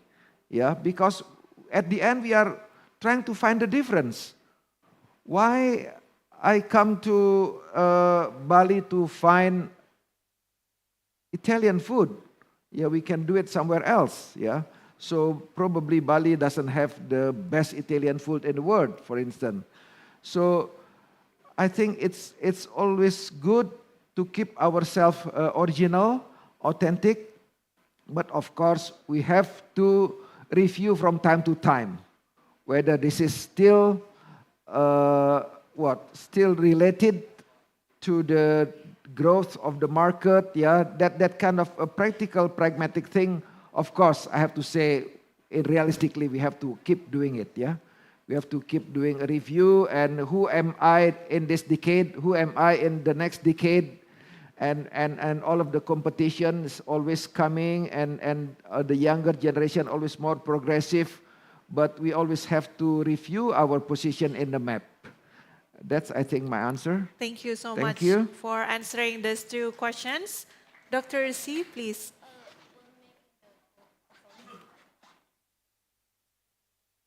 Okay, when making the four transformations, attention should be paid on the ecosystems because, for example, in some traditional heritage, the local language, local art can be regarded as the space in the cultural ecosystems. But however, with the help of technological empowerment, too much technology may turn the tourist's attention to the technological experience rather than the cultural experience, which is opposite from the core of the cultural tourism. You know, cultural tourism require us to have a deep experience, right? So for the tourism or the hotel industry, I think the technological empowerment is not only the upgrade of the tools, the technological empowerments also can change the business model and the industrial ecologies.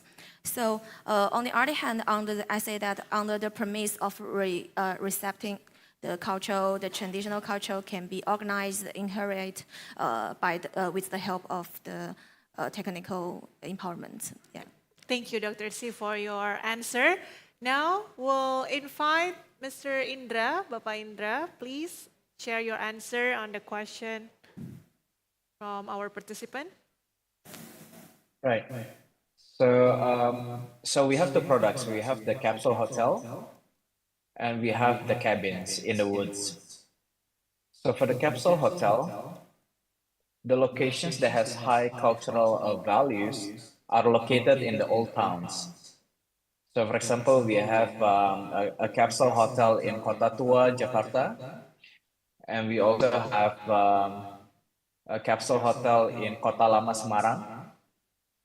So basically what we did was we transformed these underutilized assets without damaging the heritage architecture. So what used to be an underutilized post office, we converted it into a capsule hotel that becomes productive, that creates jobs, and elevates the economic value of the building. So post property as the owner is getting the benefits of having their asset is productive again. And also for the local people there, they're happy because now they have more jobs, creating the new economy. And also for the local merchants, they can now have higher traffic that comes to these locations. And similarly, in the Bobo cabin locations, we are transforming underutilized empty land. So for example, in Bali, we set up our Bobo cabin in Kintamani, in Desa Songan.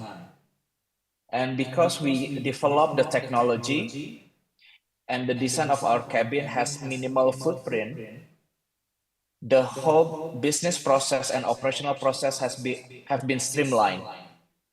So it's very easy to operate. So instead of hiring people who have hospitality degree, we can then empower the local villagers to be a part of our business process. So this this creates new jobs for them. And also we are collaborating with the local merchants, with the ibu-ibu from the local villagers, so that they can sell their products and services, especially food and beverage, to our guests directly. So with our solutions, we create values to every stakeholders in the ecosystem. Thank you, Mr. Indra, for your answer. Ladies and gentlemen, thank you so much. That concludes our plenary session for the second topics. Thank you so much to our respected speakers for answering the question. Thank you for all of you asking question here on site and online participants. We have heard their explanation and point of view on innovative approaches that blends traditional cultural elements with modern trends. From architectural perspective, coming and appreciating our roots with some reflection and important steps that we can do from academic background with what you mentioned in your publication, and the importance of emotional connection, emotional resonance with the four transformation that you have mentioned, as well as Mr. Indra with the real contribution that you've made with the entrepreneurship and how to empower local community with economic impact, as well as still preserving the culture. That concludes our talks and our session. Thank you so much. I'm Agumia as moderator. I'm so delighted to meet all our esteemed speakers and interact with all our distinguished participants. Hopefully what we've talked about can inspire us more to do something and to collaborate in navigating the tension between our cultural authenticity with contemporary trends. With that, I conclude the session and return it back to our MCs. Thank you so much. Ladies and gentlemen, our plenary session topic 2 have been ended. We will continue for the appreciation session to our online and offline speakers. We invite our Director of Bali Tourism Polytechnic, Mr. Ida Bagus Putu Puja, and Coordinator of Hotel Management Study Program, Ms. Nimade Suastini, to present the certificates and the appreciation gift.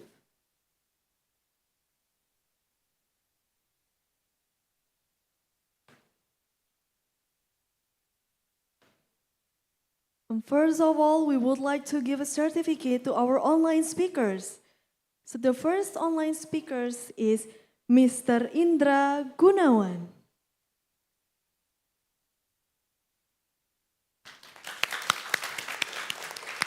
Next, now, we move to the offline speakers and moderator. The second speaker is Insinyur Nyoman Popo Priatnya Danes IAIAA. Thank you.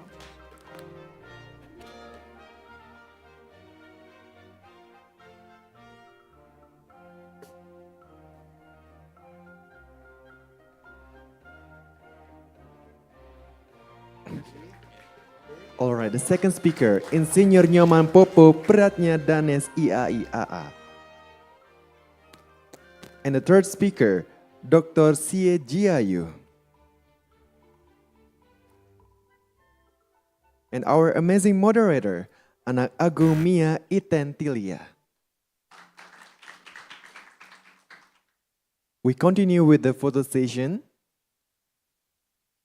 All right, we send the merchandise to the speaker and moderator.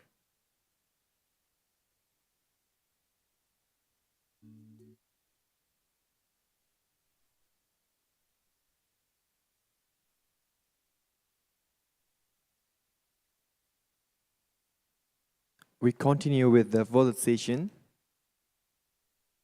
All right, on my count.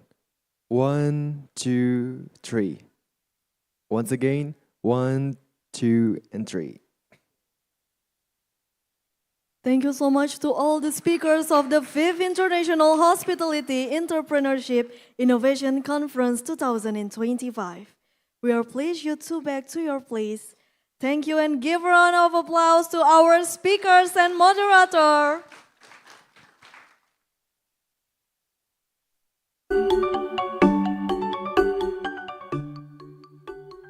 We would like to remind all the participants, please fill the attendance form in order to get the certificate from INHEIC 2025. You can check in your email for the certificate form after filling in the attendance form. Next, you are required to fill in your personal data and please make sure the information you have filled is correct.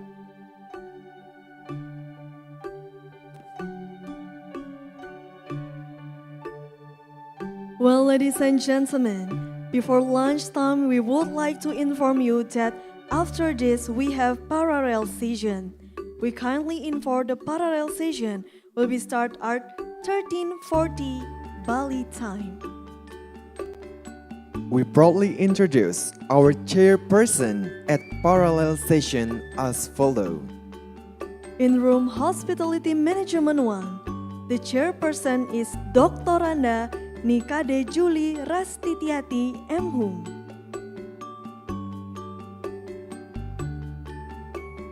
In room Hospitality Management 2, the chairperson is Luputu Kartini SST Par MM Par. In room Hospitality Management 3, the chairperson is Muhammad Husni SST Par MM Par. In room Technology and Entrepreneurship room, the chairperson is Dr. Rahmawati Majid S. Sos MM Par CHE. In room Hospitality Management 4, the chairperson is Nova Bernadetta Sitorus M. Par. In room Hospitality Management 5, the chairperson is Diavani Clara Sinaga M. Par.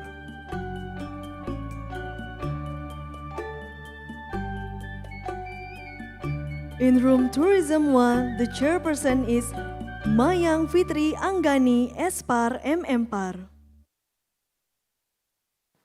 In room Tourism 2, the chairperson is Fitra Ananta Sujawoto M. Par. In room Tourism 3, the chairperson is Dr. Iketut Surata MSc. And the last one, in room Culture, the chairperson is Surayal Hismi SSI MSc Mpro NRM. For all participants, you are invited to choose the breakout room section through the button beside the record option below.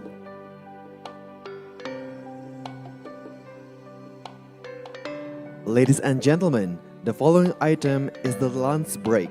For the offline participant, you're kindly invited to go downstairs to have the lunch. But before that, we inform you once again, we have a video competition. Please capture your moment at INHEIC 2025 and post on your Instagram story.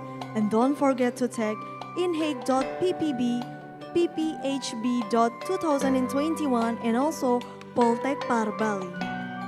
And also, we have a lot of giveaway after the break session to all the online and offline participants. And we have a grand prize, 1 million after the break time. We remind all participants to fill in the attendance form that we already put in Zoom and YouTube room chat. Ladies and gentlemen, please enjoy the lunch and we will back in 30 minutes.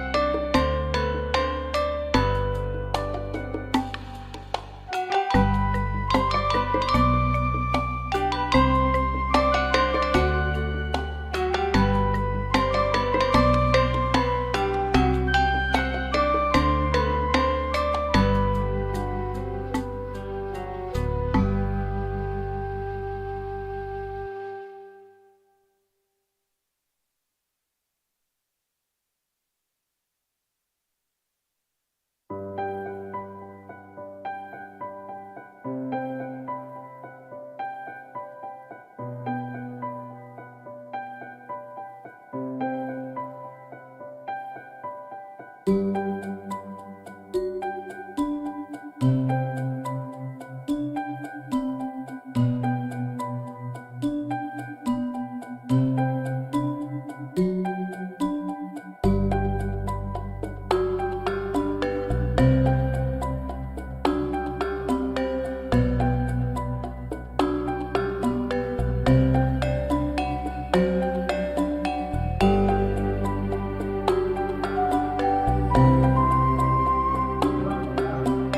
sebutin punyanya.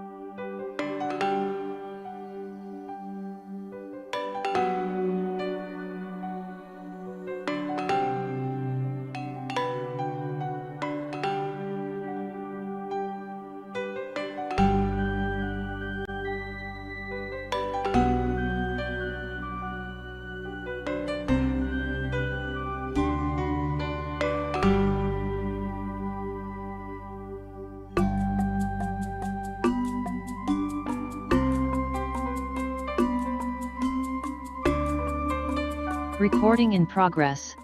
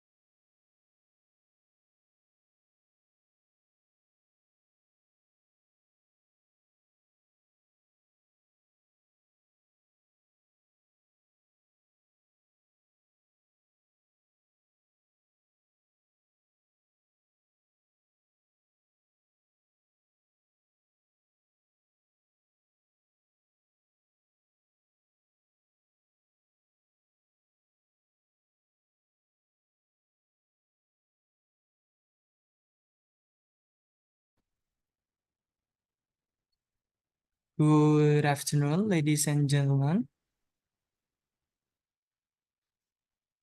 Good afternoon, Gian. Good afternoon, Mrs. Julie. Welcome to the Hospitality Management 1 of Paris session at the 5th INHEIC 2025. Let me introduce myself. My name is Gian, as the person in charge or PIC of this room. Then as the chairperson, we have Honorable Mrs. Ibu Julie Rizdiati. And before proceeding with the presentation, we would like to ensure that all presenters are present. Kindly raise your hand using the raise hand emoticon when your name is called, and lower it when the next presenter is announced. First, I would like to make sure one by one presenter have to join in this room. The first presenter, Mrs. Dinda Mas Pratiwi, are you joined in HTM1? Yes, I'm joining the Zoom. Okay, thank you. The second presenter, Mr. Gusti Ngurah Arya Andika. Present, but there's information that I will be presenting represent Agung Arya. So my name is Okay. Madewi Janana. Okay, Thank you. thank you. The third presenter, Mr. Wayan Rian Pratama. Present. Thank you. And the fourth presenter is Mr. Putu Pujanam Surya. Hello. Hello. And the last presenter, sorry, the five presenter is Miss Dewi Savitri. Are you here?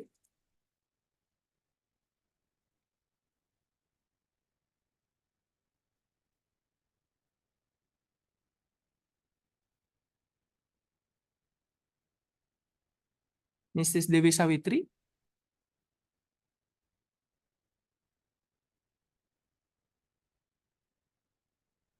Okay, maybe have a bad connection. The last presenter is Mrs. Ayu Putuwita.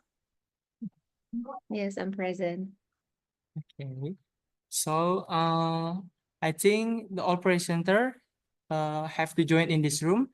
Ladies and gentlemen, now that everyone is present, we would like to commence the presentation session. As a reminder to all presenters, the allotted time for each presenter is 10 minutes, followed by a 5 minutes Q&A session. Kindly inform you when the time is over. Our time will ringing. I would also like to inform you that during the Q&A session, if the chairperson or audience member have any questions or comments for the presenters, please raise your hand and active your microphone after the chairperson called your name. Very well. I would like to announce that Mrs. Dinda Mas Pratiwi, the first presenter for this session. Mrs. Dinda, please prepare your presentation material. Please start your presentation. The time is yours.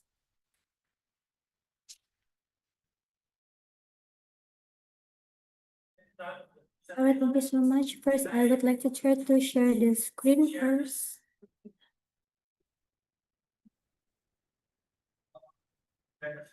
Gian, excuse me, Gian. I think I'm sorry, Komang Dinda. I think I have to. Okay. Right. So good afternoon, everyone. Ladies and gentlemen, the paper presenters. So I'm very pleased to be here among you. Once again, welcome to the parallel session in HTM Room 1.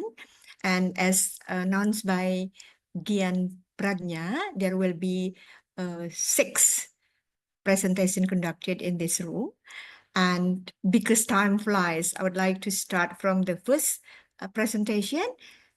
There's a group of presenters.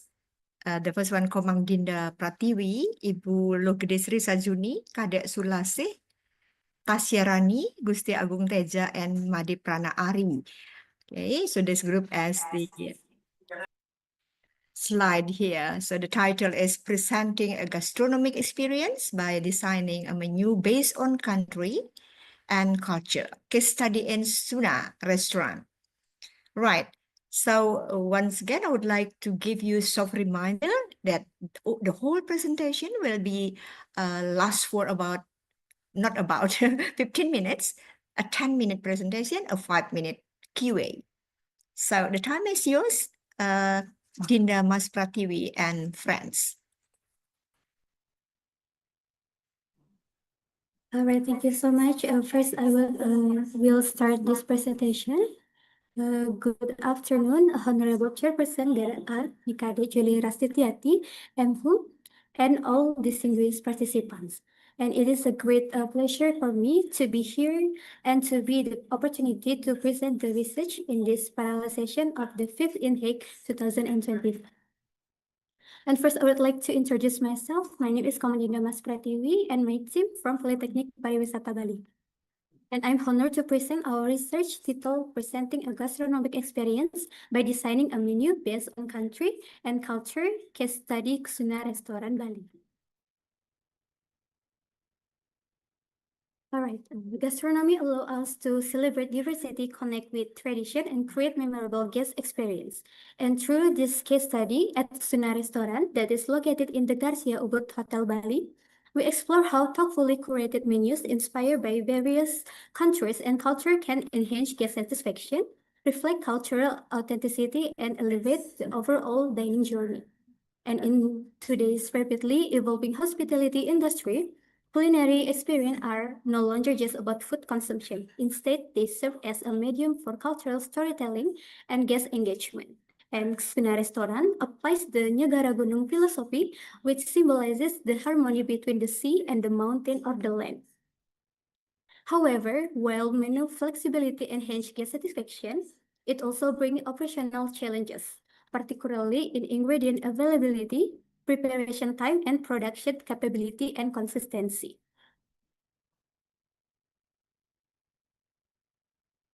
All right, before diving deeper into this research, it is crucial to understand the problem statement that forms the foundation of this study. The key questions are, what efforts are made by Kusuna Restaurant in designing a menu that provides a gastronomic experience for guests? And what are the key factors influencing the design of a culture and country-based menu at Kusuna Restaurant? And building upon this, the scope of the study focuses on gastronomic menu design at Kusuna Restaurant, particularly in relation to cultural elements, menu utilization, development, and experience. All right, several studies have explored the role of gastronomy and menu design in enhancing the dining experience. And building on these findings, our current research focuses on Kusuna Restaurant and how it designed a country and culture-based menu to elevate the gastronomic experience. And this study not only examines how cultural elements are integrated into menu design, but also analyzes operational challenges and guest expectation, which have not been extensively discussed in previous research. All right, the slide presents the theoretical foundation of our study. First, the concept of restaurant, and then there are also about the menu design, about country and culture-based menu, and gastronomic experience. And for this slide, it's about research methodology. And this study employs a qualitative descriptive approach. And this methodology allows us to explore the menu development process, guest preferences, and the restaurant response to operational challenges. And for the data collection, consists of primary data that obtained through observation and in-depth interview with the key stakeholders. And for the secondary data was collected from guest review on TripAdvisor, internal hotel documents, and academic references related to gastronomic and menu design. And for the data analysis methods, we applied data reduction, presentation, conclusion drawing, and triangulation process.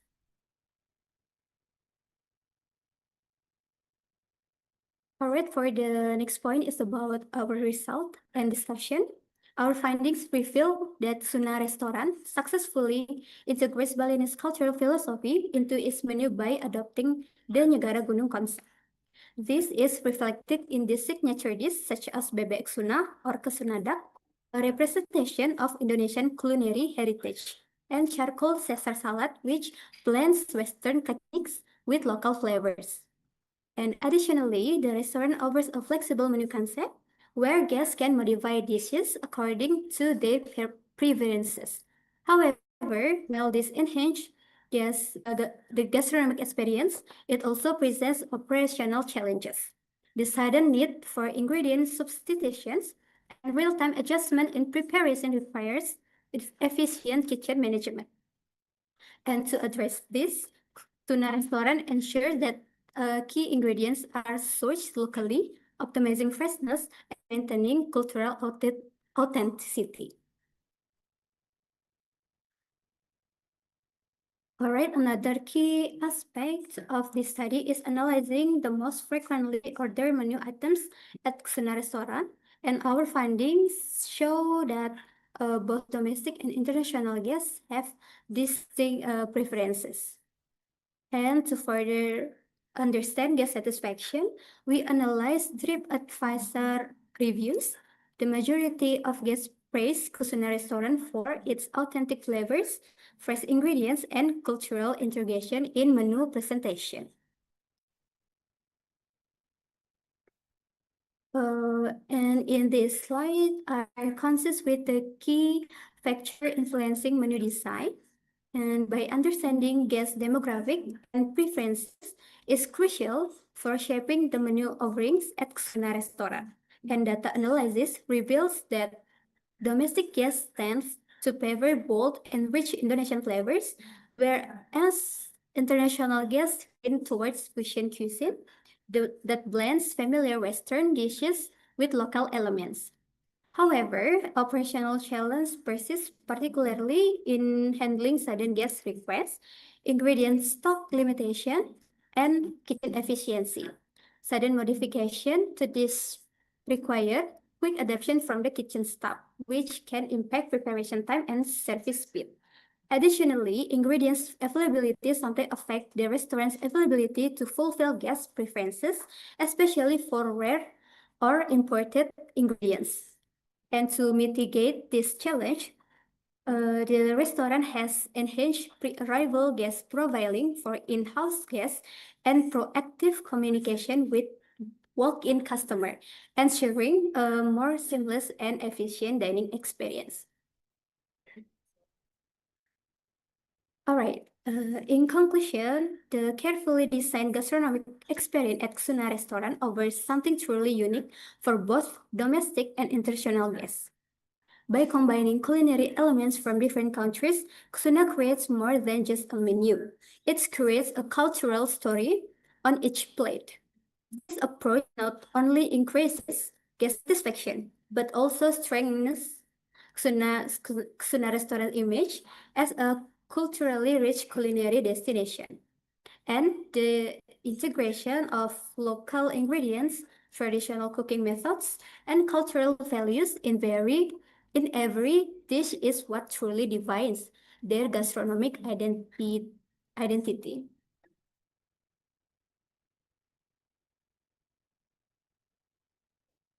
All right, that's all for my presentation. Thank you very much for your kind attention, and my team. My team and I will be happy to answer any question or receive suggestions. And once again, thank you to the chairperson, Ibu Julie, and all participants for your kind attention. Thank you. Thank you so much, Dinda Pratiwi, for your great presentation. And of course, with your friends, with your team. Now let's go to the question and answer session. I would like to invite, can you just stop share? Dinda, can you just stop share? Or maybe Gian can help to stop share? Please wait a moment. Yes, please. And next, I would like to invite the question related Ibu to... Julie. Yes, please. Sorry, Mrs. Mita, I have to inform my team for joining Ibu Mita in here, and I think it's bad connection, but I hope Ibu Mita can joining 5 minutes again, Ibu. Oh, all right. Okay. So thank you so much for your information.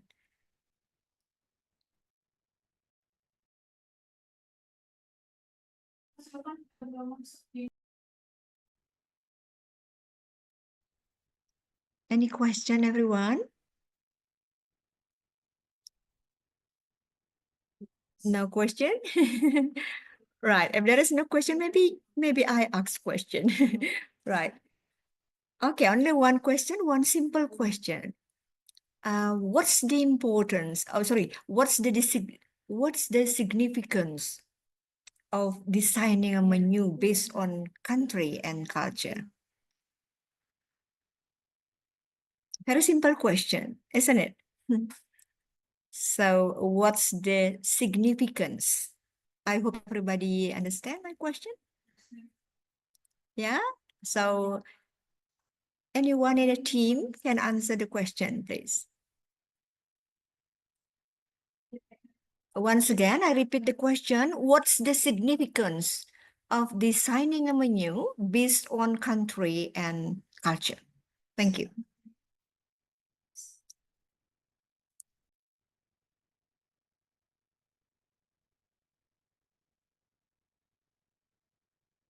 Yes. Right, Ibu Julia, maybe Yes, Monica will be Komangina. try to answer your question. Please Yes. wait a moment. Yes, please.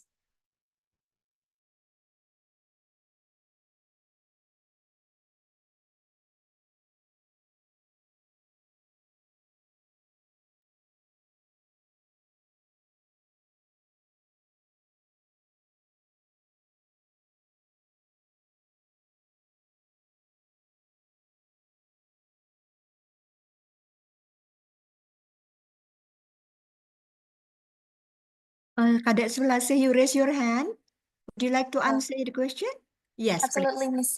Miss Yes. Julie. Thank you very Yes. much. So for the question, what what the makes the menu is significant in the Kasuna restaurant? Because Sorry. in the Kasuna restaurant, we always prioritize the customer satisfaction by presenting a flexible menu, I'm sorry, which offer Sulase. the menu I'm sorry, variants Sulase. according. Sulase, I'm sorry. So my question is, what's the significance? What's the importance of designing a menu based on country and culture? Hopefully you understand, you get the question. Sorry, Ibu, for disturbing. Yes. I will answer your question. Yes, So, please. what is make the significant of using the gastronomy menu to fulfill the guest needed, Ibu? Because in the hotel they have a lot of segmentation of the guest. So the restaurant, the casino restaurant, made the menu with the concept of the gastronomy, because the gastronomy have important things about the flexibility. So that makes the gastronomy or the menu is important. Thank you. Right. Thank you so much. Okay. Anybody would like to add one of the team?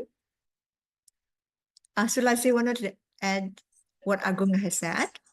Yes, I'm agree with the Teja answer because we want to fulfill the guest activation and we create because the segmentation in the Kasuna restaurant is domestic and also the Western. That's why Kasuna restaurant is designed a bebek Kasuna, which is for the domestic segmentation for the Kasuna restaurant, and also the Caesar salad with the circle sauce for the Western customers. That's why the two main dishes that the Kasuna restaurant is creating for the two segmentation is a domestic and also the Western in the Kasuna restaurant. Thank you very much. Thank you so much. All right. Okay. I think this presentation will enhance our understanding about this topic. Yeah. Thank you so much.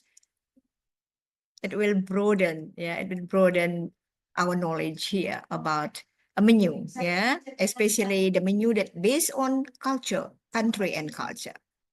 Thank you so much. Now let's see. Oh, applause. Give applause to the first presenters, yeah, and the first presentation. All right.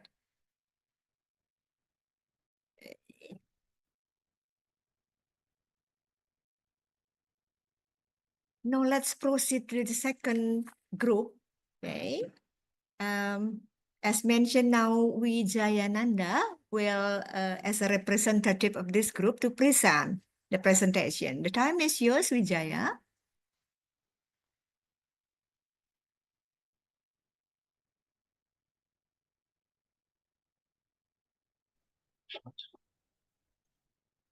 Right, just a moment, please. So, Your there's some title, yes, Yes, your title we is will try about to, the analysis. presentation. Okay. Yes. Wait, wait, wait.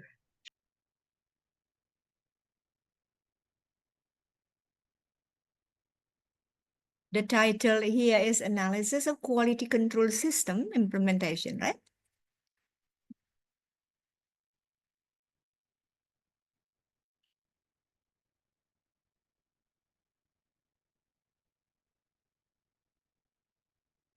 Excuse me, Gian, can you help? Who operate the presentation? Yeah, Ibu Julie. Yes. For the slideshow, right? Yes. Can you help the group to present the slide? Yeah. Please wait a minute. Yeah. Thank you.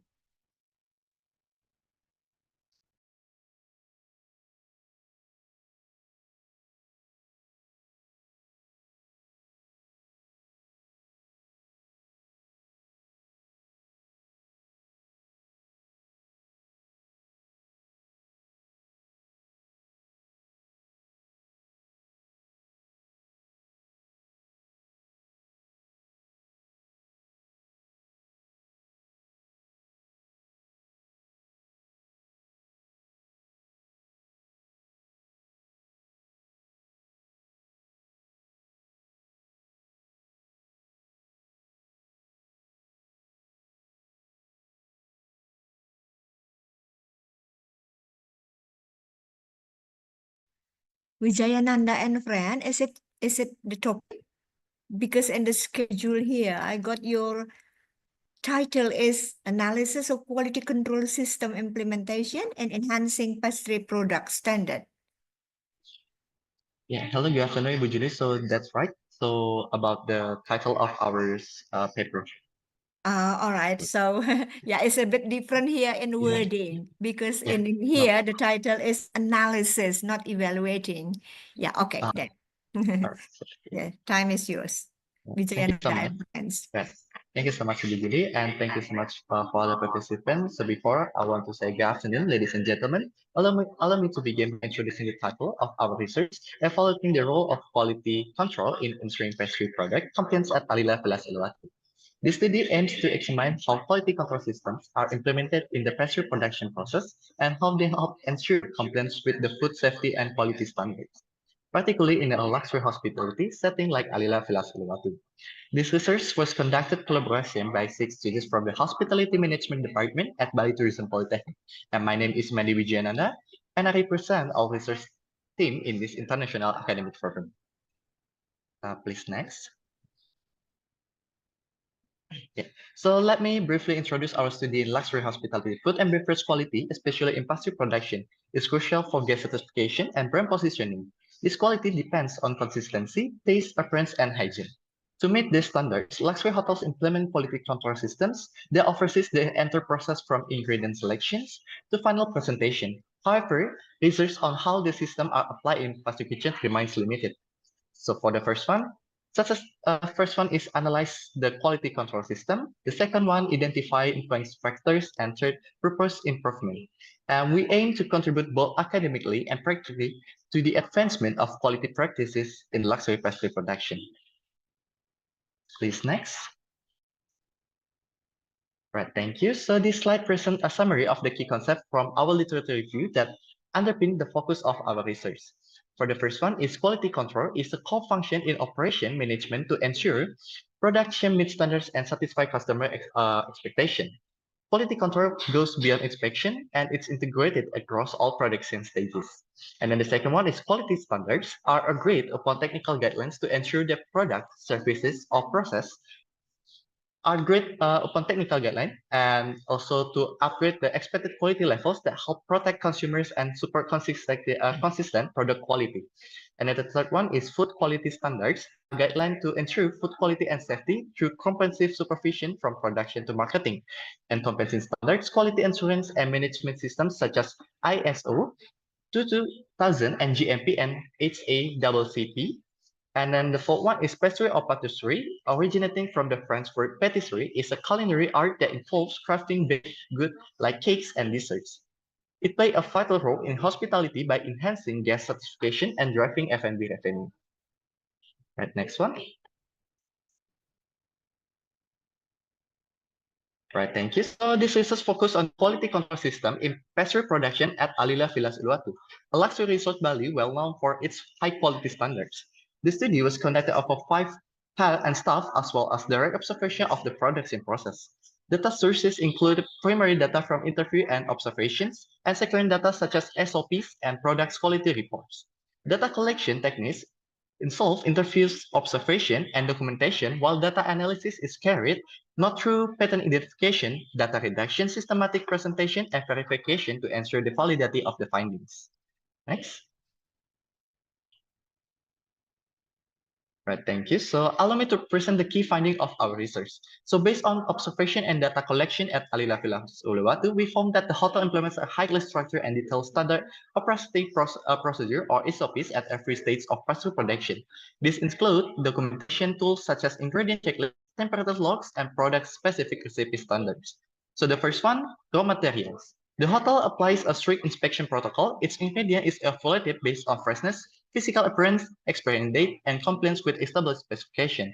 They also apply the FIFO method consistently and maintain temperature control storage, 20 until 25 degrees Celsius for dry rooms, 2 until 4 degrees Celsius for chillers, and minus 18 degrees Celsius for freezers. Second, in production process supervisor, the cleanliness of workspace and tool is monitored regularly.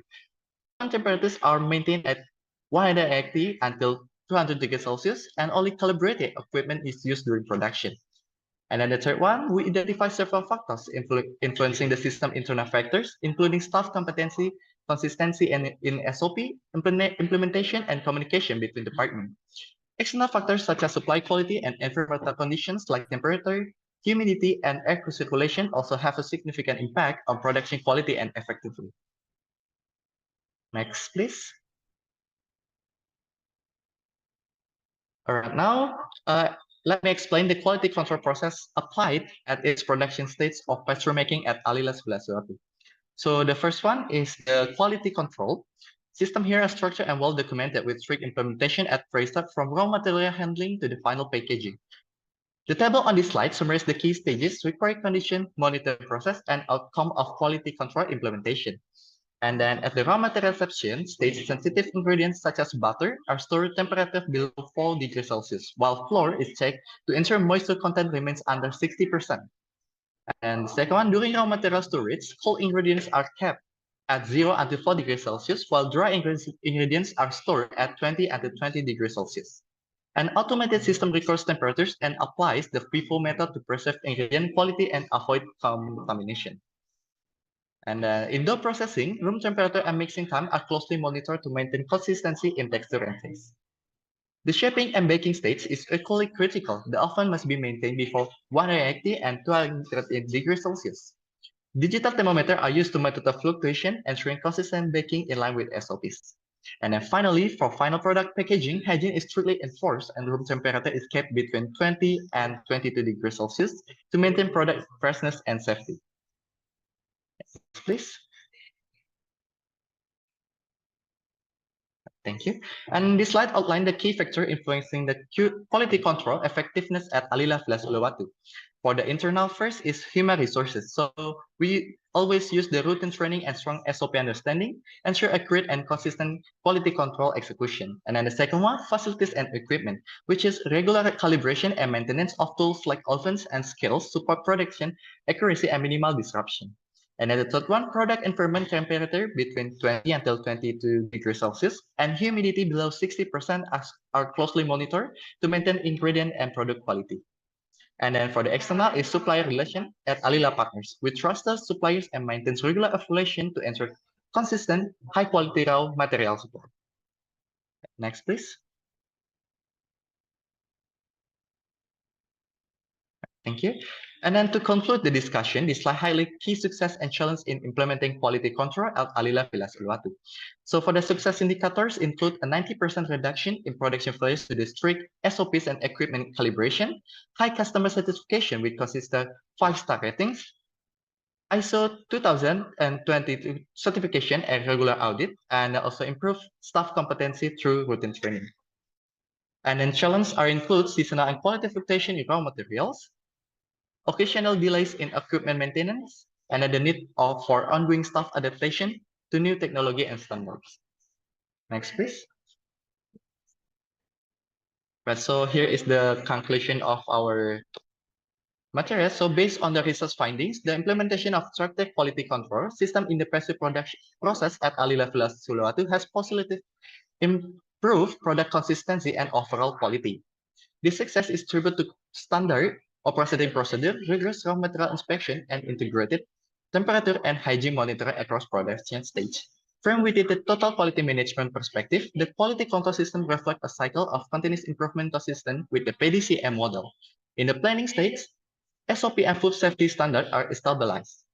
The implementation involves staff training, calibrated equipment, and also supplier evaluation.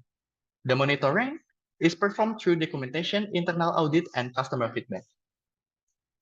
Finally, the action phase includes corrective measures such as replacing substandards material and retraining staff. To strengthen the cycle, several actionable improvements are recommended. These include enhancing productive maintenance to address delays in equipment servicing, improving coordination with suppliers to manage seasonal fluctuation in raw material quality, and investing in automated monitoring system for real-time temperature and humidity control. Addressing this root cause will further reduce product variability, support proactive quality assurance, and foster continuous improvement aligned with luxury service standards. Through the integration of the quality control with the total quality management framework, Alila Villa Sulawatu not only ensures product excellence but also builds a foundation for sustainable, long-term quality performance in the competitive luxury hotel industry.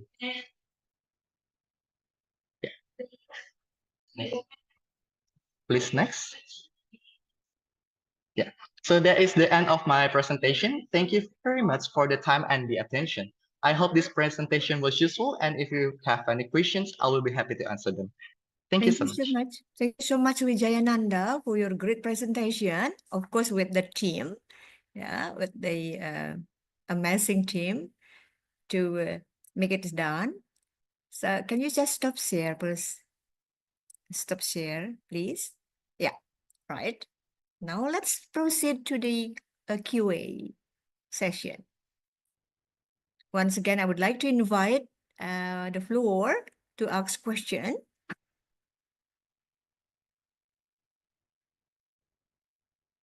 No question. All right. So if there is no question, I would like to ask you a question. Yeah, of course, not only to Wijayananda. Okay, anyone in the team can answer the question. It's a very simple question. In the presentation, you address about challenges. Yeah, there are 4 challenges regarding the implementation of the evaluation or quality control in the pastry. Yeah, and one of the challenges is about adaptation to the technology employed. Okay, can you just explain in detail because you didn't explain about it? Okay, can you just give me detail about it? Why, or what do you mean by adaptation? You include the challenges faced is the adaptation to technology employed. Anybody in a team, of course, can answer the question. Okay. All right. Thank you so much for the question, Ibu Julie. And so for the question that will be answered by our team, Nura. Murah, bagus, yes. All right, bagus. So the question is about the adaptation for the technology. In Alila Villa 1, for example, Alila has started using automatic temperature recording system that send real-time alert when storage condition differ from the standard. While this is positive advancement, it requires the staff to learn how to operate, interpret, and maintain the system correctly.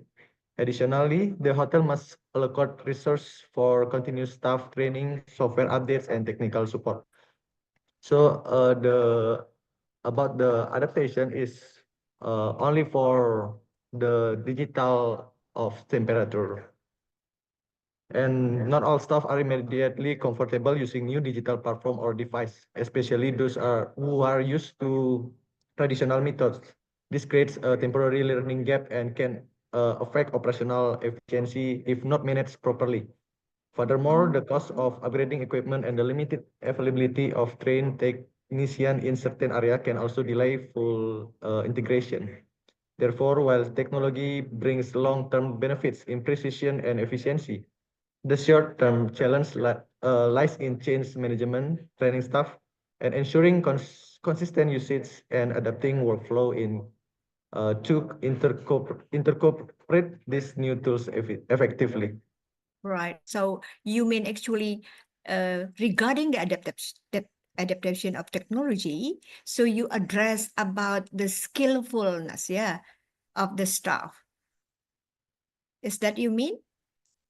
So it has got to do with the staff who is not skillful yet and implementing the technology. It's about digital literacy, something like that. Is that you mean or what? About the adaptive technology is about automated temperature recording system that the staff is not cannot use the automatic temperature recording system. So yes, so that the That is a challenge is new about the staff, yeah, about yeah the skill of the human skill. resource and leveraging the technology. Yeah. Okay. Thank you so much. Okay. Let's give a big applause to the second presenters. Okay. Thank you so much. The presentation is really good and worthy for us here, yeah, broaden our knowledge and enhancing our understanding about the topic discussed. Thank you, sir, very much. Now let's proceed to the third presentation. This is from Udayana University. Okay, Mr. Wayan Rian Pratama, you're going to present your paper entitled Deciphering Investment Behavior, How Generation C's investment decisions are affected by the financial satisfaction, risk tolerance, and financial literacy. The time is yours, Mr. Rian Pratama. Thank you, the Honorable Chairperson. Maybe I will share screen first. Yes, please.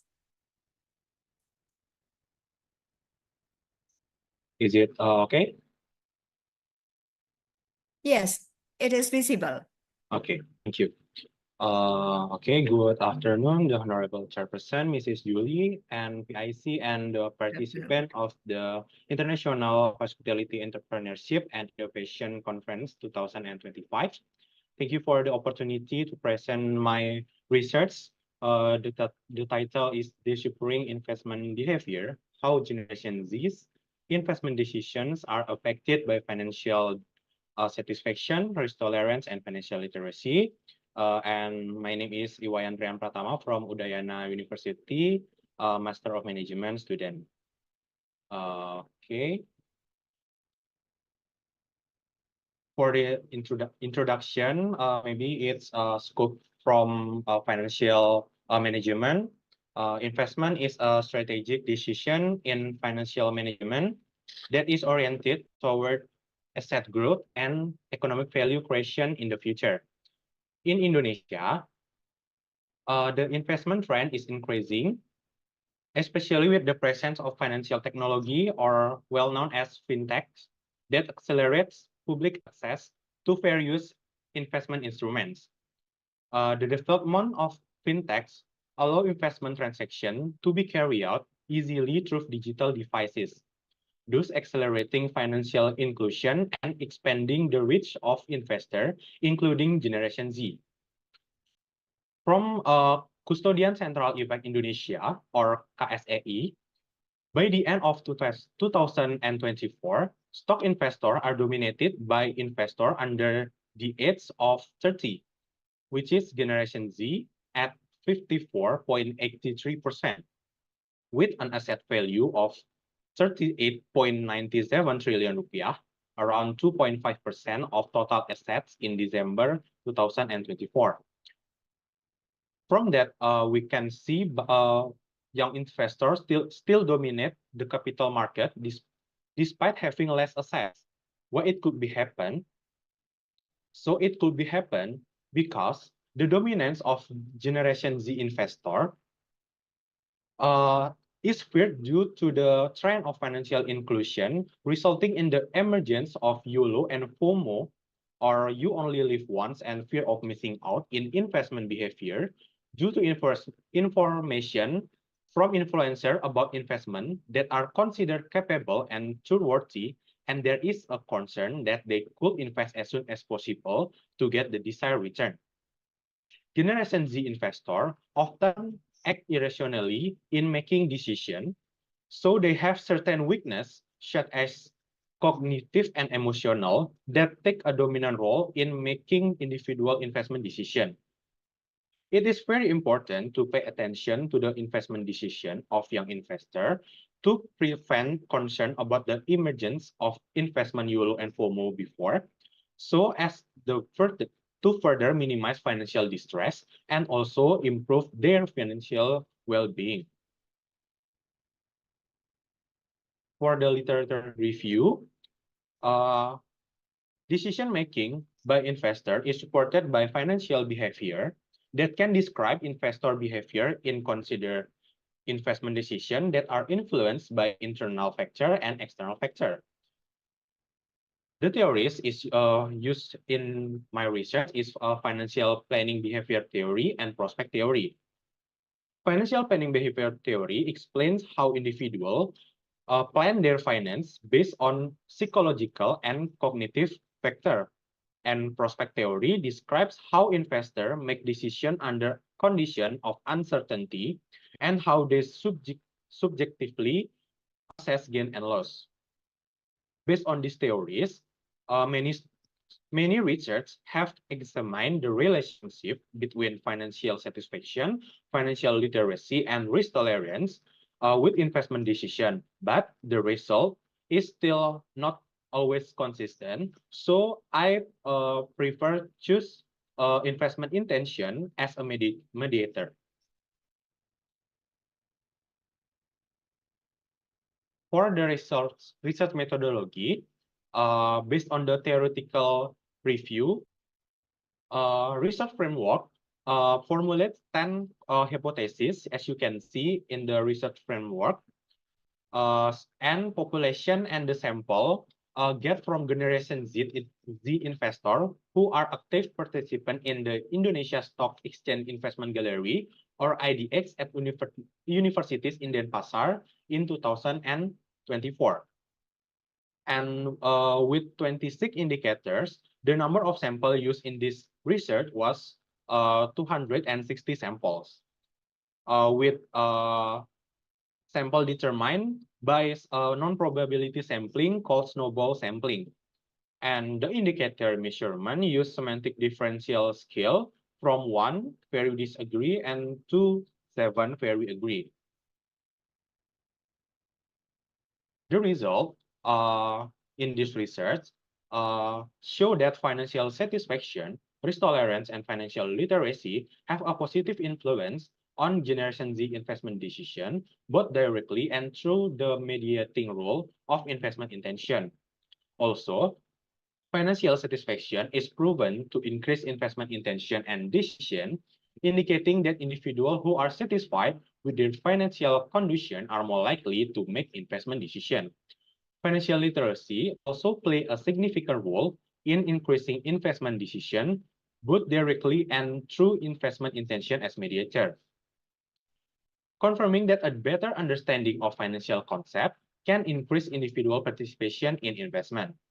However, the result of this research show that risk tolerance does not have a significant effect on investment intention, although it directly affects investment decision. That indicating that Generation Z with high risk tolerance tends to make investment decision directly without need mediation by investment intention. Theoretically, this study contributes to development of financial planning behavior theory and prospect theory by confirming that financial satisfaction and financial literacy play an important role in investment decision, both directly and through investment intention as a mediator. From a practical point of view, the result of this research provide insight for the government, capital market regulators, and the financial industry in developing strategies to increase financial inclusion among Generation Z. By providing more comprehensive financial education, Generation Z will be able to improve their financial literacy.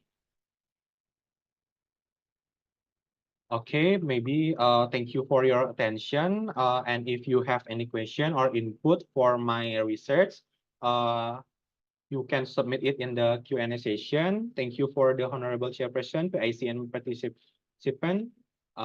Maybe next is Q&A session. Thank you. Mr. Wayan Pratama, thank you for the thoughtful presentation about deciphering behavior in this case, yeah, especially of Gen Zs. Can you just stop share first? Okay. Okay. Okay, so ladies and gentlemen, let's proceed to the question and answer. I would like to invite the question. Yes, Ibu Wita, Ibu Dr. Wita, the time is yours. Yes, thank you very much, Ibu Julie, for the opportunity. Good afternoon, ladies and gentlemen.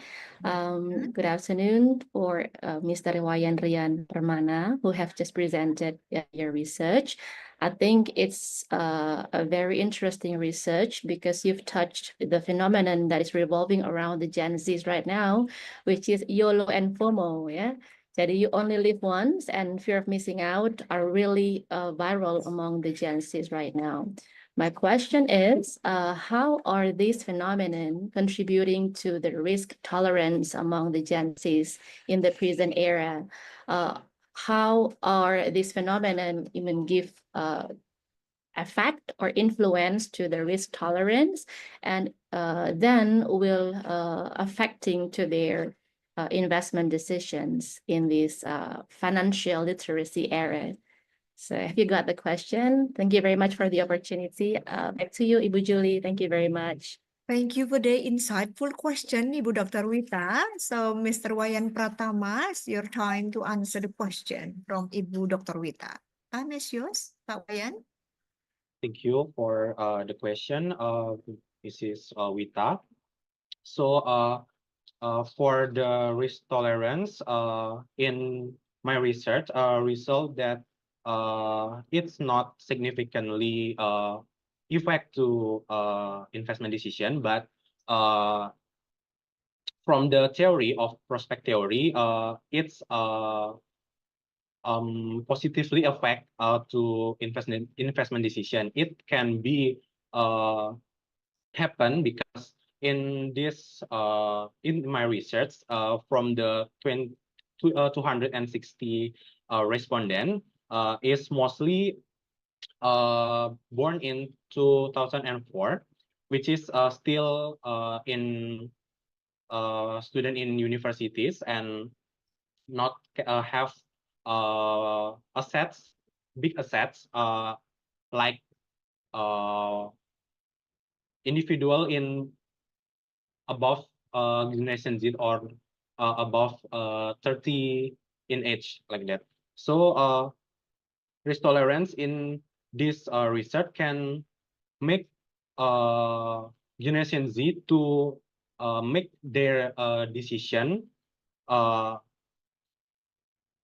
with the factor, internal and external factor, which is if you have financial literacy as well and as good as well, you can investment with your risk tolerance in high risk tolerance without investment intention. So you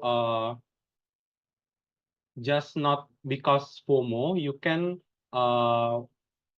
use the financial literacy to support your decision and from your risk tolerance, maybe like that. Thank you for your answer, Mr. Wayan Pratama. Does that answer your question, Ibu Wita? Yes, Ibu Julie, very clear. Thank you very much for the response. Thank Right. you. Okay. Thank you so much, Ibu Wita and Pak Wayan. Okay. Right. It's very nice discussion. Actually, I would like to ask question, but because of time, yeah, Pak Wayan, maybe next time we can discuss it. Okay. It's very interesting presentation. Thank you so much. You are welcome. Let's proceed to the fourth presentation. Again, it is from Udayana University as well. Bapak Putu Pujanam Surya Buana. So the presentation entitled The Effect of Capital Adequacy and Credit Risk on Profitability with Liquidity as Mediation on Rural Banks in Badung Regency. The time is yours, Pak Pujana. Thank you for the time, Miss Julie. I would like to share my presentation. Okay, yes, please. Just wait a moment.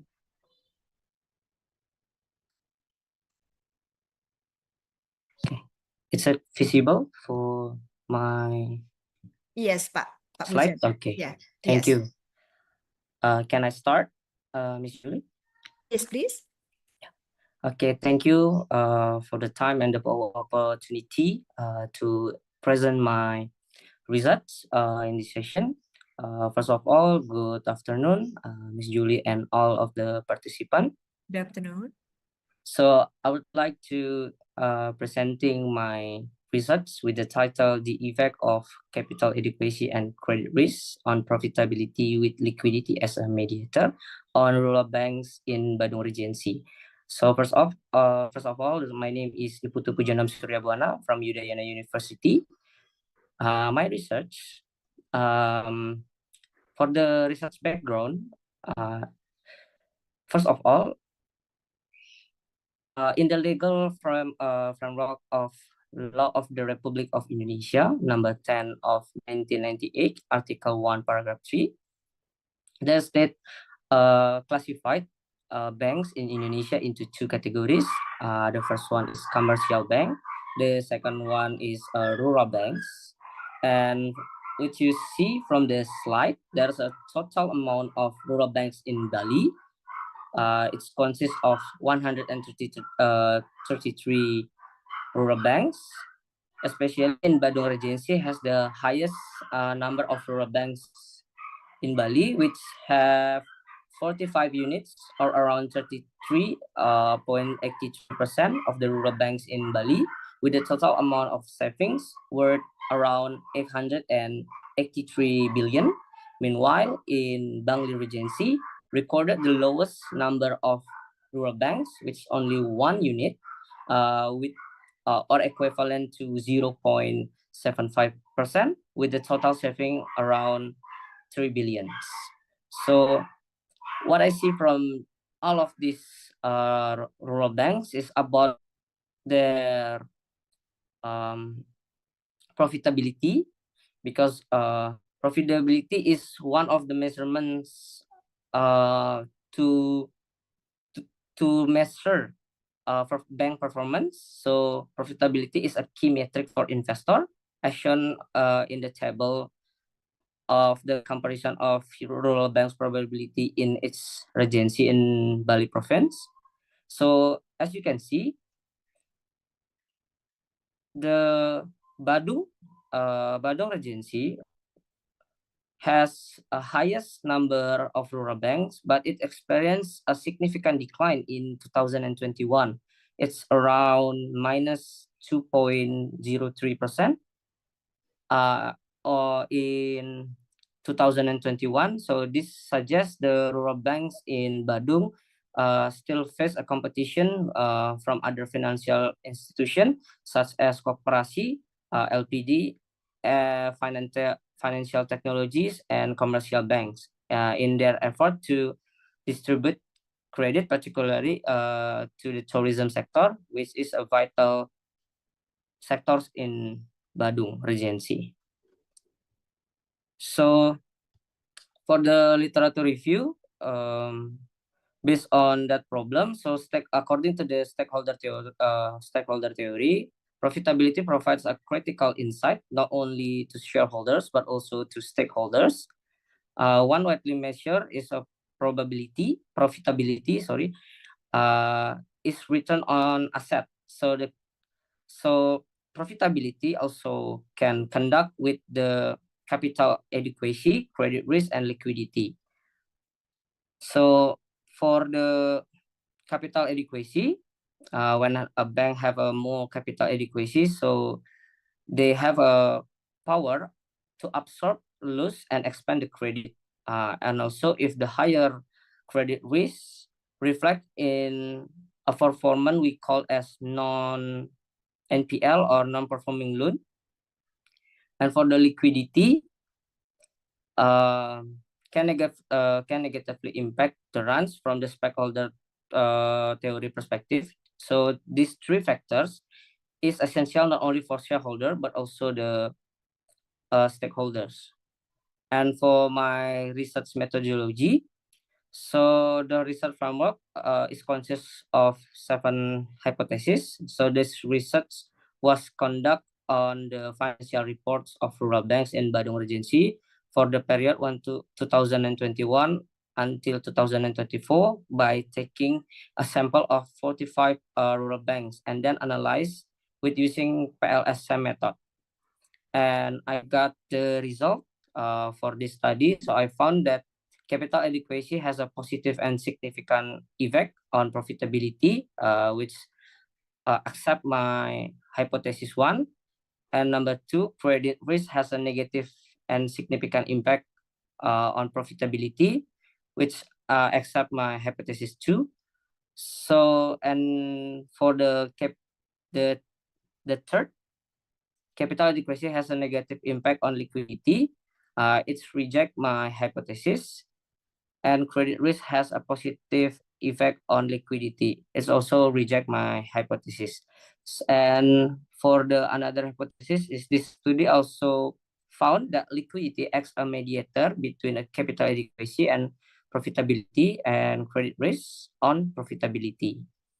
So for the conclusion is this finding provide a practical implication for a rural banks in Badung Regency to focus more on their capital adequacy ratio by increasing their return earnings, reducing their credit risk by selecting quality credit, thereby reducing the NPL or non-performing loan, and will increase the loan to deposit ratio, and finally increase the profitability in this measure with the return on asset of rural bank. So which serves important information for the stakeholder. Maybe that's all for my presentation. Thank you so much, Mr. Pujanam, for your thoughtful presentation. I think this is very worthy and useful for us here in widening or broadening our horizon of knowledge in the topic you discussed. Thank you, Miss. Proceed to the question and answer session. I would like to invite the floor to ask question, please. Any question? Okay. Yeah. Any question from the floor? Or may I begin with a very simple question? So my question is regarding about your research setting. Yeah, your research setting is in the rural banks. Why in the rural banks, not in the opposite way? Sorry, this is not actually my expertise. I think Ibu is really expert on this. It's very simple question. So it's just about the research settings. Okay, thank you for your question, Miss Julie. Why I choose rural banks rather than commercial banks or other financial institution? I saw the phenomena like around my place. There's many small enterprise like UMKM that compete with a problem. They had to borrow a credit for big banks because of their like minimum what is called their minimum guarantee for the bank. It's not enough, so they choose to come to the rural banks. And when I saw that phenomena, I tried to check all of the profitability in the banks, rural banks in Bali, and I got Badung, the data from the Badung Regency rural banks, minus 2.03, which they have a big problem when they face during a pandemic COVID, I think. And then after get a whole data, I start my research in rural banks. Right, thank you so much. I think this is a very important research result. Yeah, okay, especially for the bank, for the rural banks and your surroundings. Thank you so Thank much. you so much, Okay, Miss. any more question from the floor? Right, okay, if there is no question, once again, thank you, Mr. Pujana, for your insightful presentation. We proceed to the fifth presentation. Again, this is from Udayana University.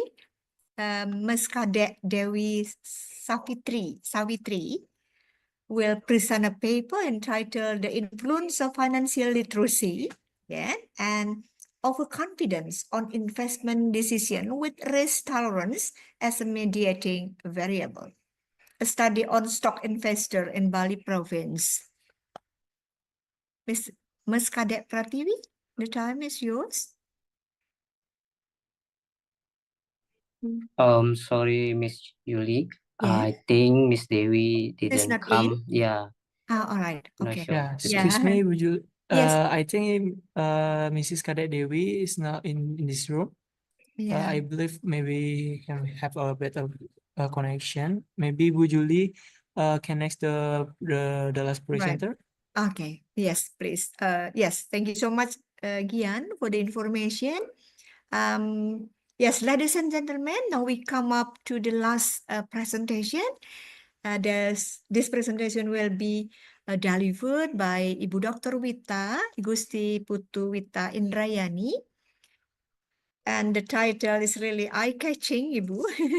Eye-catching title, Diving Deep. Yeah, Diving Deep, Understanding Innovation and Hospitality Landscape through the lens of conservation of resources theory.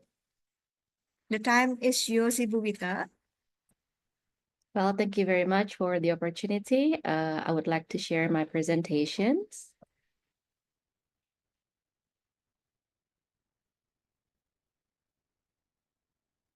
Is my presentation visible, ladies and gentlemen? Yes, Ibu Wita is visible. All right. A minute. Well, good afternoon, ladies and gentlemen, especially Ibu Julie as the beautiful chairperson of Good today's oral afternoon. session. Yeah. Thank you for the You are more opportunity. beautiful, me, Thank you Ibu. very much.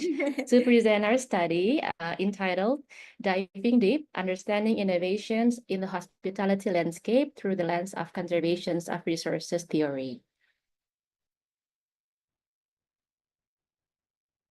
All right. And to start, we know that the hospitality industry is gradually recovering from the pandemic. However, it continues to face fierce competitions and rapid changes in customer expectations. In this fast-paced environments, employee innovation is the key to maintain competitiveness and delivering exceptional guest experiences and guest service. Innovations is no longer an option, ladies and gentlemen, but also a necessity to gain competitiveness in this present era. Employees who are creative and proactive can enhance guest experiences, improve process, and support long-term sustainability. Our study investigates how millennial employees in Start hotels in Bali demonstrate innovative work behavior. There's probably a question, why millennials, ladies and gentlemen? So there are several reasons behind this option or these reasons. First of all, millennials are now dominating the hospitality workforce by the amount of 60% of the global workforce spreading around the world. They bring different expectations. They value work-life balance, recognitions, appreciations, freedom, and meaningful work more than previous generations. However, despite their big presence, few studies have explored how their psychological well-being influences their innovative work behavior, especially in the hospitality and hotel industry. Thus, our study aims to fill this gap. Specifically, we focused on two key psychological factors. First, we call it psychological capital, or often state PsyCap, which includes self-efficacy, optimism, hope, and resilience dimensions. And the second factor is happiness at work, which reflects emotional well-being and job satisfactions. We examine how these factors interact to encourage innovation using conservation of resources theory, because this theory postulates that individuals will strive to acquire, to retain and protect and invest resources, especially internal resources like mental and emotional strength. So based on those logics, in the study, we aim to answer two main questions. The first research question is, how do happiness at work, psychological capital, and innovative work behavior interacting one to another? And the second one is, how can conservation of resources theory explain this relationship?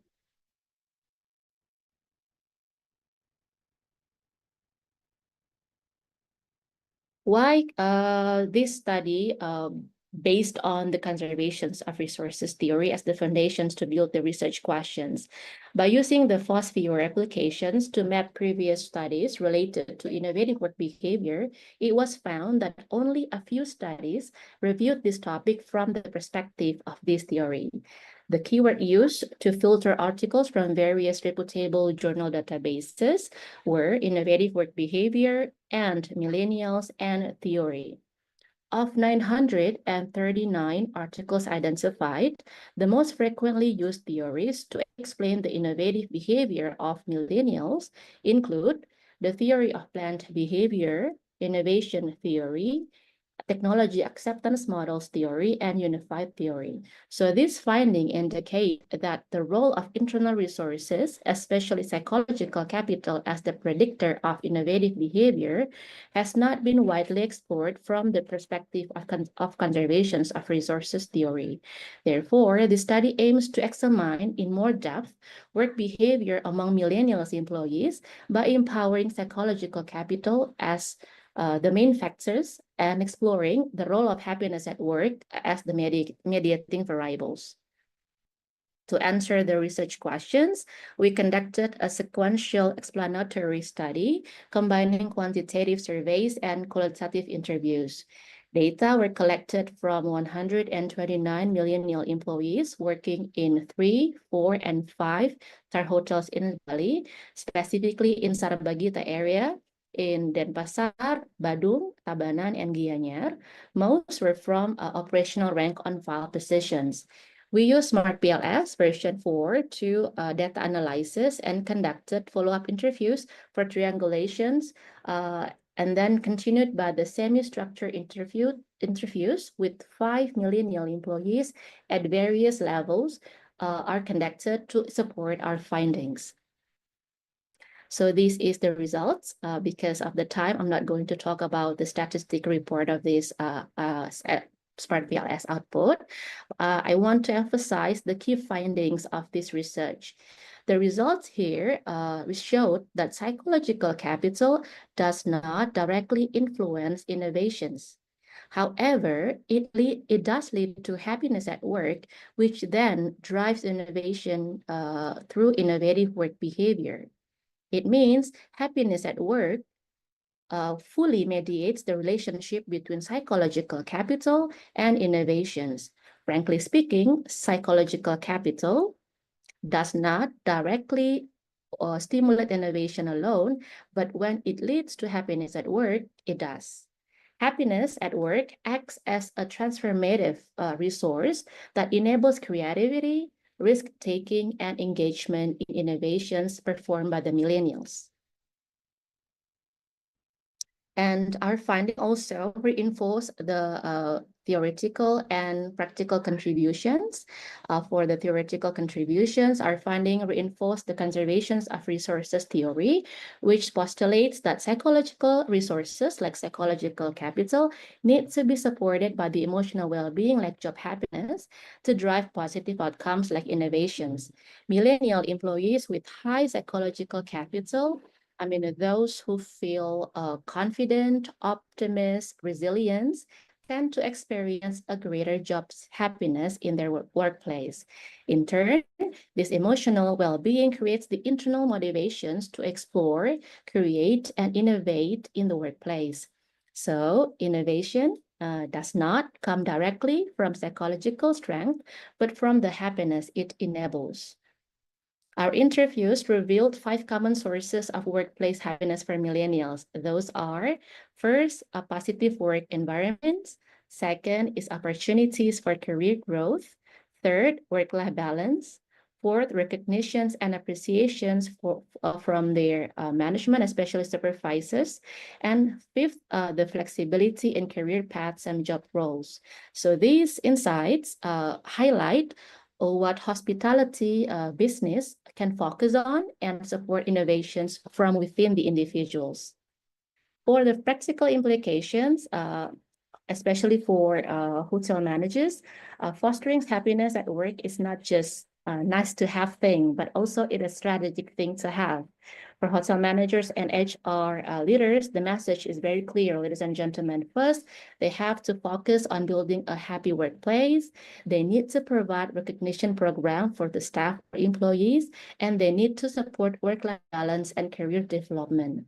This investment may not boost innovations overnight in a blink of an eye, but they build the foundations of a culture where innovation will thrive in the future one day. So to conclude, this research finds that happiness at work is a crucial link between internal strength and outward innovations. Psychological capital enables happiness, and happiness will drive creativity and change in doing innovations. For innovations in hospitality to flourish, employee well-being must be at the center stage of the HR strategies in hospitality industry. And thus, we call for the future studies to validate these findings across other cultural contexts and age groups to broaden the generalizability. In the future studies, we recommend several variables to be strengthened. For example, leadership style, organizational culture or climate, or even psychological comparisons. Well, ladies and gentlemen, to close, we begin with the questions. What drives a truly innovative hospitality workforce? So from this research, it's found that it's not just a skill, but a mindset, not just a process, but purpose. When a millennials employee feel happy, supported, and psychologically strong, innovation will follow naturally. And to close, I have this quotation from Simon Sinek, one of my favorite figure in management world. When people are financially invested, they want a return. When people are emotionally invested, they want to contribute. So in this research context, they want to contribute through their innovative work behavior. Well, that would be the end of my presentations. I'm looking for a fruitful discussion, and thank you very much for your kind attention, and have a great day. I will return Excuse the me. stage to Ibu I'm so Julie. sorry. Thank you. Yes, Gian. Thank you, Ibu Wita. Gian, you want to say something? Yeah, the time is past. So Ibu Julie, can you Yeah. next to the Q&A session? Sorry, can you? The time for the last presenter has passed. Maybe Ibu yes. Julie, Oh, yeah. yes. Yes, okay. Thank you so I much, think Ibu. it's punctual. Ibu Wita is punctual. Right, it's on time. So thank you so much, Ibu Wita, for your interesting and thoughtful presentation. Now we proceed to the question and answer. I would like to invite the floor, ladies and gentlemen, here to ask question regarding Ibu Wita's presentation. The time is yours.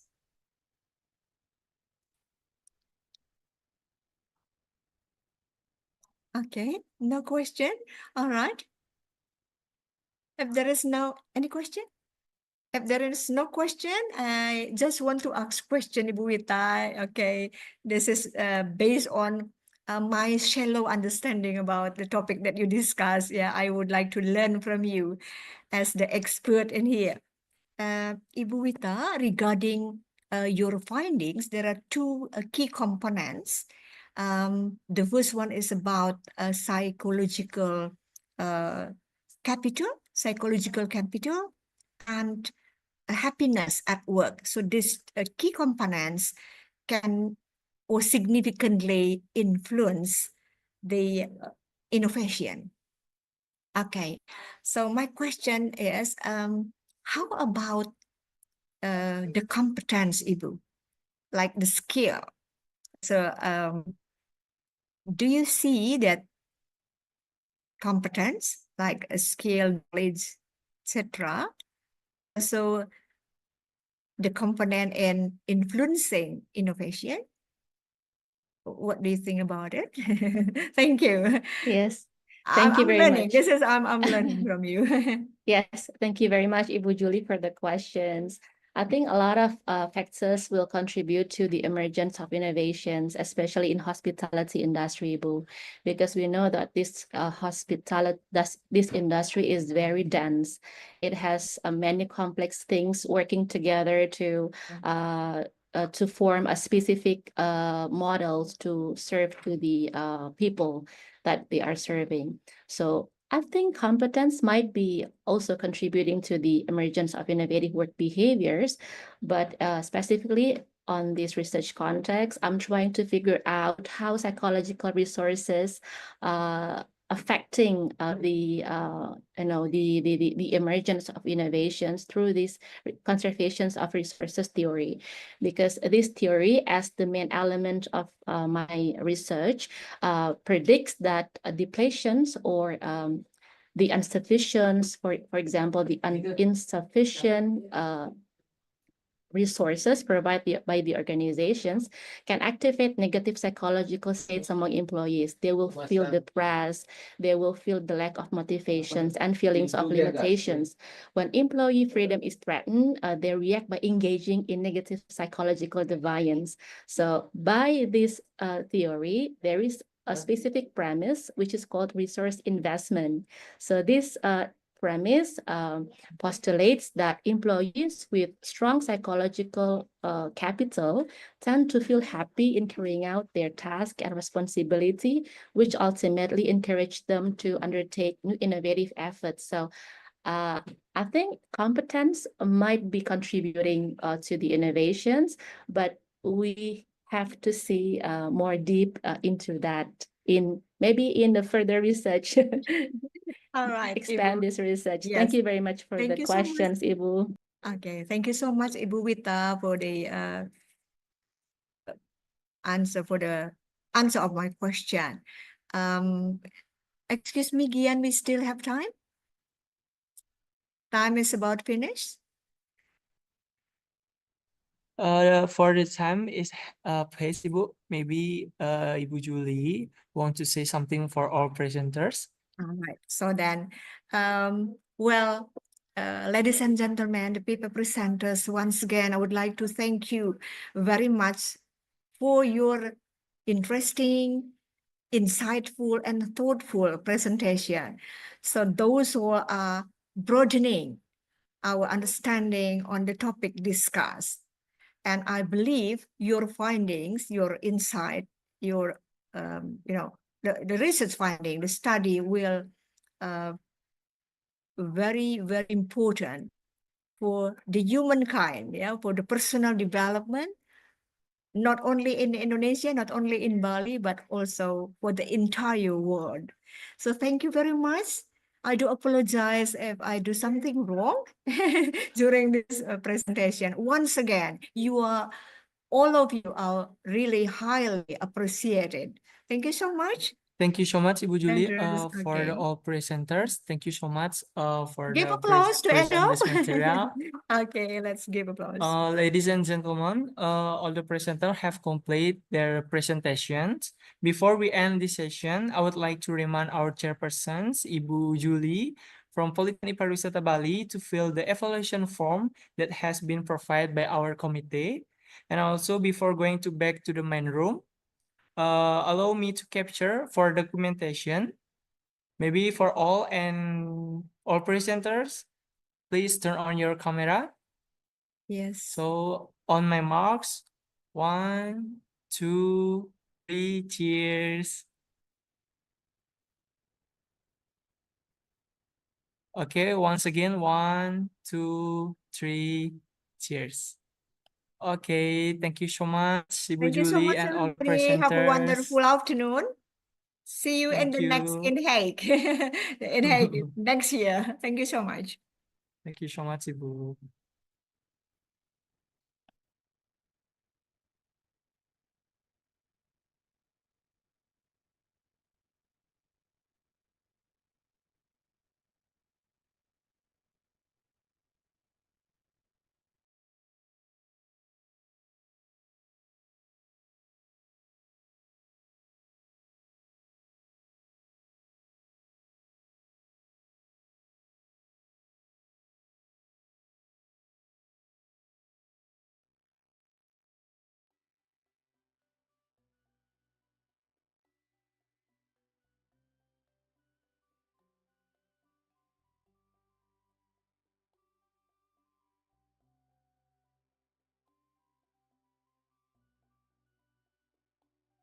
Halo Gian.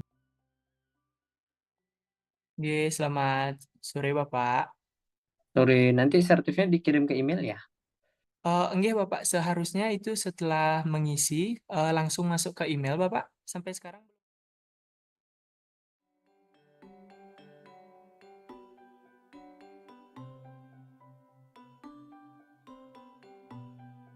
boleh ke back to the bedroom Bapak.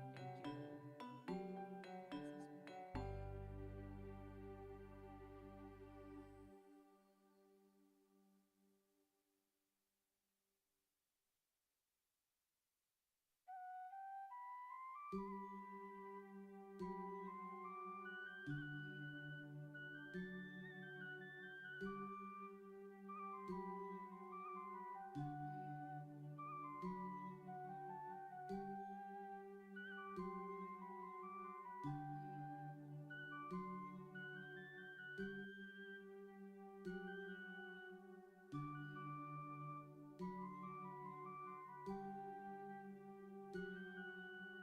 thank you.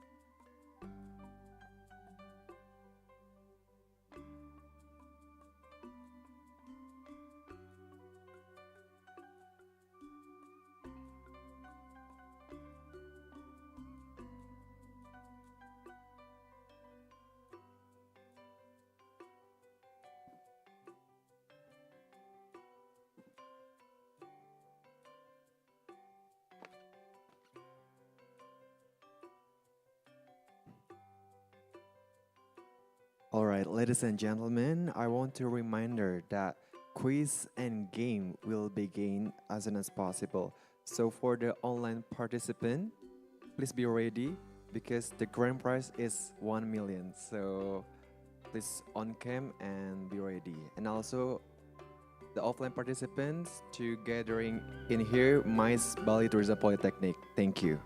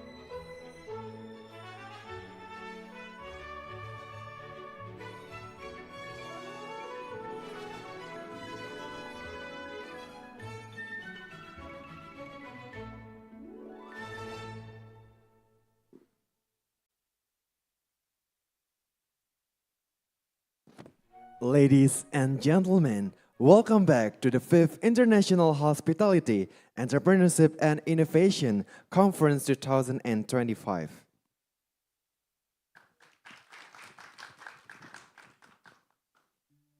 That was the insightful parallel session. In a few minutes, we're going to discuss regarding the best paper and best presenter.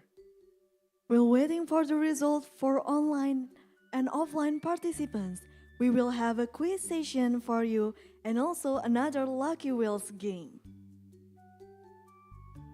And for online participants, please notify us by clicking the raise hand feature on your Zoom.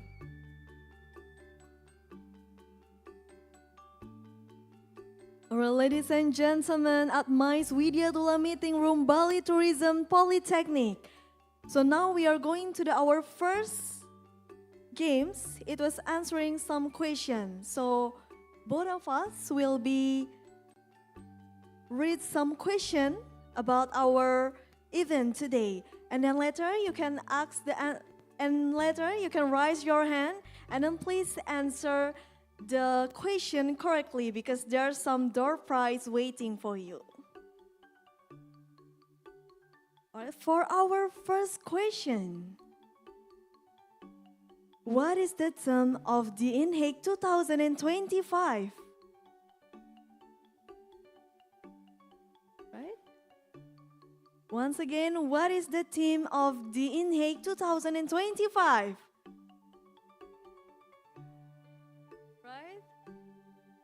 The committee, please help to choose someone to answer the question. All right, so once again, what is the theme of the INHEIC 2025?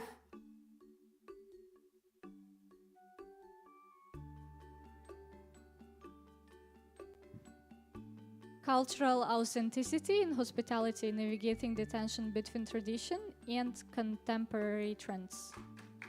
It's correct, guys? Yeah, congratulations, you win one voucher FNE 150,000 per pax at Santu Villa.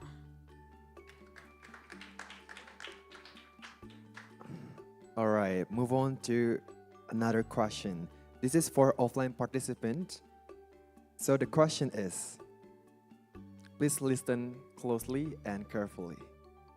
How many international universities and what are the names of the university that collaborate with INHEIC 2025?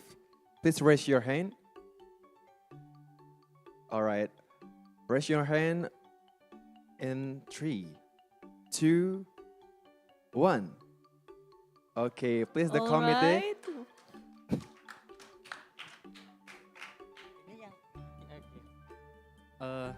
Well, for the first university, there's the University of Queensland, Australia.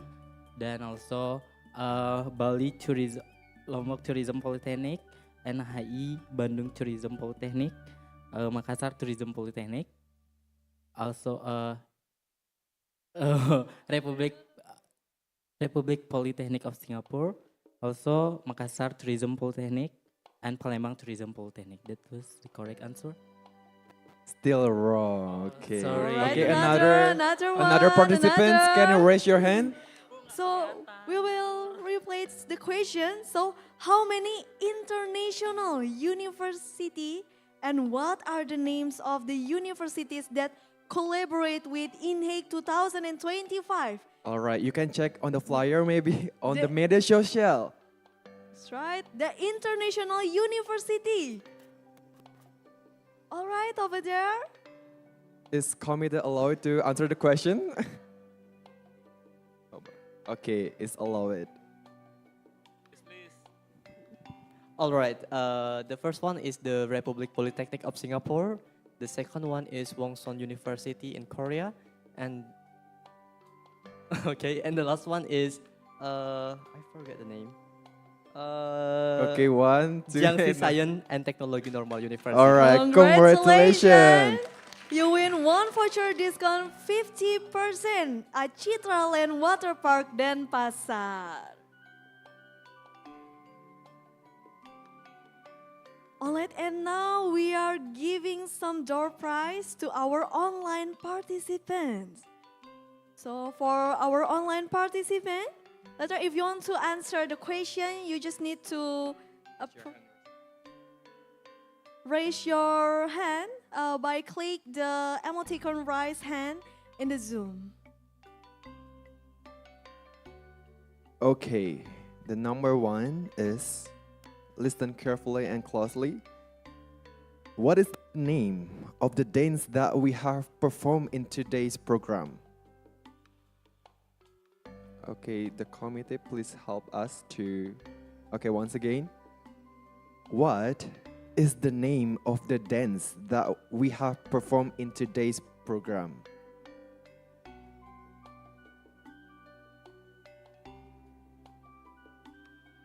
Is there an answer?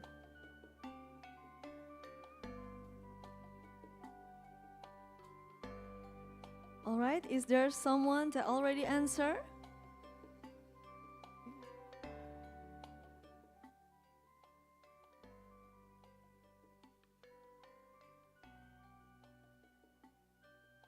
Okay, the online participants, Delia Sari, you can answer the question. Nusantara dance. All right, congratulations. It's correct, and you win one voucher discount 50,000 rupiah at MS Project. All right, thank you. We move on to another question. Maybe you want to read the question? Sure, Gus. So the question is, who is the name of the CEO of Bobo Box and who is the speaker today? Right? So who is the name of the CEO of Bobo Box that have been our speaker for today? All right, if there's someone at our Zoom that already answered? If not, maybe offline participants can raise your hand. All right, Okay, there's online someone. participants. Okay, to online participants, you can answer the question.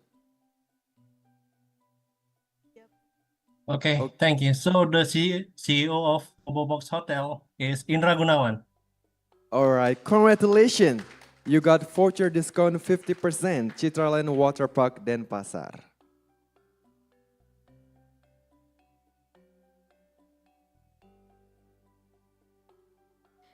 And also I would like to inform for our online participants that have answered correctly, so please put your phone number on the comment section. Later, our committee will be contact you for giving the prize for you.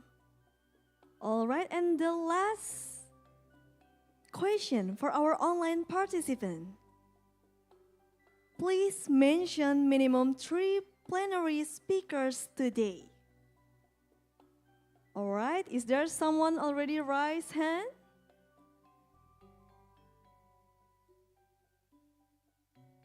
Or maybe if there's no one at our Zoom meeting, maybe the offline that at our Mais Widyatula want to answer the question?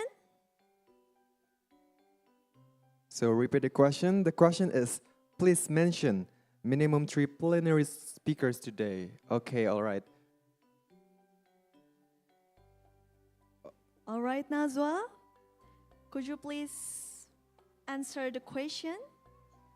All right, the 3 speaker for plenary session today is Mrs. Jory Montilla and Mrs. Niluh Swastuti and Mr. Nyoman Popo Priyatna. All right, congratulations! You win one voucher F&B 150,000 rupiah per pax at Santu Villa. Thank you. And please don't forget to put your mobile phone number at our comment section, so later our committee will be contact you to give the prize for you. Okay, next. Surprisingly, there is one question for offline participants. Okay, please get ready because this is very exclusive gift. Who is our moderator for INHEIC 2025? The full name of the moderator. Right, go Okay, and check just to our please Instagram. raise your hand. Raise your One. hand. Okay. Okay, the boys, The boys, the committee. please committee, bring the mic to him. All right, the moderator of INHEIC 2025 is An Agung Mia Inteletia. All right, congratulations. You got one voucher discount, 50,000 MS project. All right, and now we are going to another games. It was a Lucky Wheels. Don't be sad, everyone. So now we'll be spin out for the Lucky Wheels.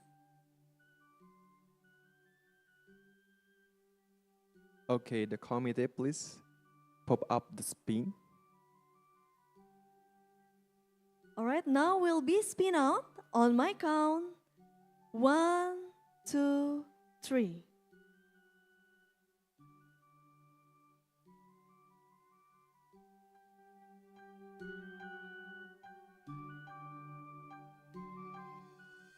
Congratulations to Indah Kusumarini. You get one voucher discount 50% Citraland Waterpark Denpasar.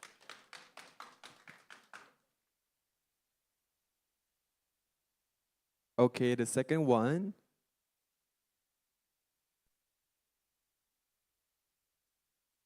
All right, please refresh the spin.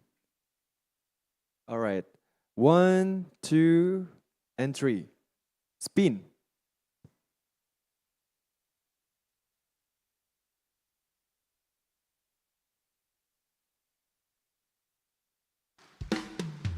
All right, congratulations, Irfan Syahputra. You got one voucher, F&B 150 per pax at Santu Villa. Congratulations again. And now for the last one at our Lucky Wheels game. Please refresh the wheel. All right. On my count, 1, 2, 3.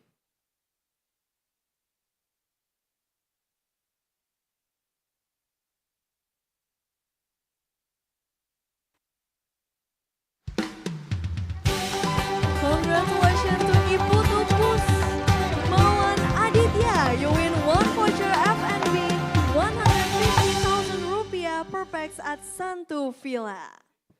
All right, that is for the quiz and game. Congratulations for the winners of the quiz and the winner of the Lucky Wheel. But also again, we remind all the participants to fill in the attendance form in order to get the certificate. And please complete the absence and fill the feedback as an evaluation so we can do better for the sake of a great conference in the next INHEIC event. We're waiting for the result of the best paper and the best presenter. We will continue with announcing the best video.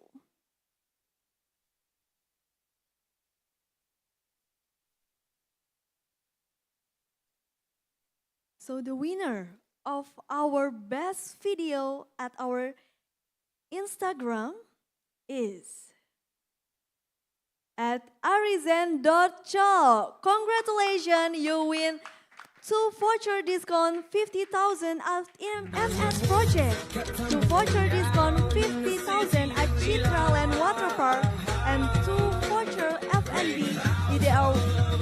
I'm sorry, 150,000 rupiah per pax at Santu Villa.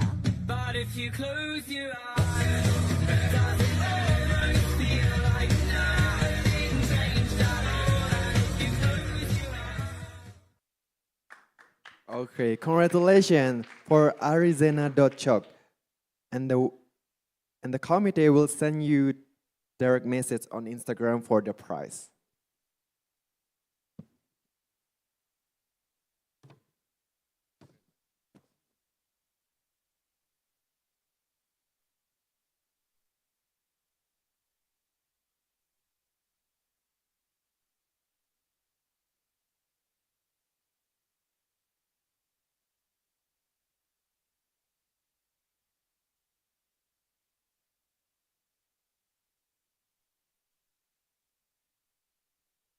All right, good. So now we are going to some participants to ask how about their interest about our INHEIC 2025 goes.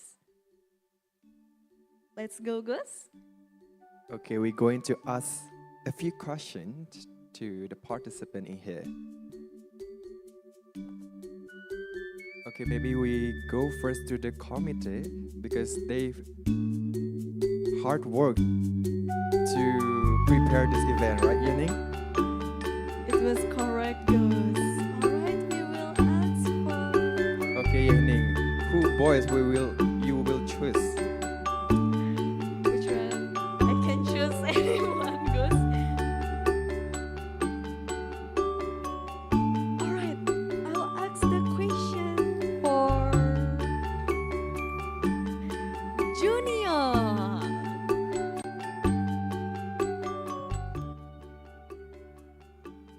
All right, Junior, please give us your feel when you be a committee in here, what you feel.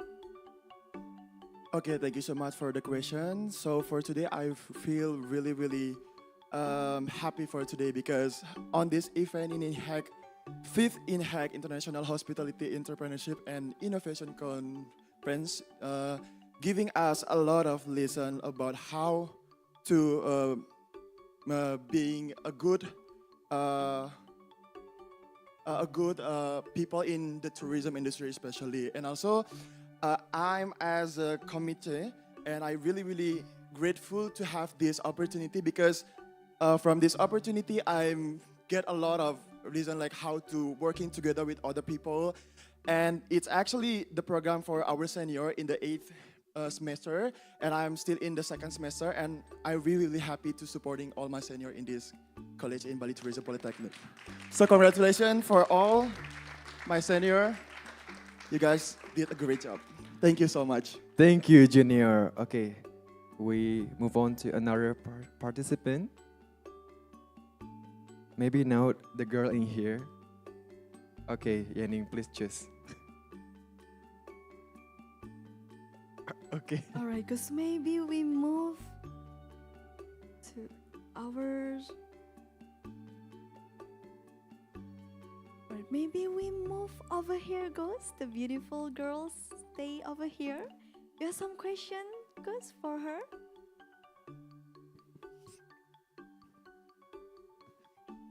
Okay, please introduce yourself first. So my name is Dwi. I'm a semester 2 in this program study. Okay, the question is very simple. Who is the most favorite senior in here and what's the reason? The most favorite senior person in here. Please spill the name and the reason why.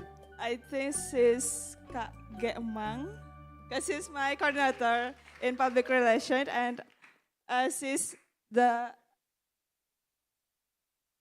best coordinator in the public relations. She give us a chance to handle the guests in VIP room, and we have more knowledge about this event. All right, thank you, Dwi. Okay, Yening. All right, guys, maybe we going to another side over there.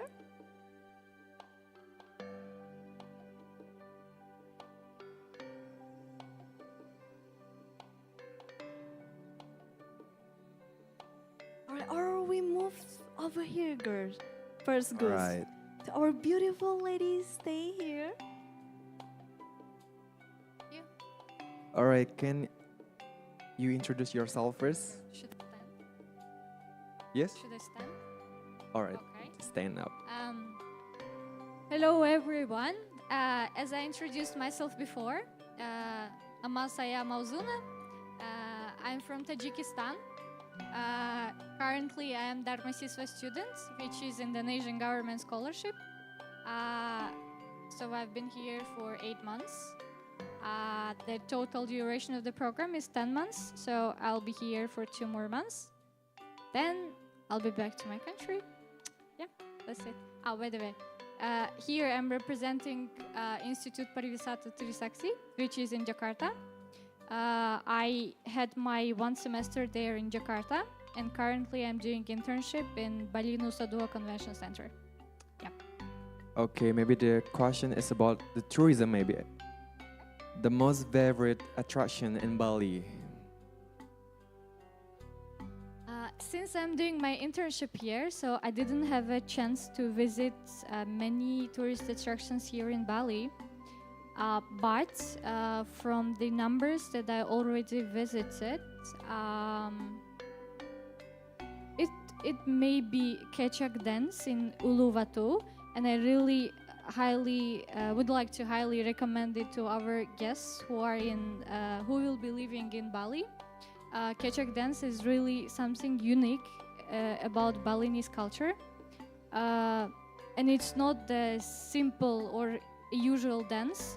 It is a dance of either 50 or 70 breast bare men who will dance without no music, with just their voices, which is really something unique. And yeah, I can say that one. Yeah. All right, thank you. Miss again who? Miss who? Mauzuna. Mauzuna, okay. Yes. Thank you, Miss Yeah, you're Mauzuna. welcome.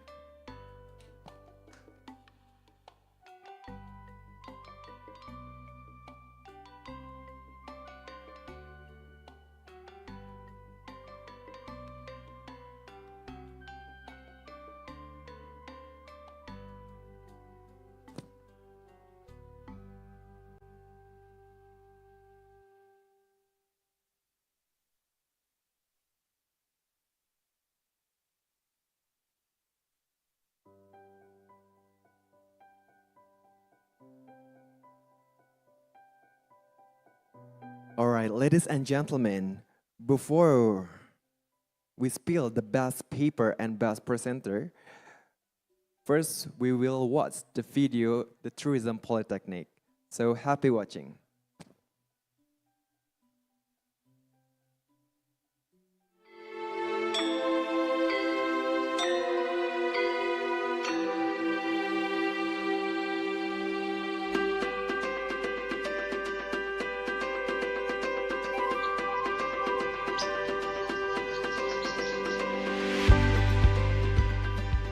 Welcome to Bali Tourism Polytechnic. Bali Tourism Polytechnic is a state tourism education college under the Ministry of Tourism and Creative Economy of Republic of Indonesia, which was founded in 1978 and has a vision to become center of excellence in higher educations of hospitality and tourism.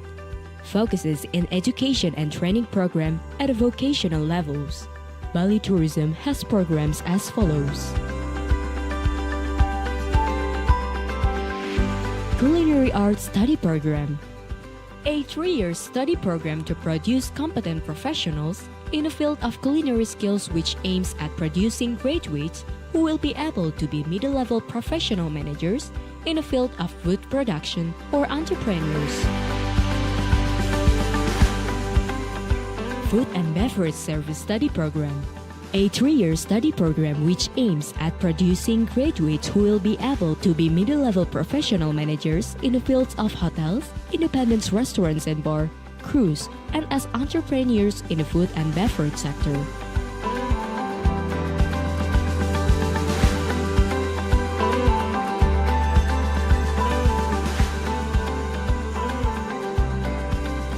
Associate degree or diploma 3 programs. Room Division Study Program, a 3-year study program with aims at producing graduates who will be able to be middle-level professional managers in the field of room division. The learning process is also combined with guest lectures from practitioners and internships to fulfill aspects of experience, responsibility, and accountability of students' competence so that graduates can meet user expectations.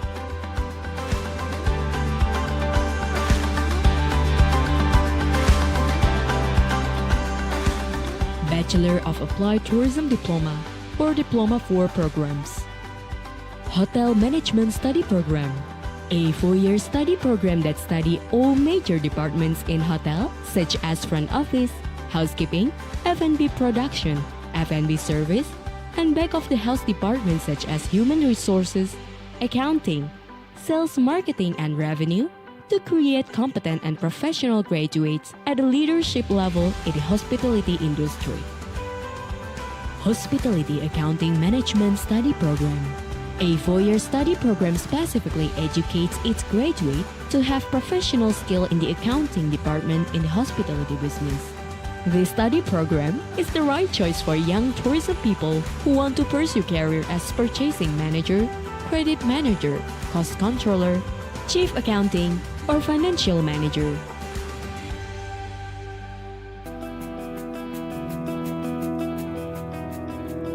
Conventions and Events Management Study Program, a 4-year excellent study program that produces professional event organizers at a level of event managers. Students learn how to create a system, concept, event creative design, manage more than one type of event, as well as business development in the event field. Tourism Destination Study Program, a 4-year study program to create top leaders in the management of tourism destinations, academics, researchers, and entrepreneurs in the tourism sector. Students also receive the opportunity to conduct field research in the field project study and work practice program for 6 months in the industry.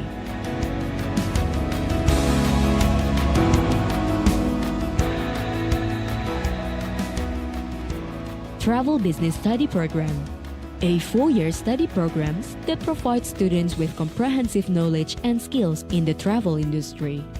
The graduates of Travel Business Study Programs have profile as consultant, product manager, sales and marketing manager, general manager, and entrepreneur.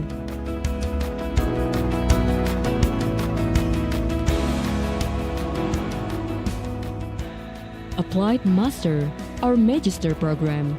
Master of Applied Tourism Study Program is the first applied tourism postgraduate program in Indonesia that provides vocational education in the fields of destination planning and development, as well as hospitality management.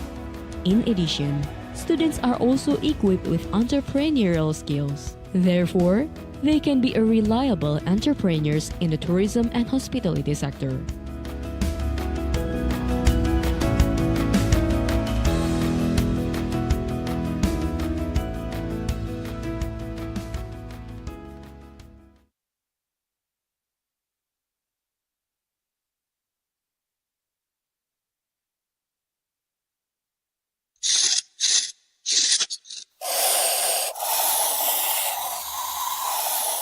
Your picture will be as big as you can think.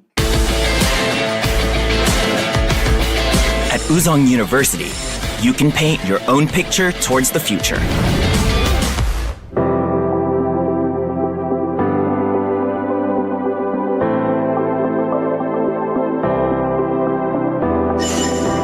We commemorate the 70th anniversary of Uzong, which was founded on Dr. Chung-woo Kim's commitment to educate the future generations.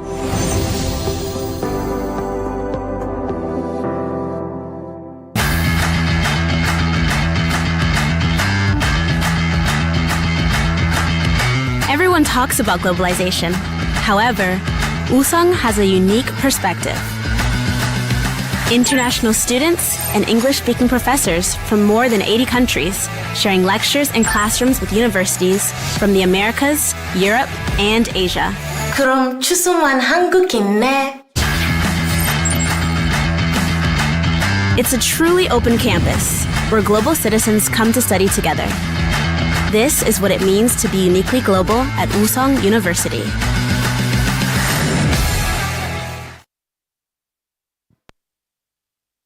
Alright, ladies and gentlemen, the next agenda is most awaited because the grand prize 500,000.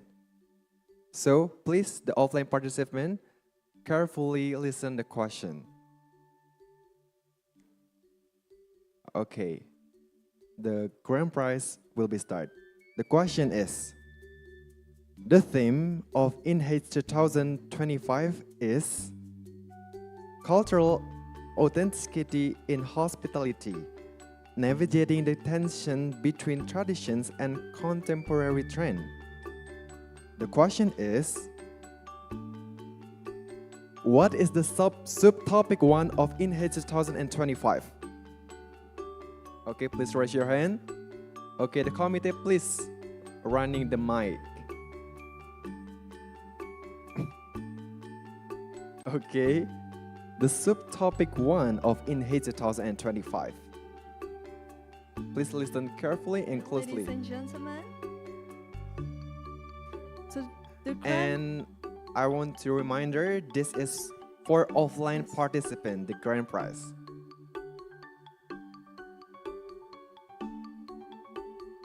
All right, our committee over there.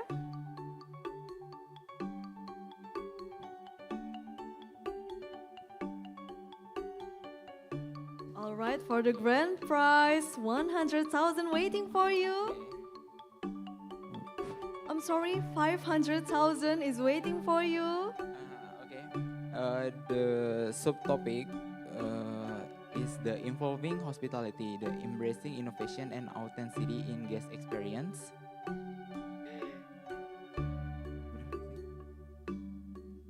And then the subtopic 2 is the innovative approaches that blend traditional cultural elements with modern trends, unique hospitality experiences. So the answer is what? The question is this for subtopic 1. Yeah, subtopic 1, topic the involving hospitality, the embracing and authenticity in guest experience, embracing innovation and authenticity in guest experiences. Congratulations, you win our door prize. You got 500,000 rupiah.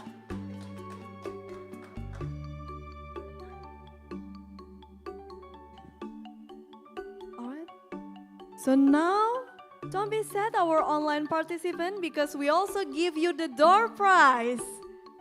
And I'm sorry, the grand prize. And now, please don't forget to raise your hand if you know the question, because you will get 500,000 rupiah if you can answer it correctly.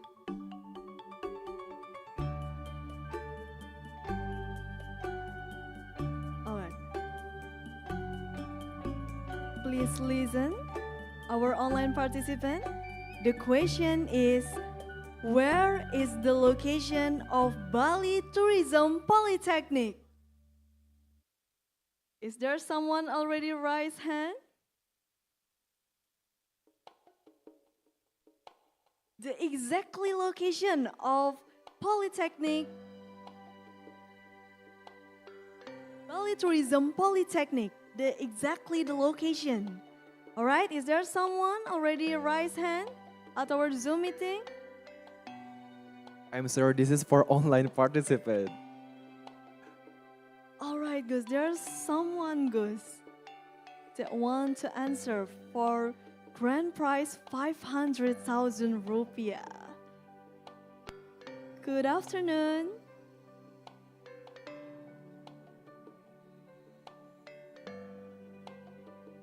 Hello, good afternoon. Could you please introduce yourself first, madam? Oh, good afternoon, everyone. My name is Wita, and I'm the members of the big family of Bali Tourism Polytechnics. And for the answer, Bali Tourism Polytechnics is located Jalan Dharma Wangsa, Kampial, Nusa Dua, Kecamatan Kota Selatan, Kabupaten Badung, Bali, Indonesia. Wow, congratulations, madam. You win 500,000 rupiah, our grand prize.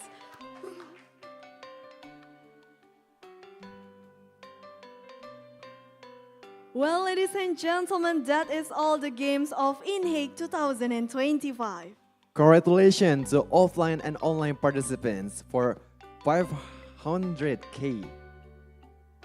grand prize. Ladies and gentlemen, we proudly announce the best paper and the best presenter of the 5th INHEIC 2025.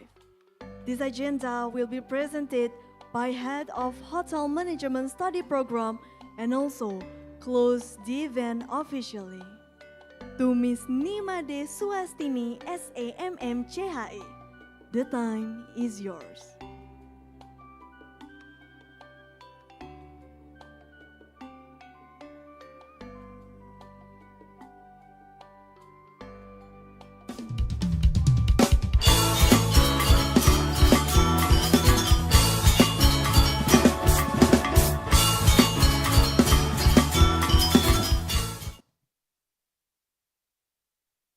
Om Swastiastu.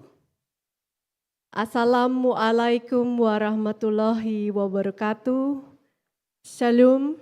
Salam sejahtera untuk kita semua. Namo Buddhaya. Salam kebajikan. Salam manganjali karya werdi.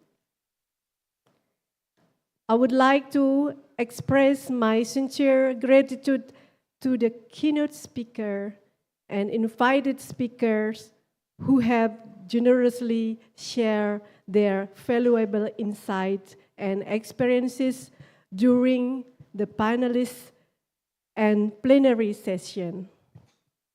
My appreciation also goes to all presenters, authors, reviewers, and everyone who has contributed their best effort to support the success of this conference. Thank you to our collective and also all the participants for your dedication and collaboration. This event has run smoothly and successfully. Allow me to express my appreciation to the entire organizing committee of this conference, our students of Hotel Management B 2021 class. With great appreciation, I congratulate all of you who have successfully organized this annual conference in a professional manner. All sessions from the panels discussion, breakout session, to the delivery for presentation have proceeded smoothly with minimal technical issues. I believe that through this forum, we have all gained valuable experiences, new insight that broadened our understanding, discussion rich in perspective, and an excellent opportunity to share research findings and academic ideas. Finally, we are pleased to announce the recipient of the Best Paper Award and Best Presenter Award at the 5th International Hospitality, Entrepreneurship, and Innovation Conference INHEIC 2025 with the theme Cultural Authenticity in Hospitality, Navigating the Tension Between Tradition and Contemporary Trends. This award recognizes under outstanding contribution to research and presentation excellence in the field of hospitality, entrepreneurship, and innovation. We are proud to share that the 5th International Hospitality, Entrepreneurship, and Innovation Conference 2025 successfully brought together 667 participants from various academic and professional backgrounds. In addition, the conference received 55 submitted papers, reflecting the growing interest and active engagement in research related to hospitality, entrepreneurship, and innovation. Now let me announce the best paper and also the best presenter. Are you ready? The best paper award goes to I Gusti Ayu Putu Wita Indrayani. Title Diving Deep, Understanding Innovation in Hospitality Landscape Through the Lens of Conservation of Research Story. The best paper award goes to Igede Dharma Wijaya, Iwayan Seniarta, Iwayan Sunarsa Putu Gede Eka Dharma Putra, Ikade Todi Astawan. The title, Whose Paradise? Customary Forest, Tourism and Power in Bali. For Best Presenter, award goes to Endang Kosmeti Sinaga.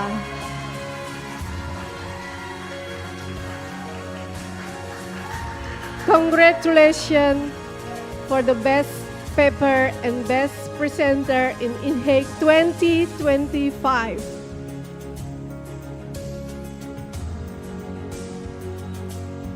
We extend our congratulations to the winner and thank all participants for their valuable contribution. Your dedication continues to elevate the standard of academic research and professional practice in our industry. Once again, I congratulate to everyone involved as well as to all the participants who attended and contributed to the success of this prestigious conference. Thank you very much. Om Santi Santi Santi Om. Wassalamualaikum warahmatullahi wabarakatuh. Thank you, Miss Nimade Suastini, SAMMCHE. And congratulations for the best presenter and the best paper.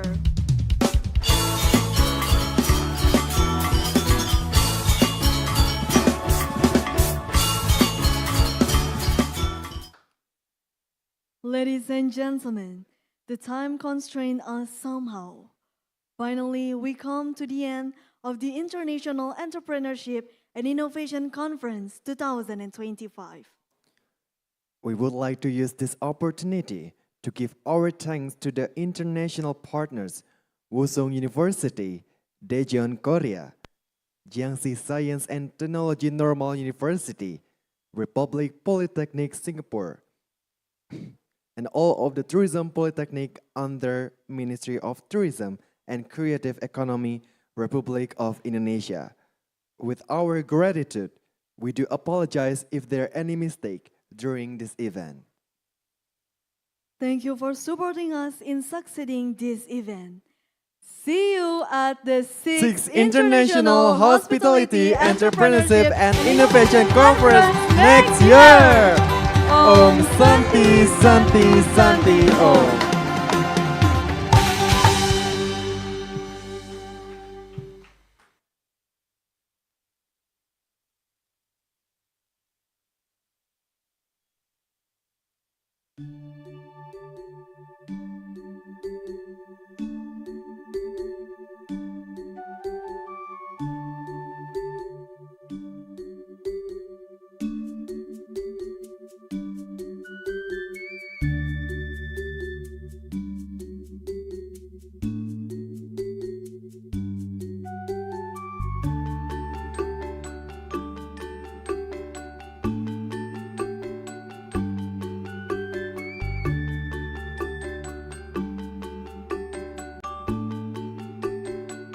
Recording stopped.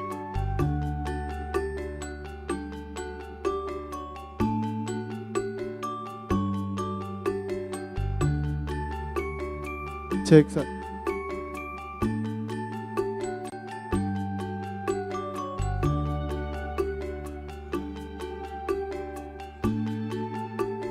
Cek. Yuk, masuk semua yuk.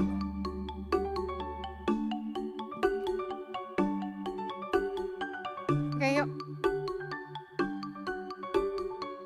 Kumpul semuanya, kakak-kakak. Berdiri aja dulu, video. Tolong dong. Kita mau euforia dulu sebentar. Semuanya yuk. Tadi Ambara pagi-pagi nggak dapat foto soalnya. Ayo semua sini yuk ngumpul. Tolong ini dong fotonya ya, video.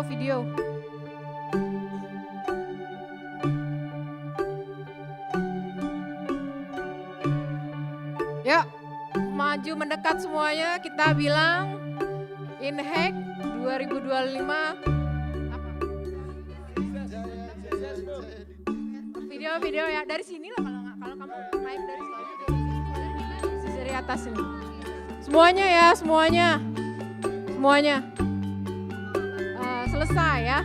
INHEIC 2025. Ya.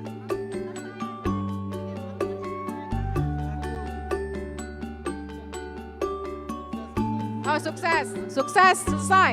Oke. Sukses, selesai gitu ya. Oke.